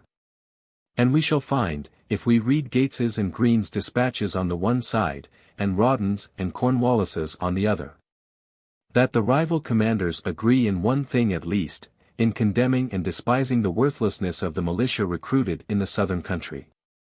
It was the utter cowardice of this militia that lost the Battle of Camden and caused the needless sacrifice of the lives of the braver Continentals. And the correspondence of the English general is full of instances that prove that, except for plundering and bushwhacking, there was little use to be made of the Loyalists in the South. As to the other questions, why, when the Loyalists were so numerous, were they not more successful, and why did the Eastern Loyalists yield to the violence that was offered them? One question nearly answers the other. They were not successful, because they had no leaders of their own stock and country. And because the British commanders blundered throughout the war with as unerring certainty and unfailing regularity as the various British ministries had done from 1764 to 1776. The game was in the hands of the English, if they had known how to play it, for the first 3 years of the war. Then English inefficiency, rather than any belief in the ability of the colonists to make good their own independence, brought about the French alliance, and the war assumed from thenceforward a very different aspect. The desertion of their cause and their country by the many Tories who left New England for Great Britain or the loyal provinces. And the supineness of the men of place and position who attempted to preserve an attitude of neutrality instead of siding openly either for or against the king, weakened the king's cause in America and prevented the numbers of the Loyalist population from counting for as much as they were really worth. The clever French diplomatist who collected and translated the correspondence of Lord George Germain with the British generals and admirals, a remarkably well-informed critic of the military operations in America, states in his preface his opinion as follows: another thing which clearly proves that the affairs of the English have been badly conducted in America, is that the American Loyalists alone were superior in number to the rebels. How, then, has it come to pass 184 that troops double in numbers, well paid and wanting nothing, aided besides by a German army, have failed in opposing the partisans of liberty, who, badly paid and badly equipped, often lacked everything? Manifestly it is in the different capacity of the commanders that we must seek for the counterweight which has turned the scale in favor of the latter. If the English had had a Washington at the head of their army, there would long since have been no more question of war on the American continent. M. Lingwit has said somewhere in his annals that the secretaries of the Congress were better than the secretaries of the English generals. The same may be said of the generals themselves. Besides being inefficient in the field, the British commanders alienated their friends and weakened the attachment of the Loyalists to the cause of the king by their extremely impolitic treatment of the American provinces within their occupation. The regular officers made no secret of their contempt for the colonists, and plundered them without mercy, making little, if any, distinction between Loyalist or rebel, Tory or Whig. Judge Thomas Jones, a New Yorker of prominence and position, who was a devoted 185 Loyalist and one of the number especially singled out by name in the act of confiscation and attainder passed by his native state, has left us his record of the way in which the British officers and officials exasperated rather than conciliated the Americans, and punished rather than rewarded the loyal for their attachment to the king and the integrity of the empire. He writes, in 1780, part of the army went into winter quarters upon the westernmost end of the island, where they robbed, plundered, and pillaged the inhabitants of their cattle, hogs, sheep, poultry, and, in short, of anything they could lay their hands upon. It was no uncommon thing of an afternoon to see a farmer driving a flock of turkeys, geese, ducks, or dunghill fowls and locking them up in his cellar for security at night.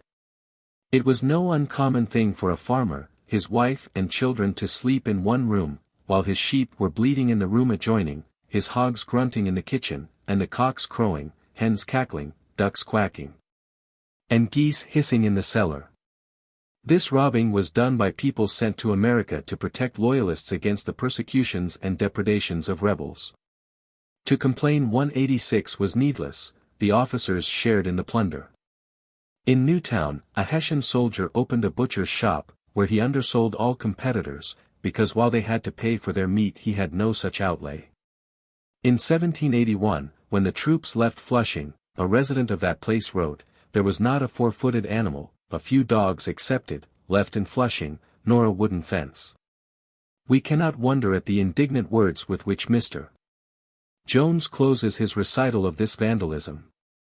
If Great Britain had, instead of governing by military law, by courts of police, and courts martial, revived the civil law, opened the courts of justice, invested the civil magistrates with their full power, and convene general assemblies in New York, New Jersey, Pennsylvania, Rhode Island, Virginia, and in South and North Carolina, as well as in Georgia, where it produced the most salutary effects. As the rebels abandoned these provinces and fled before the British arms, and prevented, by severely punishing, all kinds of plunder, rapine, and pillage committed by the army, the rebellion in all probability would have terminated in a different manner.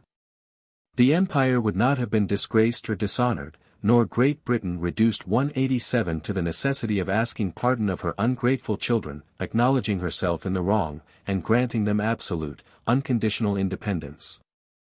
But, alas! The very reverse of this marked every step in the royal army in all its proceedings, and Great Britain, as well as the independent states of America, feel to this day the dire effects of a conduct so very impolitic, so unmilitary, so unjustifiable, and so repugnant to the Constitution, the spirit, the honor, and the sentiments of Englishmen. And now let us inquire how the Loyalists were treated by the new governments of the various states. Besides the irregular violence to which the unfortunate Loyalists were exposed at the hands of Sons of Liberty and town committeemen, they were marked out for punishment and plunder by the new state governments as they came into existence. The state of Massachusetts proscribed 308 persons by name, whom it condemned, if ever found within its borders, to imprisonment and eventual banishment, and if they ventured to return, it denounced the death penalty upon them. Not all of these were the wealthy merchants and lawyers who had offended the populace by their addresses to Hutchinson and Gage. 188, at least a fifth of the number, were from the middle classes of society, and some of them were of still humbler position.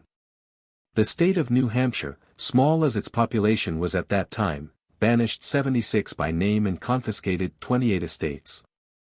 New York attainted and confiscated the property of 59 persons by name, 3 of whom were women whose chief offense lay in the attractiveness of their estates.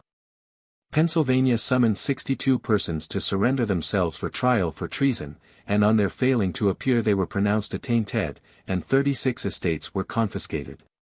In Delaware the property of 46 refugees was confiscated.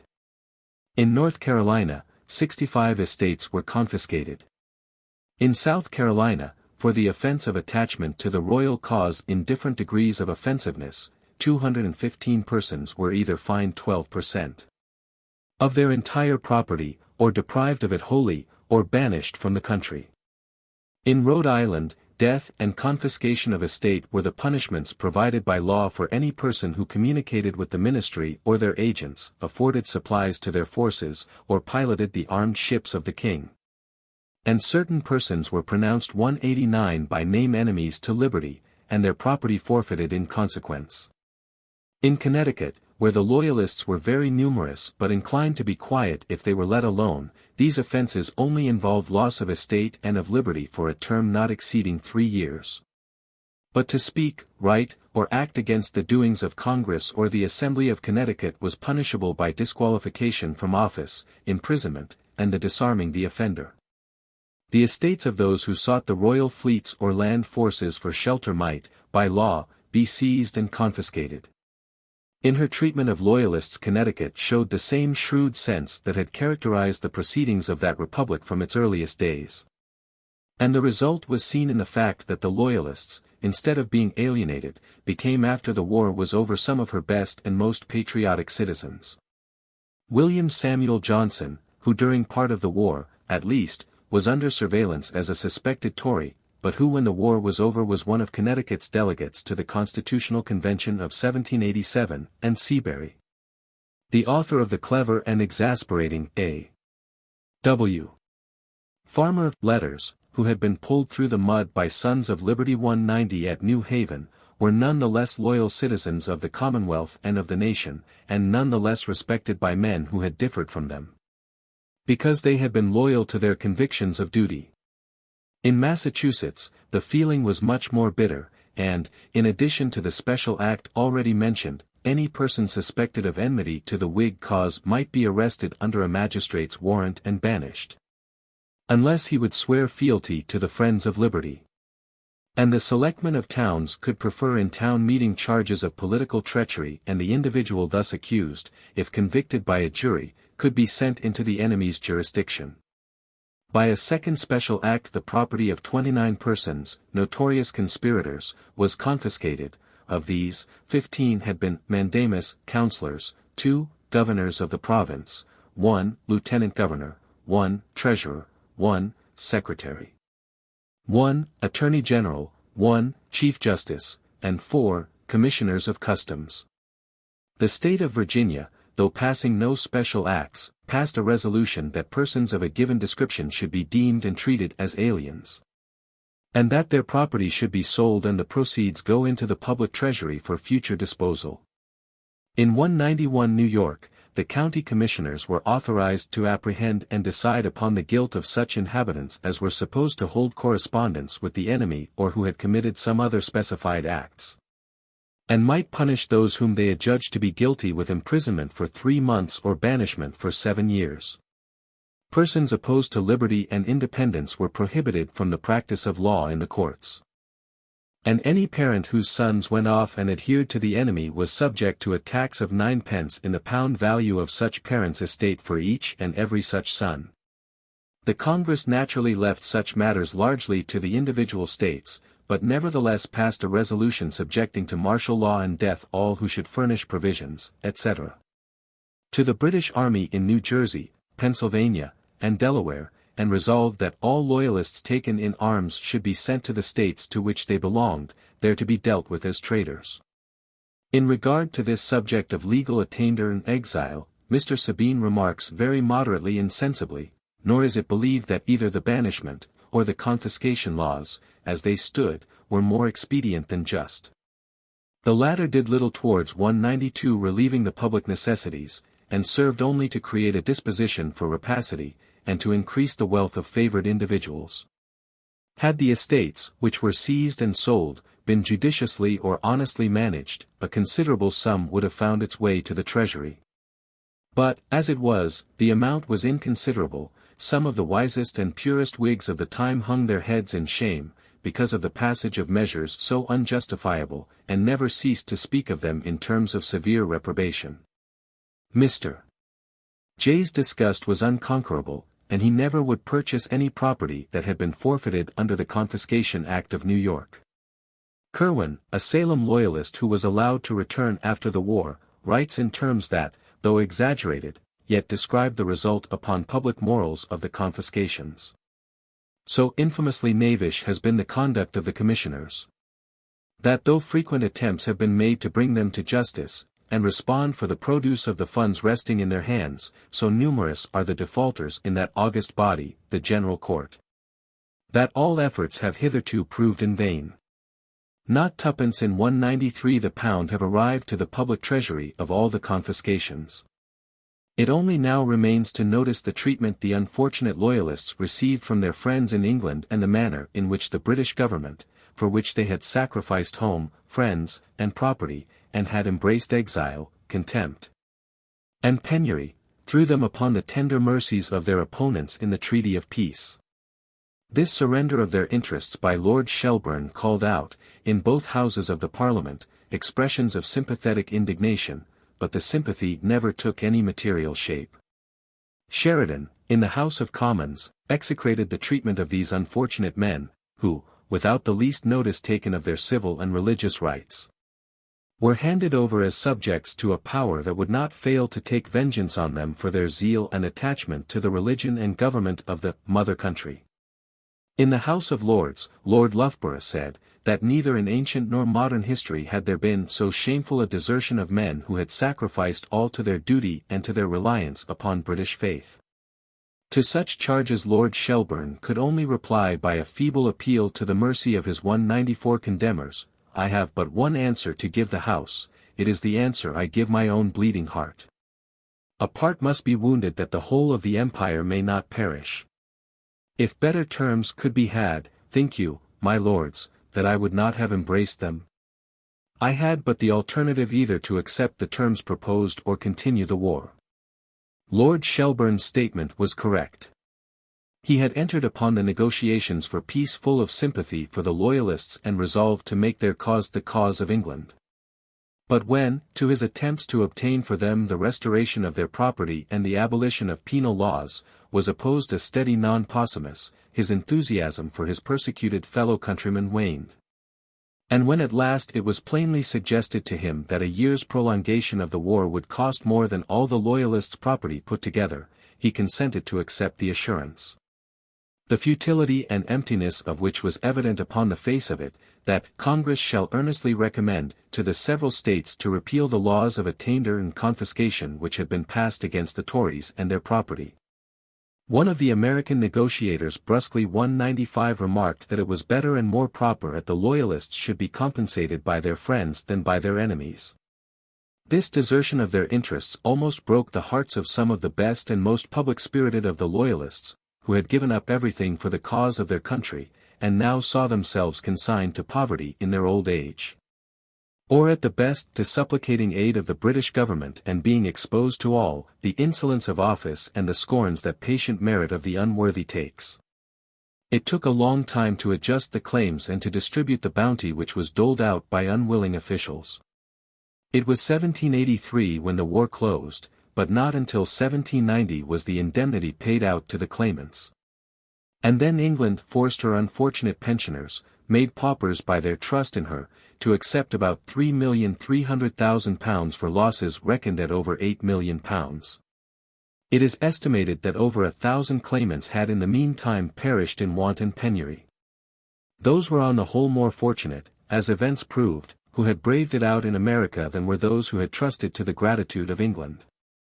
What was the loss of America was the 196 gain to her nearest neighbors, the coast provinces of New Brunswick and Nova Scotia. As early as 1775 the exodus from Boston to Halifax had begun. And when Howe evacuated the city, a large number of Loyalists took refuge with the fleet and army, and leaving all behind came to Halifax to seek their fortunes under another sky. From that time on, throughout the war, Halifax was the haven of refuge for persecuted Loyalists. At the evacuation of New York and Savannah no fewer than 30,000 persons left the United States for Nova Scotia. Halifax was so crowded that houses could not be had at any price, and provisions were held at famine prices. From northern New York and Vermont the Loyalists crossed over into Upper Canada and laid the foundation of that prosperous province under the vigorous government of Governor Simcoe, who during the war had commanded a regiment of Loyalist Rangers which had done efficient service. With many a suffering, many a privation, these exiles for conscience' sake toiled to make homes for themselves in the wilderness, and it is to them that the development of those provinces is due. Familiar New England names meet one at every turn in these provinces, 197 especially in Nova Scotia. Dr. Inglis of Trinity Church, New York, was the first bishop, and Judge Sewell of Massachusetts, the first Chief Justice there. The harshness of the laws and the greed of the new commonwealths thus drove into exile men who could be ill spared, and whose absence showed itself in the lack of balance and of political steadiness that characterized the early history of the Republic. This, moreover, perpetuated a traditional dislike, grudge, and suspicion between the people of the United States and their nearest neighbors, men of the same blood and the same speech. While the new-founded colonies, composed almost exclusively of conservatives, were naturally slow, if sure, in their development. This dislike and suspicion is now fortunately diminishing with the lapse of years, but it was a great pity it ever was created. The men who were willing to give up home, friends, and property for an idea, are not men to be despised or laughed at, as was the fashion of the generation which roared with delight over the coarse buffooneries of Trumbull's McFingal. They are rather men for us to claim with pride, and to honor as Americans, Americans who were true to their convictions of duty, confessors for their political faith. Sabine relates the following conversation. "Why did you come here, when you and your associates were almost certain to endure the sufferings and absolute want of shelter and food which you have now narrated?" asked an American gentleman of one of the first settlers of St. John, New Brunswick, a man whose life was without a stain. "Why did we come here," replied he, with emotion that brought tears, "for our loyalty. Think you that our principles were not as dear to us as were yours to you? Notes. Franklin's Memoirs, London, 1818, page 201, Sparks, page 176. In 1754, war with France being again apprehended, a Congress of Commissioners from the different colonies was by an order of the Lords of Trade to be assembled in Albany, there to confer with the chiefs of the 6 nations, concerning the means of defending both their country and ours. We met the other commissioners at Albany about the middle of June. In our way thither I projected and drew up a plan for the union of all the colonies under one government, so far as might be necessary for defense, and other important general purposes. As we passed through New York, I had there shown my project to Mr. James Alexander and Mr. Kennedy, 2 gentlemen of great knowledge in public affairs, and being fortified by their approbation, I ventured to lay it before the Congress. It then appeared that several of the commissioners had formed plans of the same kind. A previous question was first taken, whether a union should be established, which passed in the affirmative, unanimously. A committee was then appointed, 1 member from each colony, to consider the several plans and report. Mine happened to be preferred, and with a few amendments was accordingly reported. By this plan the general government was to be administered by a President General appointed and supported by the Crown, and a Grand Council to be chosen by the representatives of the people of the several colonies met in their respective assemblies. The debates upon it in Congress went on daily hand in hand with the Indian business. Many objections and difficulties were started, but at length they were all overcome, and the plan was unanimously agreed to, and copies ordered to be transmitted to the Board of Trade and to the assemblies of the several provinces. Its fate was singular. The assemblies did not adopt it, as they all thought there was too much prerogative in it, and in England it was judged to have too much of the democratic. The different and contrary reasons of dislike to my plan make me suspect that it was really the true medium, and I am still of opinion it would have been happy for both sides if it had been adopted. The colonies so united would have been sufficiently strong to have defended themselves. There would then have been no need of troops from England. Of course the subsequent pretext for taxing America, and the bloody contest it occasioned, would have been avoided. The plan proposed may be found in Franklin's works, Sparks, I. 36, London, 1833, v. 299, N. Y. Colonel Document, 6. 889. The Proceedings of the Congress in N. Y. Colonel Document, 6. 853, Other Accounts of the Congress by Members, Hutchinson, History Massachusetts Bay, 3. 19-25, William Smith, History of New York, 2. 180. Stephen Hopkins, A True Representation of the Plan formed at Albany, in 1754, for uniting all the British northern colonies, in order to their common safety and defense, R.I. Historical Tracts, No. 9. For an excellent brief statement of the attempts at consolidation and plans suggested for that purpose, see Windsor, Narrative and Critical History of the U.S., v. 611. The Society for the Propagation of the Gospel in Foreign Parts was founded in 1701.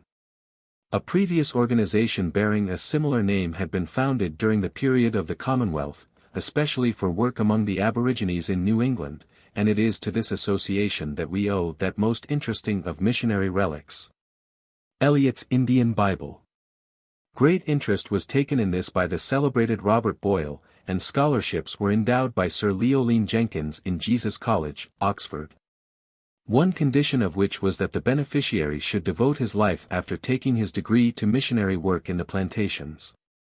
The reports of Commissary Bray, who had been sent out to Maryland, of the spiritual destitution of the American colonies and of the difficulties under which the ministers of the Church of England labored, led to the organization and incorporation of the Society, which has been from that day to this an active agency in the spread of religion and knowledge in the colonies of Great Britain. Humphreys, Historical Account of the Society for the Propagation of the Gospel. Hawkins, Missions of the Church of England. For a full account of this most interesting revolution, see E. Edwards Beardsley, D.D. The History of the Church in Connecticut. See also Life and Correspondence of Samuel Johnson, D.D., and Yale College and the Church, History of the American Episcopal Church, Volume 1, 561. Humphreys, Historical Account, 339. Franklin's Memoirs, Volume 1, pages 218, 220. An amusing instance of the prevailing ignorance in regard to American affairs even among its friends is given by Benjamin Vaughan in a note in Franklin's Memoirs, Volume 5, page 320. To guard against the incursions of the Indians a plan was sent over to America, and, as I think, by authority, suggesting the expediency of clearing away the woods and bushes from a tract of land, a mile in breadth, and extending along the back of the colonies. It is said that this plan was the contribution of Dean Tucker towards the solution of the Indian problem of the day. Jones, History. New York, 2. 291, 559. Political Magazine, April, 1780. Hutchinson, History Massachusetts Bay, 3.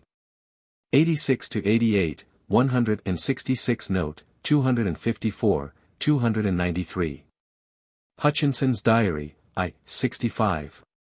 For reasons assigned by Hutchinson for the patriotism of John Adams, History 3. 297. North American Review, Licks. Page 270, Sabine. It may be asked, why, when the oppressions of the mother country were so very flagrant and apparent, there was not greater unanimity than appears to have existed. And why a party, so large in numbers, which in so many colonies included persons so respectable, and hitherto so universally esteemed, was seemingly, or in fact, averse to breaking away from British dominion. These questions have been put to Loyalists themselves. They have answered, that, upon the original formation of parties, they were generally regarded as the common organizations of the ins and outs.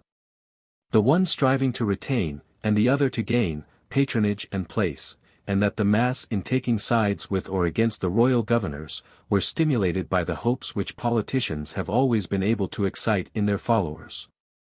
Moore's Diary of the American Revolution, I. 37-52, 138.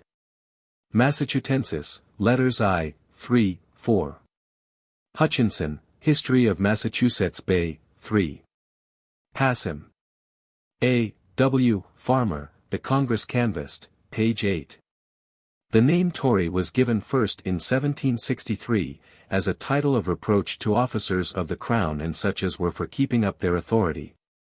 History Massachusetts Bay, 3. 103. Adams's Works, 2. 362. For the manner in which the temperate remonstrance of the loyal colony of New York was treated, see Parliamentary Register, Volume 1, 467-478. A specimen from a comparatively moderate article upon the Loyalists may serve to substantiate the statement of the text, No. A.M. Rev. LXV. p. 142. The meanest, most dastardly, and most cruel scenes and deeds of the Revolution were enacted as the proper fruits of a civil war by a large majority of the Tories, who remained at home, and who, as regulars, as volunteers, in gangs, or as individual outlaws, were the instigators of nearly every foul and atrocious act in the whole strife. It is from these, the majority of the whole number, that the name of Tory has received its hateful associations, which will cling to it to the end of time. A class that includes an Arnold and a Butler can never hope for complete redemption, at least so long as Judas remains in his own place. One is glad to appeal from this intemperate and exaggerated language to the essay upon the Loyalists by Dr. George E. Ellis, in Windsor's Narrative and Critical History, Volume 7. It would be as undesirable as it is unnecessary to supply, as could readily be done, instances of gross cruelty and barbarity inflicted by the Whigs upon the unfortunate Loyalists, who remained at home. The correspondence of Lord Cornwallis gives a most painful picture of the condition of things in the South, Cor. I. 73, and the letters of Count Fersen, who cannot be suspected of prejudice, reveal the hardly less savage condition of affairs in the North.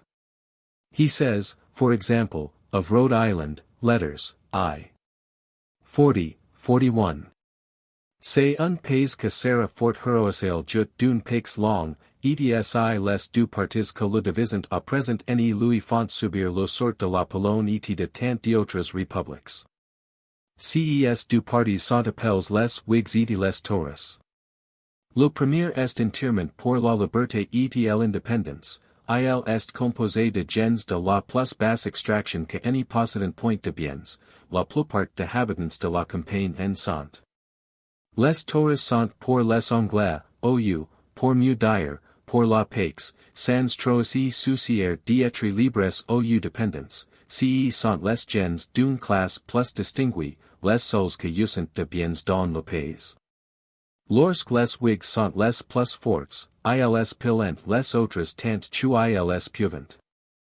Simcoe, Ltcol J.G., A History of the Operations of a Partisan Corps called the Queen's Rangers, commanded by Ltcol J.G. Simcoe, during the War of the American Revolution. New York, Bartlett and Welford, 1884, 8 vo, pages 328. The Americans made several attempts to make use of the Indians. Montgomery used them in his Canadian expedition. They were in the New England Army which laid siege to Boston. In April, 1776, Washington wrote to Congress urging their employment in the Army, and reported on July 13 that, without special authority, he had directed General Schuyler to engage the Six Nations on the best terms he and his colleagues could procure. And again, submitting the propriety of engaging the Eastern Indians. John Adams thought, we need not be so delicate as to refuse me assistance of Indians, provided we cannot keep them neutral. A treaty was exchanged with the Eastern Indians on July 17, 1776, whereby they agreed to furnish 600 Indians for a regiment which was to be officered by the whites. As a result of this, the Massachusetts Council subsequently reported that 7 Penobscot Indians, all that could be procured, were enlisted in October for 1 year.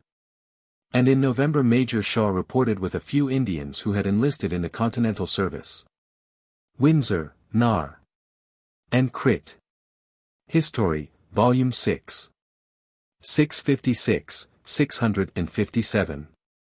The following brief entry in a diary will show that even among the Patriot forces savage customs sometimes found place. On Monday the 30th sent out a party for some dead Indians. Toward morning found them, and skinned 2 of them from their hips down for boot legs, 1 pair for the Major, the other for myself. Proceedings N.J. History Associated 2. Page 31. North American Review, Licks. 264, Sabine.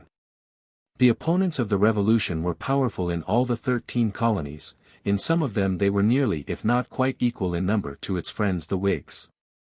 On the departure of Hutchinson he was addressed by upwards of 200 merchants, lawyers and other citizens of Boston, Salem and Marblehead. On arrival of Gage, 48 from Salem presented their dutiful respects.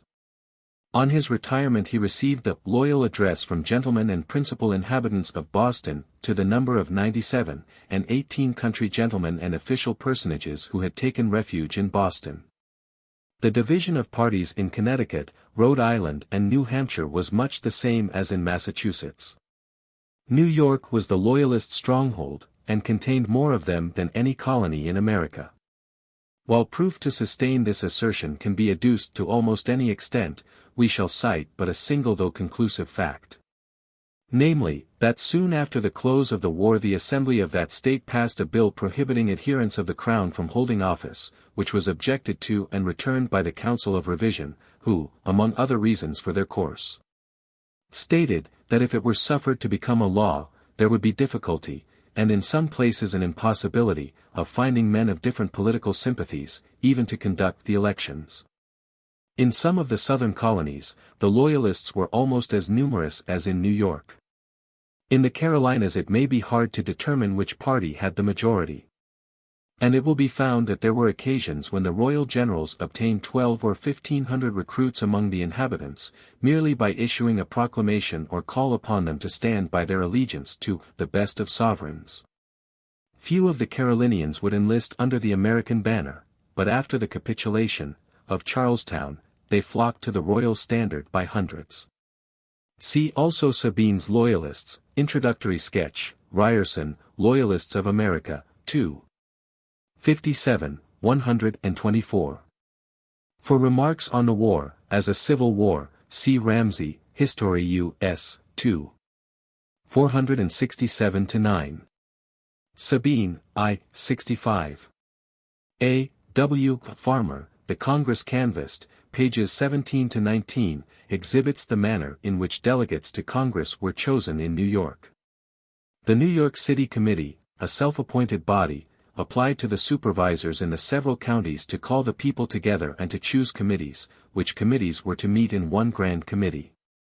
And this grand committee of committees were to choose the delegates for the county or to declare their approbation of the New York delegates. And if any county did not meet and choose their committee, it was to be taken for granted that they acquiesced in the New York choice. Again, as to delegates chosen by the assemblies, the assembly has no legal right to act by itself and claim to represent the people in so doing. The people are not bound by any act of their representatives till it hath received the approbation of the other branches of the legislature. Delegates so appointed are, at best, but delegates of delegates, but representatives of representatives. When therefore the delegates at Philadelphia, in the preamble to their Bill of Rights, and in their letter to His Excellency General Gage, styled their body, a full and free representation of all the colonies from Nova Scotia to Georgia, they were guilty of a piece of impudence which was never equalled since the world began, and never will be exceeded while it shall continue. Again, no provincial legislature, even if complete, can give them such powers as were lately exercised at Philadelphia. The legislative authority of the province cannot extend further than the province extends. None of its acts are binding 1 inch beyond its limits. How then can it give authority to a few persons, to make rules and laws for the whole continent? Before such a mode of legislation can take place, the constitution of our colonies must be subverted and their present independency on one another must be annihilated. The logic of the Loyalist writers is unanswerable, and their legal reasoning is usually correct and precise. The fallacy of their position was that they were in face of a revolution. Elements had been introduced into the struggle which, like the presence of an infinite quantity in an equation, vitiated the reasoning, however correct the process may have been. The author argues, for example, to talk of subjection to the King of Great Britain, while we disclaim submission to the Parliament of Great Britain, is idle and ridiculous. It is a distinction made by the American Republicans to serve their own rebellious purposes, a gilding with which they have enclosed the pill of sedition, to entice the unwary colonists to swallow it the more readily down. The King of Great Britain was placed on the throne by virtue of an act of Parliament, and he is King of America, by virtue of being King of Great Britain. He is therefore King of America by act of Parliament. And if we disclaim that authority which made him our king, we, in fact, reject him from being our king, for we disclaim that authority by which he is king at all. It may be noticed that the fundamental Whig doctrine of the supremacy of Parliament, which is here so strongly urged, was never understood or appreciated by those who called themselves Whigs in America. Clinton-Cornwallis Correspondence, I. Pages 263, 265. Clinton-Cornwallis Correspondence, 2. Pages 308, 309. Jones, Thomas, History of New York, I. 362-3, 172-176. Christian Examiner, 8. Pages 127, 128, Dabney. Kirwan, Journal, 475, 479. Sabine, North American Review, Licks. Pages 287, 288. Loyalists, I. 71-81. Ryerson, Loyalists of America, 2. 130, 136. No. A.M. Rev. Licks. Page 289. The Journal and Letters of the late Samuel Kirwan, New York and Boston, 1842, page 147. Parliamentary History, Volume 23. 411, 412, 430, 481.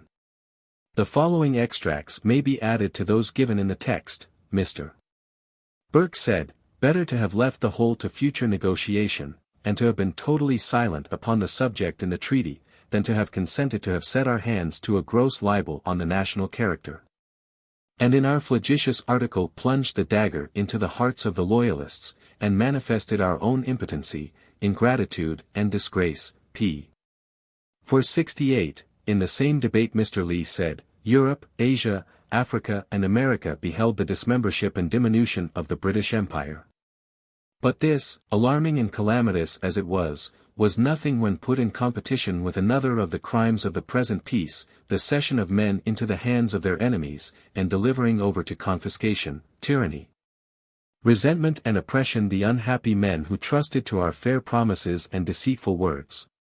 This was the great ground of his objection, and he called it a disgraceful, wicked and treacherous peace, inadequate to its object, and such as no man could vote to be honorable without delivering his character over to damnation for ever, page 492.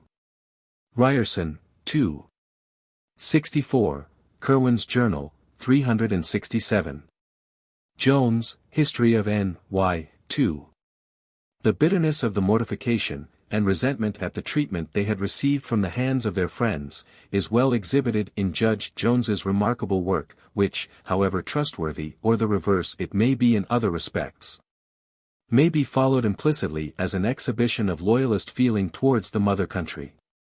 Jones, 2. 645-654. Wilmot, Historical View of the Commission for Inquiry into the Losses, etc., London, 1815.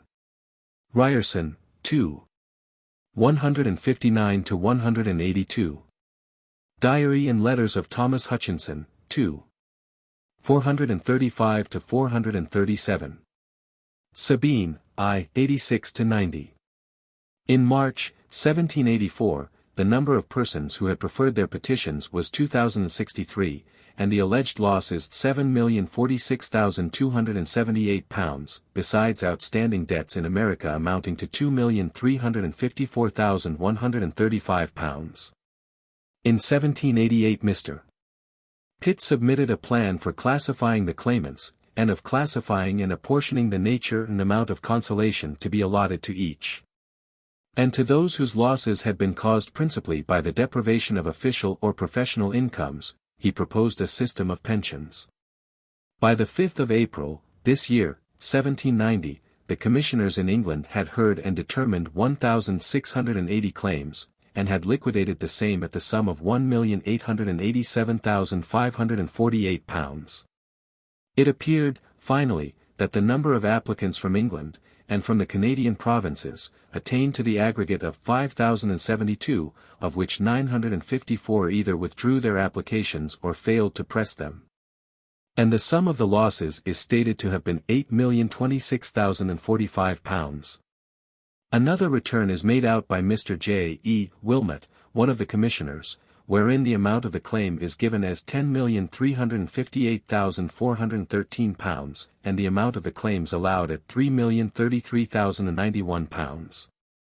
The subject was again raised in Parliament in 1821, but though there was much sympathy expressed for the sufferings of those who had trusted to their country to recompense their fidelity, the sympathy exhausted itself in words.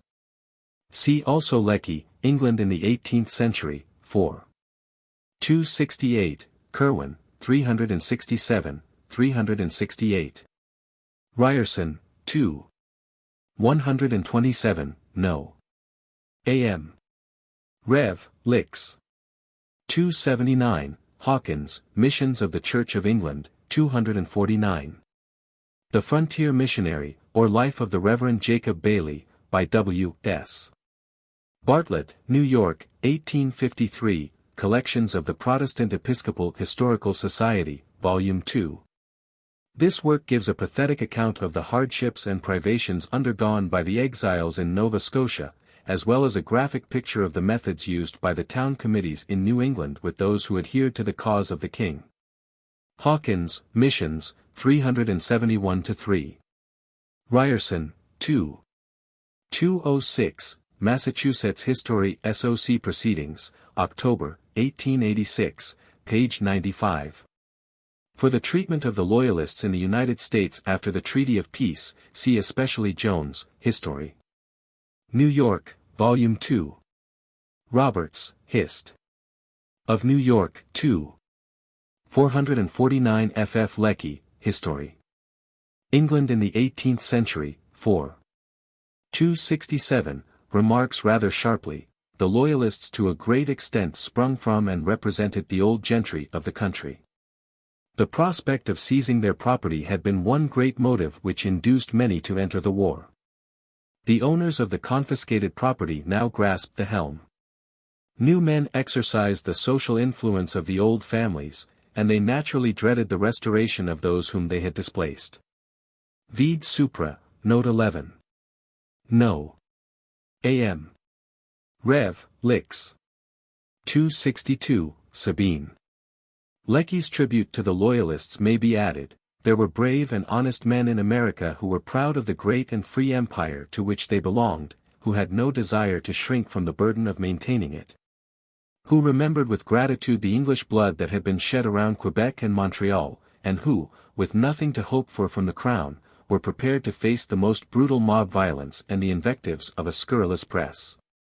To risk their fortunes, their reputations, and sometimes even their lives, in order to avert civil war and ultimate separation.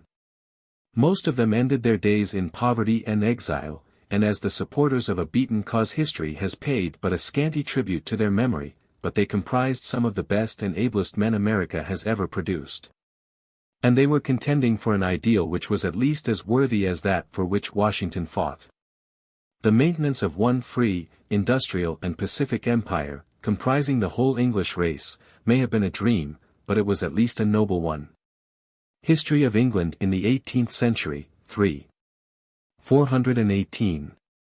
For historical notices of the Loyalists in Canada, the following are also useful: Settlement of Upper Canada, 1872, by William Caniff, Toronto of Old, 1873, by Dr. H. Scatting. Centennial of the Settlement of Upper Canada by the United Empire Loyalists, 1784–1884, the celebrations at Adolphustown, Toronto, and Niagara, Toronto, 1885. The End. Transcriber's Notes. Punctuation, hyphenation, and spelling were made consistent when a predominant preference was found in the original book, otherwise they were not changed. Simple typographical errors were corrected. Unbalanced quotation marks were remedied when the change was obvious, and otherwise left unbalanced. The last footnote of the book, on had no anchor. Transcriber added one at the end of the last paragraph on page